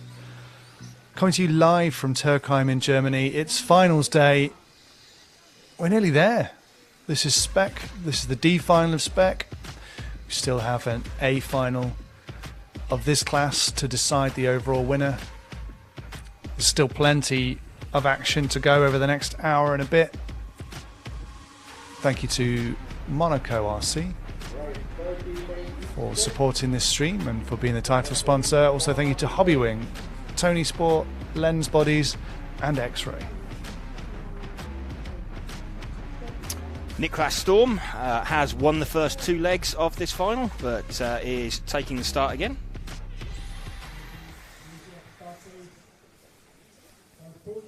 Alright, 13 main GC Spec. Again, our race leader from the start, Niklas Storm. Niklas Storm leads away from lap 1 from Roberto Fabiano. Good first lap, keep it up guys. Keep it nice and clean.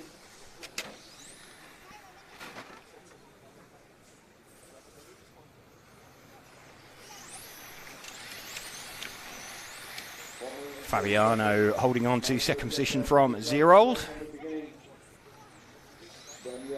And Boris Saladi, so it's kind of as you were. Only Darko Meister from 10th on the grid makes his way up into 7th position.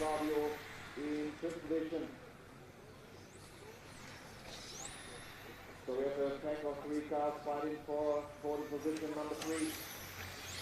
Boris is there and Flavio. Then behind is Victor, Dalton 13. Nice racing, keep it up. We're running at the moment with the second place car of Fabiano. Roberto Fabiano running in second position. Niklas Storm, having won the first 2 legs, just out there to enjoy himself. And who can argue with that?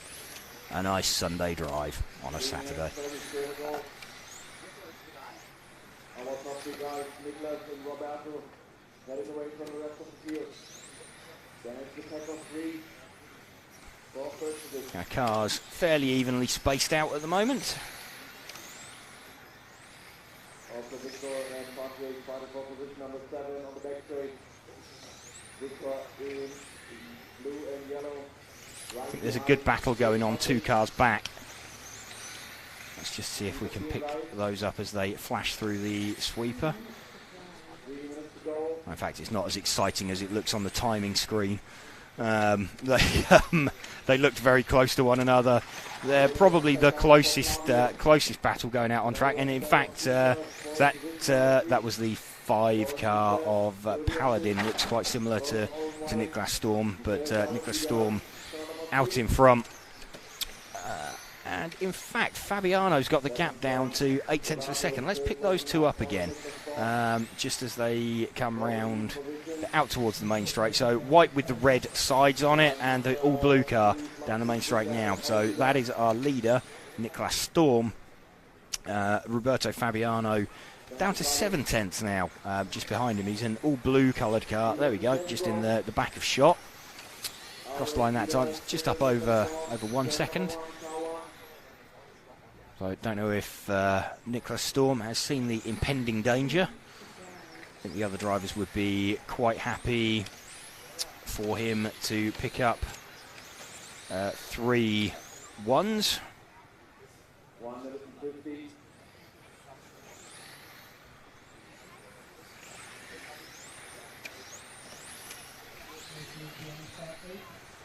.9 of a second now. So now we have Roberto Fabiano in second. Michel down to third. Boris down to Some fourth. traffic that have passed. So we're still running with Roberto Fabiano. Closing on the car in front of him, or trying to close on the car of Niklas Storm. 2023.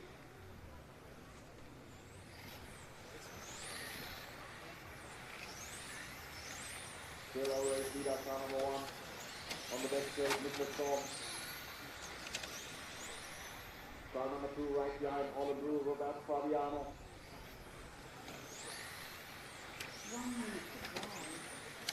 1 minute remaining. Last couple of laps for Niklas. Niklas Storm now 1.5 seconds in front.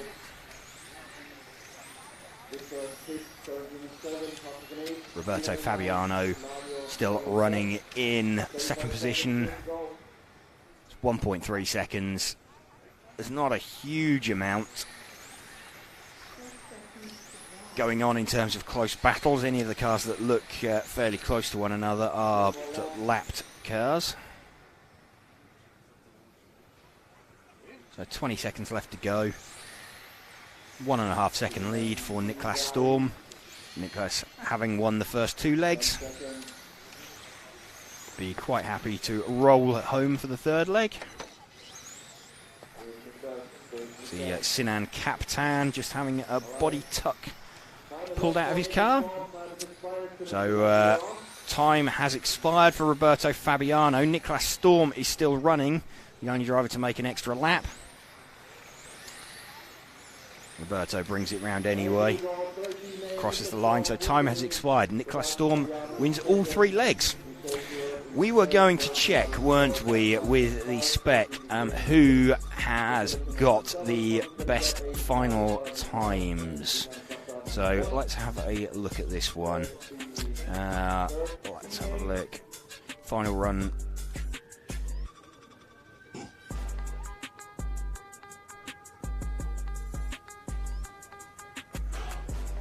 This one.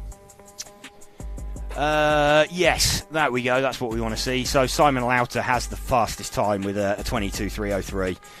Jan Ratajski a 3.04. So okay, so we're in a position that effectively it's still winner takes all because points trump anything else. So if Simon or Jan win it, they've won it.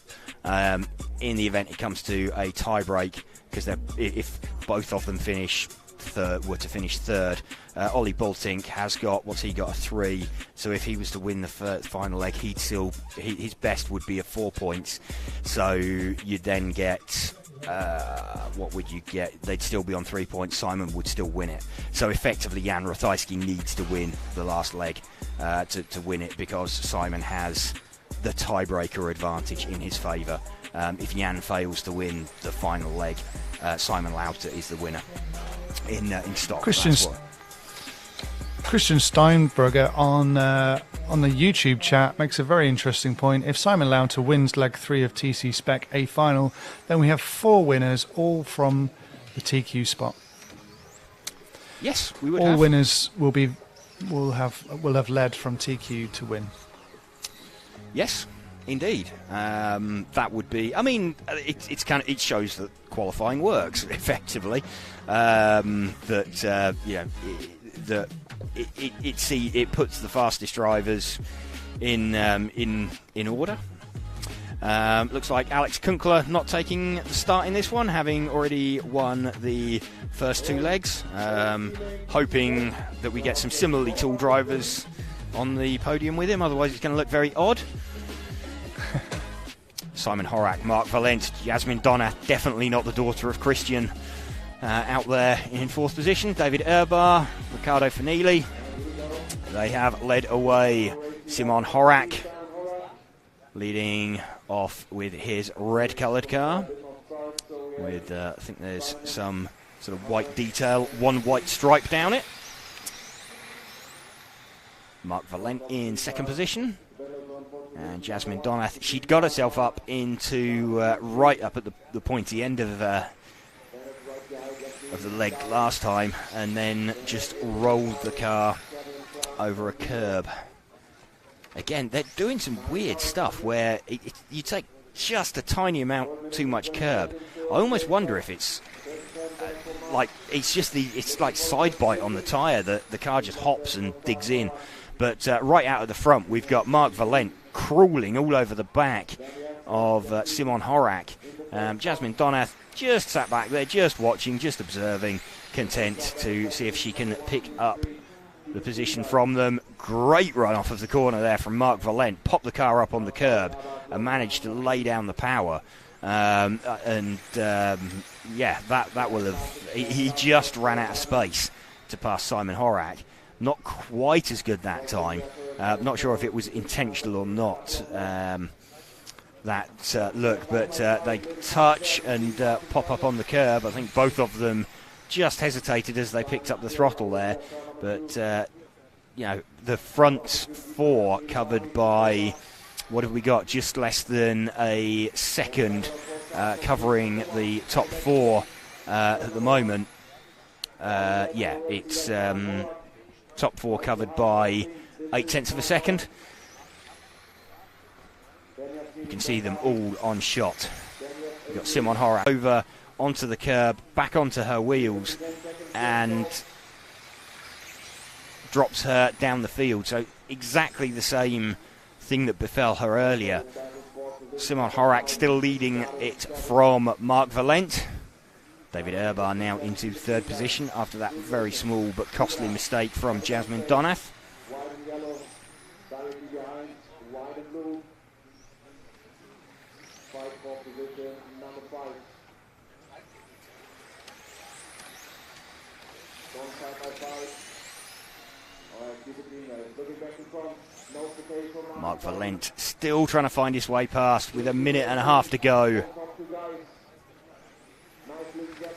He's led since the start, but his lead has never been more than half a second. Mark Valent has a look round the outside.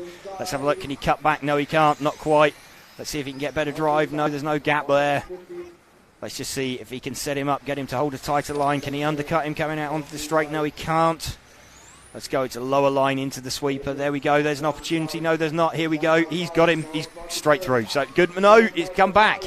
So there we go. Finally, Mark Valent makes his way through, but Simon Horak is not done. David Urbar just, hey guys, I'm here. Having a look, poking his head round the corner as well. So 47 seconds to go. Super, super tight out in front. Mark Valent now leading this one from Simon Horak. Simon defending super, super hard. Mark Valent being the one to push. Now Mark Valent having to defend. David Urbar pops it on its roof. Down to 2.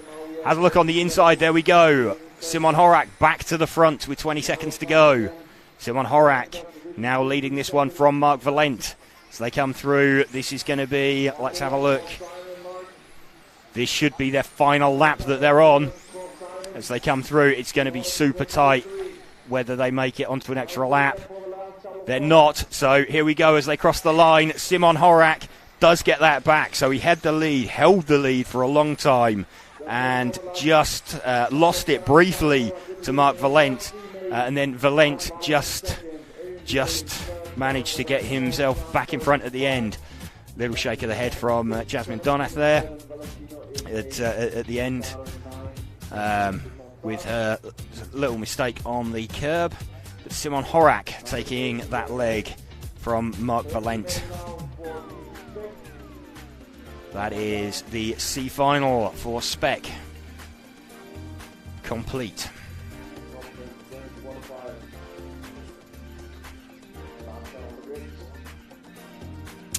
Getting set for the B final now.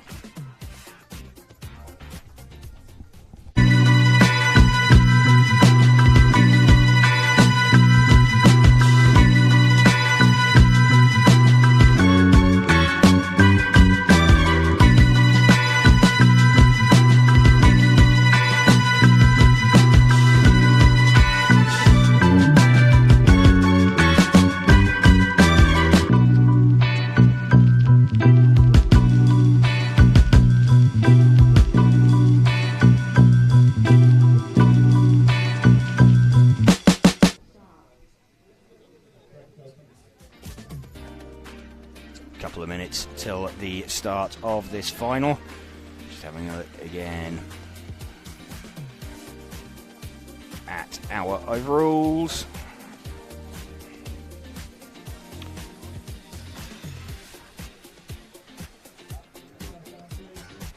Benjamin Elbiser currently leading this one then from Lucas Ellebrock.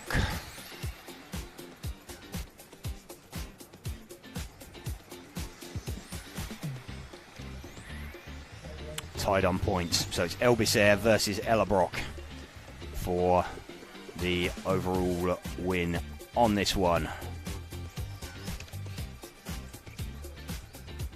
they're already first and second on the podium. We are just deciding the order.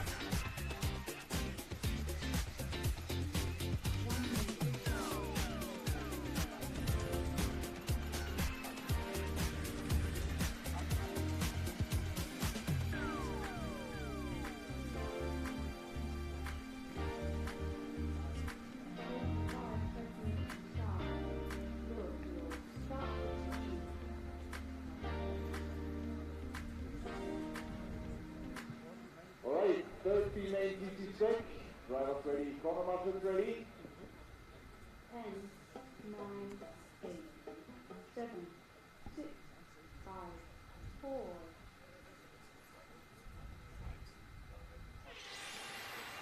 4. Launch away at the start. Third female GT Spec. Elbisair leading from Ellerbrook.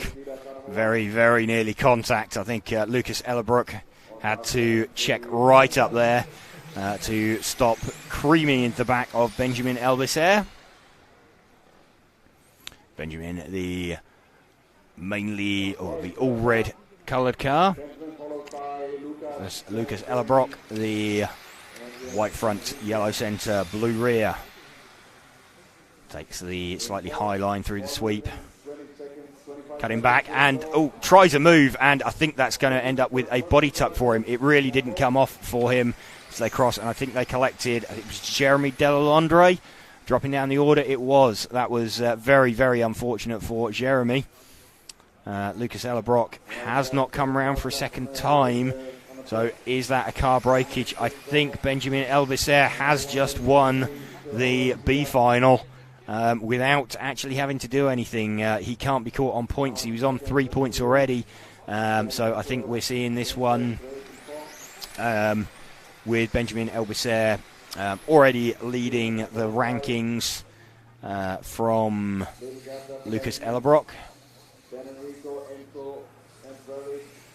I'm just waiting to see if we get Lucas crossing the line. Don't think we have. He's done. He's out. So Benjamin Elbisair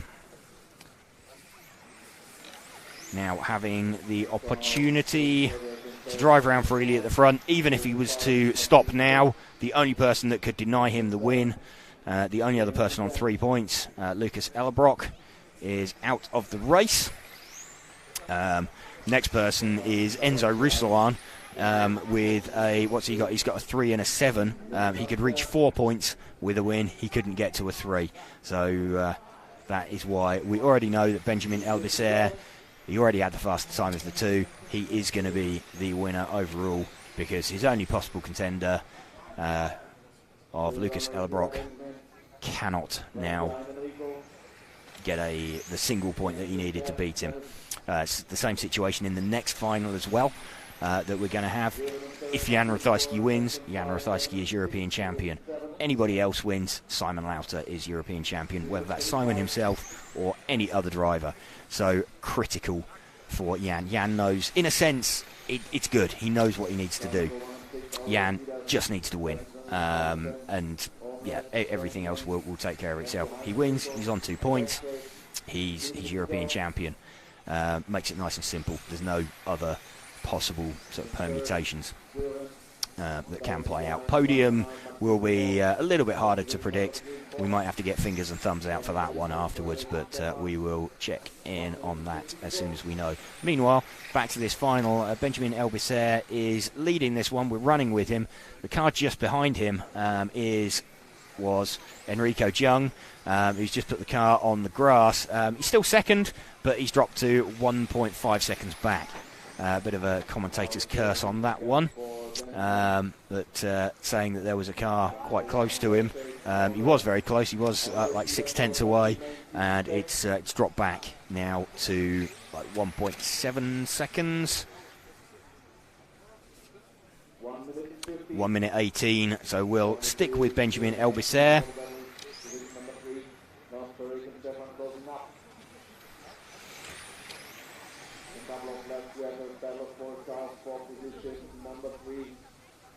Once again, 1 minute to go.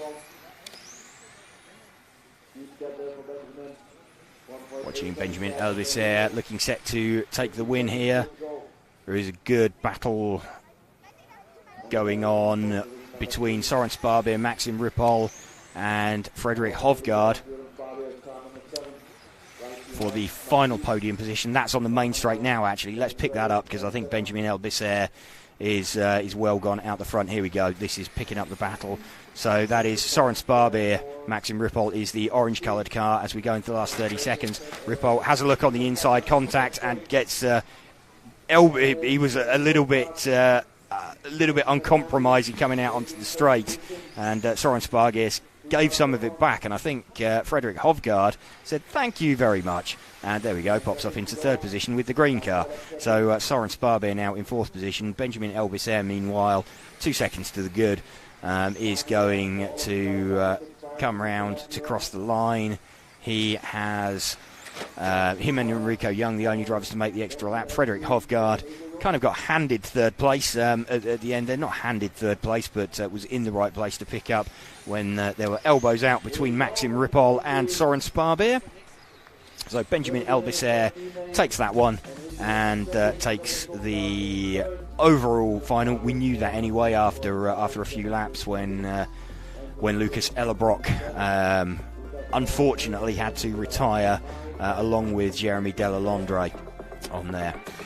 So here we go, the A final, leg number 3. You can see some gesticulating going on as the rostrum is left. But yeah, some slightly unhappy drivers there. Just about some of the contact that happened in that one. But as we've already discussed in this one, the only 2 drivers that can win, Simon Lauter, Jan Rathajski. Jan needs to win to end up on 2 points. Simon, if he wins, he's on 2 points. If anybody other than Jan wins, he's in front on the tie-break. No one else can get to the 3 points that they've got, because we've got Ollie Bultink, Max Mackler both on 3 points. If either of them win, they end up on 4 points on there. So that's what it's looking like for our podium battle at the moment. So remember, Simon Lauter with his head in his hands last time, doing everything he needed till about 1 minute 30 to go. Let's see how he is around that curb this time. Let's see if he gives it a little bit more respect.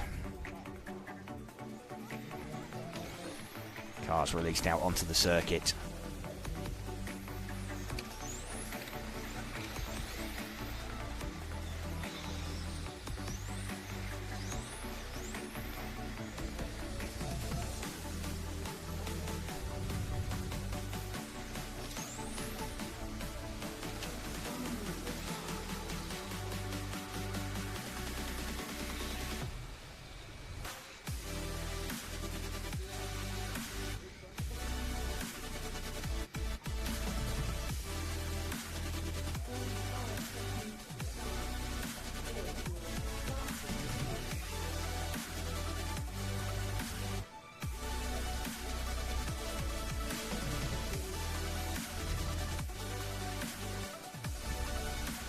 Third Elec Spec.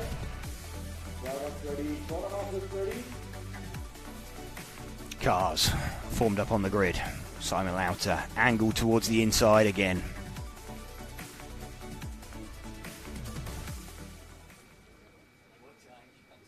All set.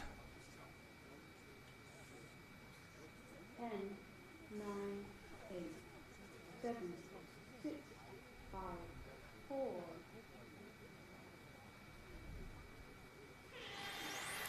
Simon Lauter launches off the line, and that's not a good start for Jan Rathajski. Did exactly what Ronald Volker did, put a tyre on the grass. Max Mackler up into second position. That might just have been the European Championship decided already in favour of Simon Lauter. Remember, the only way that Simon can be denied the title is if Jan wins this leg. That start wasn't going to help him. He is down in sixth position, and he's got to make his way past an awful lot of Simon's teammates to get there. And Jan now back at the tail of the field. That really hasn't worked out for Jan. He is already the best part of half a lap down on Simon Lauter, so I think we have just seen Simon Lauter become the European champion. We need to wait another 4 minutes to confirm it, but the only thing that will deny him is a Jan Ratajski win, and that is looking extremely unlikely at the moment, barring some kind of meteor strike on the circuit. Simon Lauter leading from Max Mackler, Ollie Boltink, Christian Donath, Adam Isay, Manuel Wagner, Martin Huddy, Jesper Rasmussen. Jan Ratajski drops the tail of the field. Has Jan retired? I think Jan may have stopped. Jan Ratajski has retired, so we are watching our new European champion, Simon Lauter. Simon already having a win and a second. No one else can get to the 3 points. Let's see if he can bump it up to 2 points. Does he now start thinking that he can help some of his teammates out? Potentially. It's not really going to change anything because it would only be Max and Oliver Boltink, Max Mackler and Oliver Boltink, either one of those, to finish third on the podium. Currently it would be Max Mackler who would pick the final podium spot, I believe. We'll have to work that one out afterwards. But Simon Lauter running with him at the minute. Let's move our focus back, actually one car to Max. There we go, that is Max and Ollie. Max Mackler, the white front, orange rear car. Ollie Boltink, the all-white car. Simon Lauter still leading this one pretty comfortably, but he could stop at this point if he wanted to. I don't know if he is aware yet that he has already won the championship, whether he'd concerned himself with the permutations before he went out there. Some people don't like to know, they just go out and win. It'll take care of itself. 2 wins, no one can beat me, job done.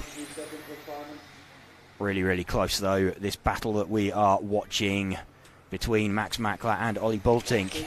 2.3 seconds down the road is our new champion, Simon Lauter. So Simon on a cruise for home.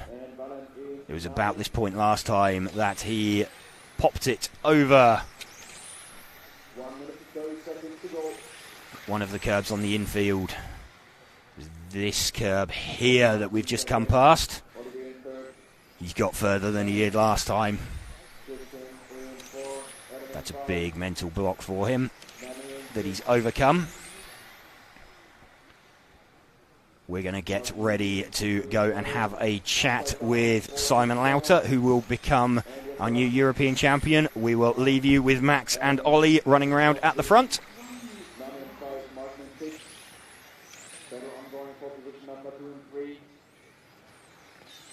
On the switchback, Max and Olivier on the back straight.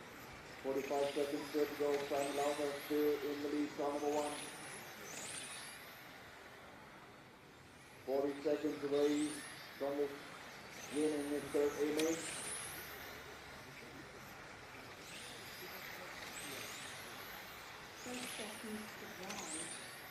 30 seconds to go, side by side, Olivier and Max.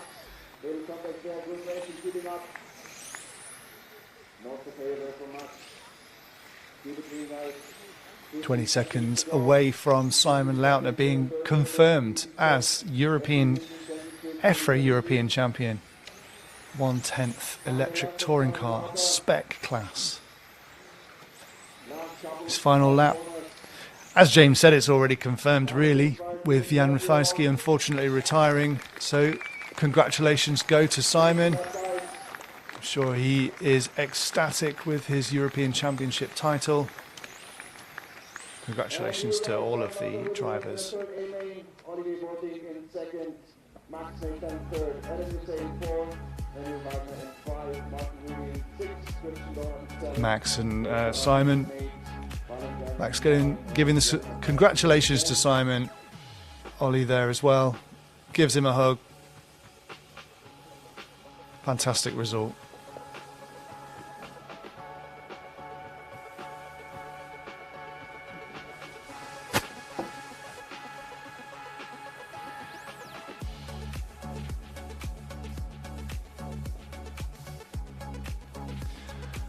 And we'll... he's posing with the photo. There he is, getting photo with Zach. Congratulations to Simon. Fantastic trophy. Let's hear from him with James.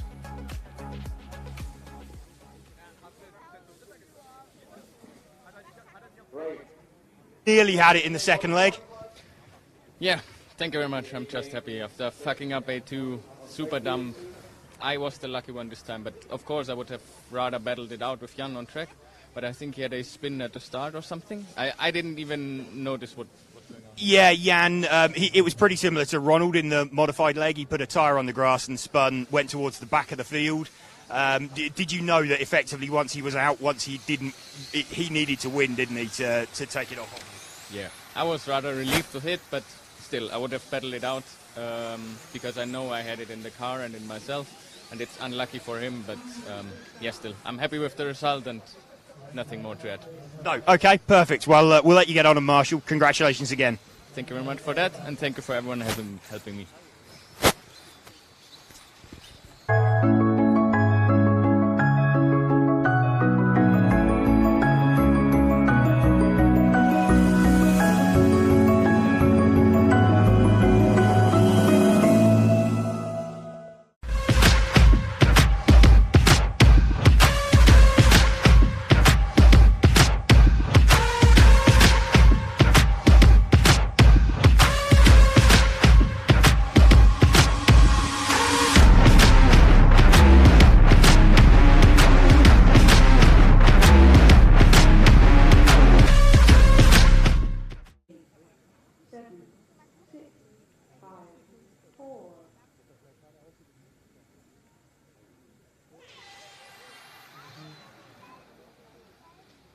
Here we go. Third time, Benjamin Javira leading the rest of the group for the first lap. Now we are flowing in second, Karen third, Tomasova in fourth. 4 minutes and 35 seconds still to go. And we're into modified now. 3 races left to go of this European Championship. This is modified C final, the third leg. And we'll be going right the way up to the A final, third leg, where we'll be deciding the rest of the podium positions. Yep, back in the booth now. So, like Matt has just said, sorry, it took a little bit longer to fight my way back. There's a few crowds now that people have finished racing for the day. There's a few more people stood around the outside of the track, just taking in the atmosphere. Now they haven't got cars to prep, so a little bit harder to make our way back into the booth. But we're there. Ben Jabira out in front of this one. Let me just check what he did earlier. Got a feeling he's won 2 legs already. No, he hasn't. Dai Sakaguchi has won first 2 legs. Dai currently running in 3rd position at the minute.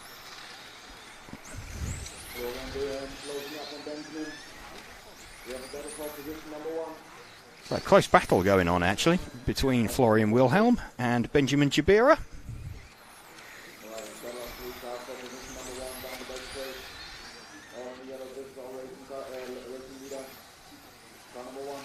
Benjamin is the yellow car with the black sides on it. Florian Wilhelm, the white. There's a slight sort of green flash down the side of it and mainly yellow at the rear. And Dai Sakaguchi is a bit late to the party, but he is the orangey red coloured car just at the back of that shot. So there's 1, 2 and 3 all together as they cross the line. Less than half a second between them. So even here, last tail end of the day, tail end of the week. Some fantastic racing we've seen here. Crowned 3 European champions. Got a European Cup winner. Everybody from TQ as well that we noticed. It was pointed out to us earlier. Dai Sakaguchi up into second position, now winding the pressure on. Dai having taken the first 2 legs already. 2 minutes to go. Just a tighter line underneath.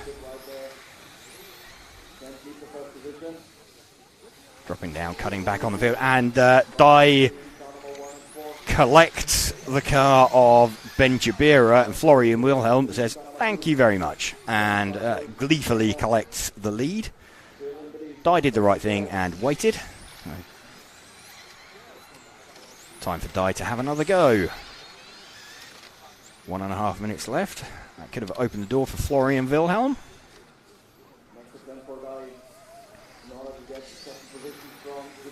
There we go. That's what he was trying to do. Dai Sakaguchi up into second place. Practice makes perfect. And I'm not sure what Ben Jabira was doing there off the end of the main straight. Turned in and the car just did a series of donuts. Would possibly indicate lack of drive to one side at the front. Maybe he's had a drive shaft failure or broken a spool out drive on that one. Here comes Dai on Florian Wilhelm. 0.2 of a second. So Dai had the lead very briefly. And Benjamin Jabira still running in third position. So maybe not a car failure if he's still able to get round. 30 seconds to go. Dai Sakaguchi, the second of these 2 cars in shot. He's the mainly orange colour car. Florian Wilhelm just out the front of your shot. Less than 20 seconds to go. Florian looking like he's really struggling now for traction. Really tightening up.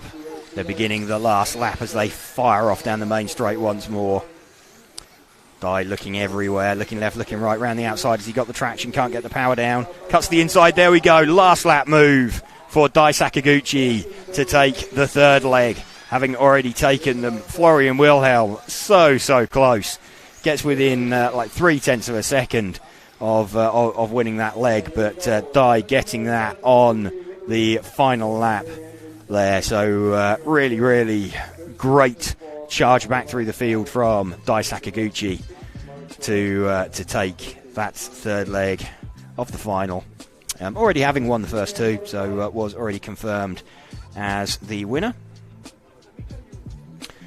Obviously we had earlier on the Spec A final up there, so a bit of a chat with Simon Lauter after that. Apologies for any language, but I think you could see the relief on Simon's face on there after he knew what was going on, but so focused was he that he wasn't aware of exactly what had happened to the car of oh really?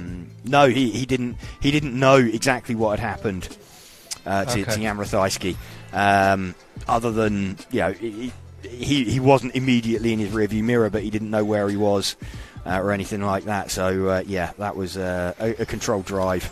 Like I said, he'd have liked to have fought it out in a battle, but he's not going to turn down a gift like that. So he knew what he needed to do, and he did it. What did happen to Jan? It was pretty much the same as Ronald. He put a tyre on the grass and span and ended up at the tail of the field, and then I think he got involved in a bit of sort of door handling, I think, coming back through the field, and he stopped after a couple of laps. Whether there was some damage to the car or whether he just realised that he wasn't going to achieve the result that he needed.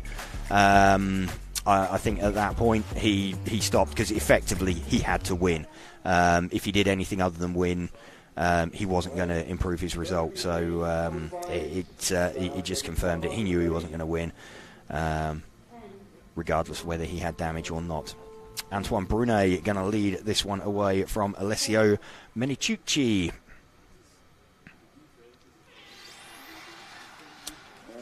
So Brunet and Remy Callins are the 2 drivers with leg wins. Menicucci conveniently spins off So Remy Callens now up into second position. Antoine Brunet well away out in front. And actually, if we remember back to last time, he looked like he had it in his pocket again. He had quite a big lead and span it away. Christopher Krapp finally puts in an appearance in the top three of this final. Has been he's been sort of absent all day, though I'm just seeing out the corner of my eye. Has he crossed the line? No, he's still third. I've just seen a car that looks suspiciously like him in the fence. But we're watching Antoine Brunet out in front of the shot with the all-white coloured car. Remy Callens, main car in focus. White front, yellow rear. Charging round the circuit. This is the leg number 3 of the B final. One more race after this, which will be the A final. It's already been decided.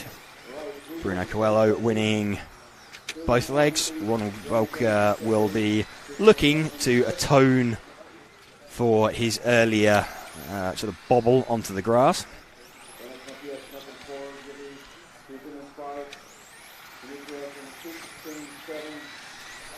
And on its roof from Remy Callens. Chrissy Krapp then will move up into second position. Has he finally got his car sorted for the last race? Oh, that's... there's a lot of us who have done that over the years. Had an absolute nightmare weekend, and the last run of the weekend, something just clicks, and it just comes together, and you have the car that you wish you had at the start of the weekend.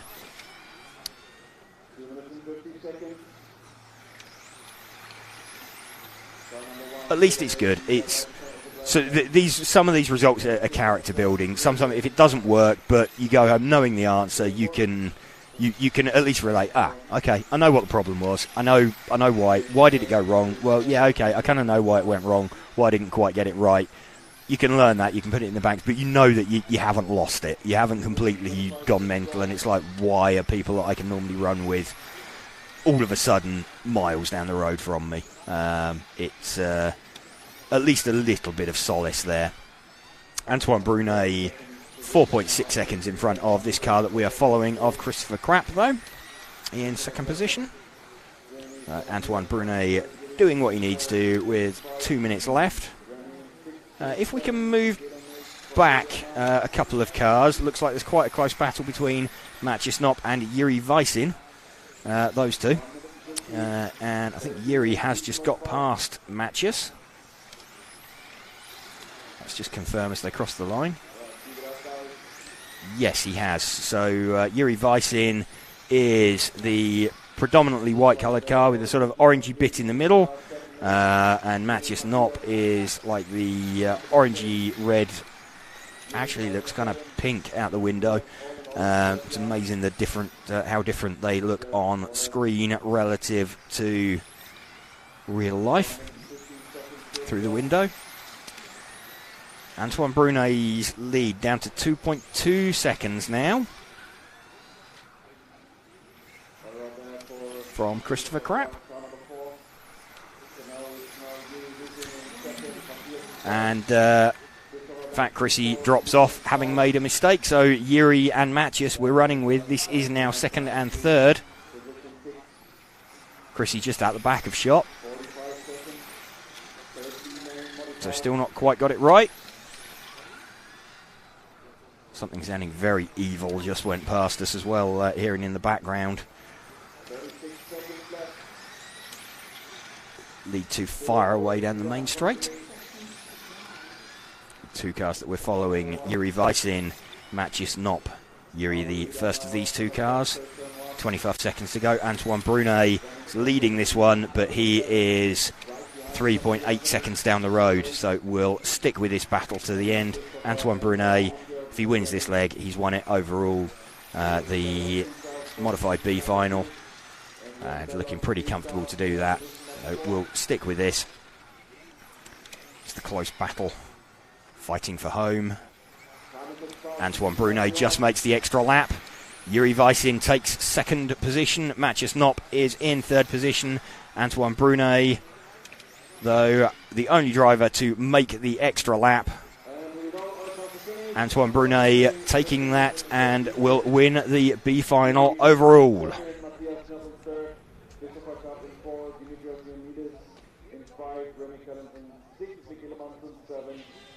Chrissy Grapp straight off the rostrum. Wants to see the end of this weekend. Can't come soon enough.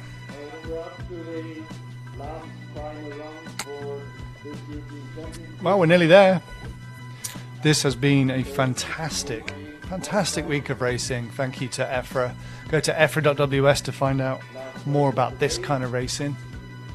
And thank you to Monaco RC for being the title sponsor of this event. Just one final left to go where we decide the podium and how everything else stacks up behind Bruno as taking the spoils of modified. Absolutely. So Bruno not up there on the rostrum. So we currently have Michal Orlovsky with a 2 and a 3, Mark Reinhard with a 3 and a 5, Eric Dankel 4 and a 4, Ronald Volker a 2 and a 7. So we'll start doing some mental gymnastics later on once we see how this pans out. Ronald giving the thumbs up. He's just had someone brush the track on his grid spot.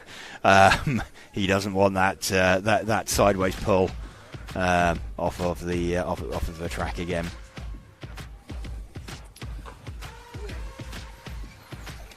Here we go. Cars released out onto the circuit. We already know Bruno Coelho's the winner. Michal Orlovsky, very good position to hold on to second overall. Ronald Volker, though, he's got clear track in front of him. He's now de facto pole man. If he wins this leg, that'll get him down onto 3 points. That will trump Michal's 5.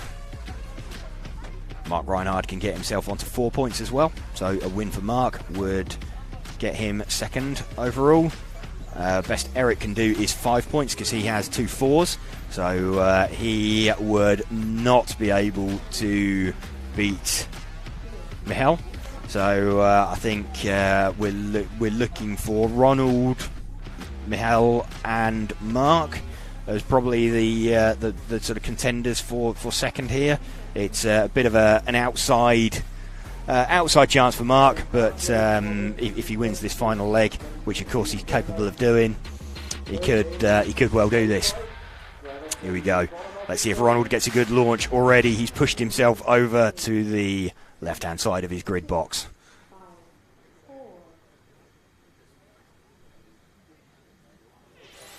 And that looked like a jump start from Eric Dankel. Michal Orlovsky tried to go around the outside of Ronald Volker, didn't quite make it. Ronald will be incredibly relieved, maybe a little bit tender on the throttle application, just squeezed it smoothly like a tube of toothpaste as he came off the line, just not wanting to spin it up onto the grass. Ronald Volker holding on to the lead from Michal Orlovsky. Eric Dankel is down at the tail of the field. I think he's being called in for a stop-go because of that jump start, quite possibly. Mark Reinhard lurking in third position. So remember the 3 drivers we said we needed to watch out for. They're at the front of this final. Ronald, if he takes this, will take second overall. Michal, if he takes this, will be second overall. Mark would need to win this to get himself really to hold on to his place on the podium. Front 2 look to be going away very, very slightly. Michal crawling all over the back of Ronald. Has a look around the outside, has a look around the inside, down the main straight once more. Michal Orlovsky trying to find his way past Ronald Volker. Cuts to the inside.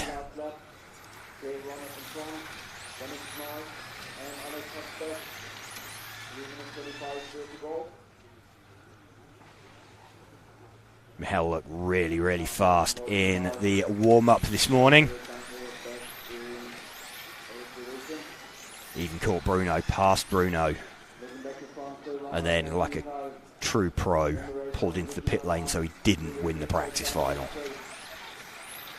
Bruno broke the curse of the practice finals, though, by taking the win in the practice final and taking the win in the first 2 legs after a mistake from Ronald. Ronald, who's still leading this one under immense pressure from Michal Orlowski.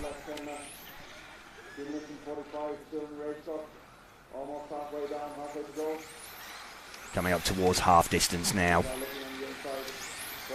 It's going to feel like a very, very long race for Ronald. Mark Reinhardt still in third.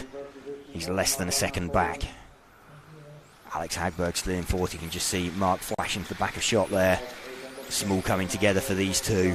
I think realistically that's what it would need to get Mark out into the front. It doesn't look like he can quite drive up to them on pace.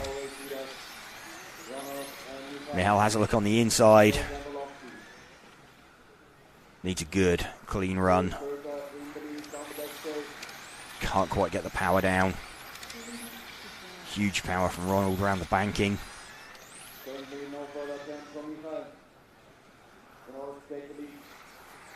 Michal has a look on the inside. Has he got a run here round the outside of the banking? Ronald parks it on the inside. He can't do anything about it.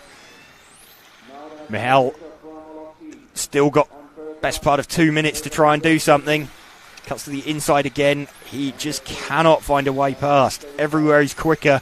Ronald is parking the car on the apex.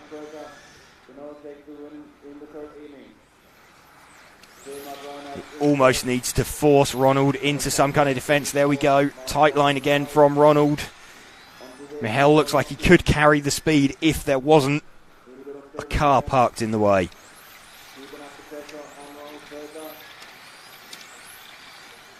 Ronald looks to have stemmed the flow very slightly. Little bit of a gap. Up to just over 1/3 of a second into the final minute of track action here from Türkheim. Here this weekend we are watching Ronald Volker. We are watching Michal Orlowski. Off down the main straight once more.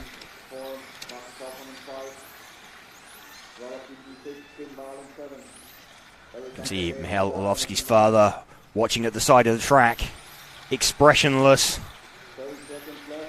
as his son tries to chase down Ronald Volker. Last 20 seconds. They're going to have this lap plus one more. Ronald looks to have done what he needs to do. Mark Reinhardt still running in third position. It's a valiant effort, but they're on to their final lap now, and it looks like Ronald has done all he needs to do to stem the tide. Let's just see as he comes around to cross the line. So Ronald Volker will cross the line, win the third leg, and take second place overall. Michal Orlowski in third position. There we go, an embrace between the two of them. Between Ronald Volker and Michal Orlowski.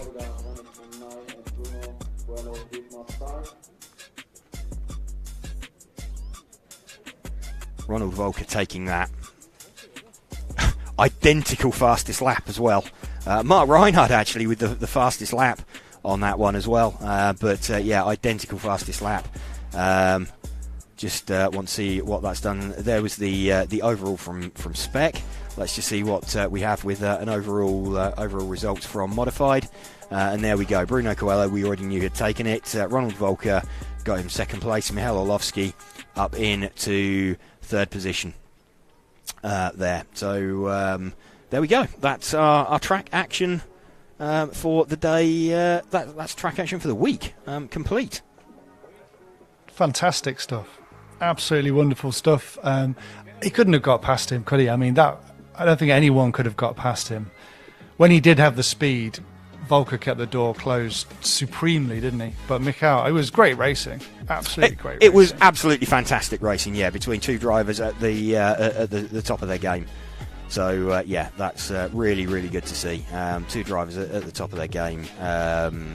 Just a straight, clean fight, clean battle.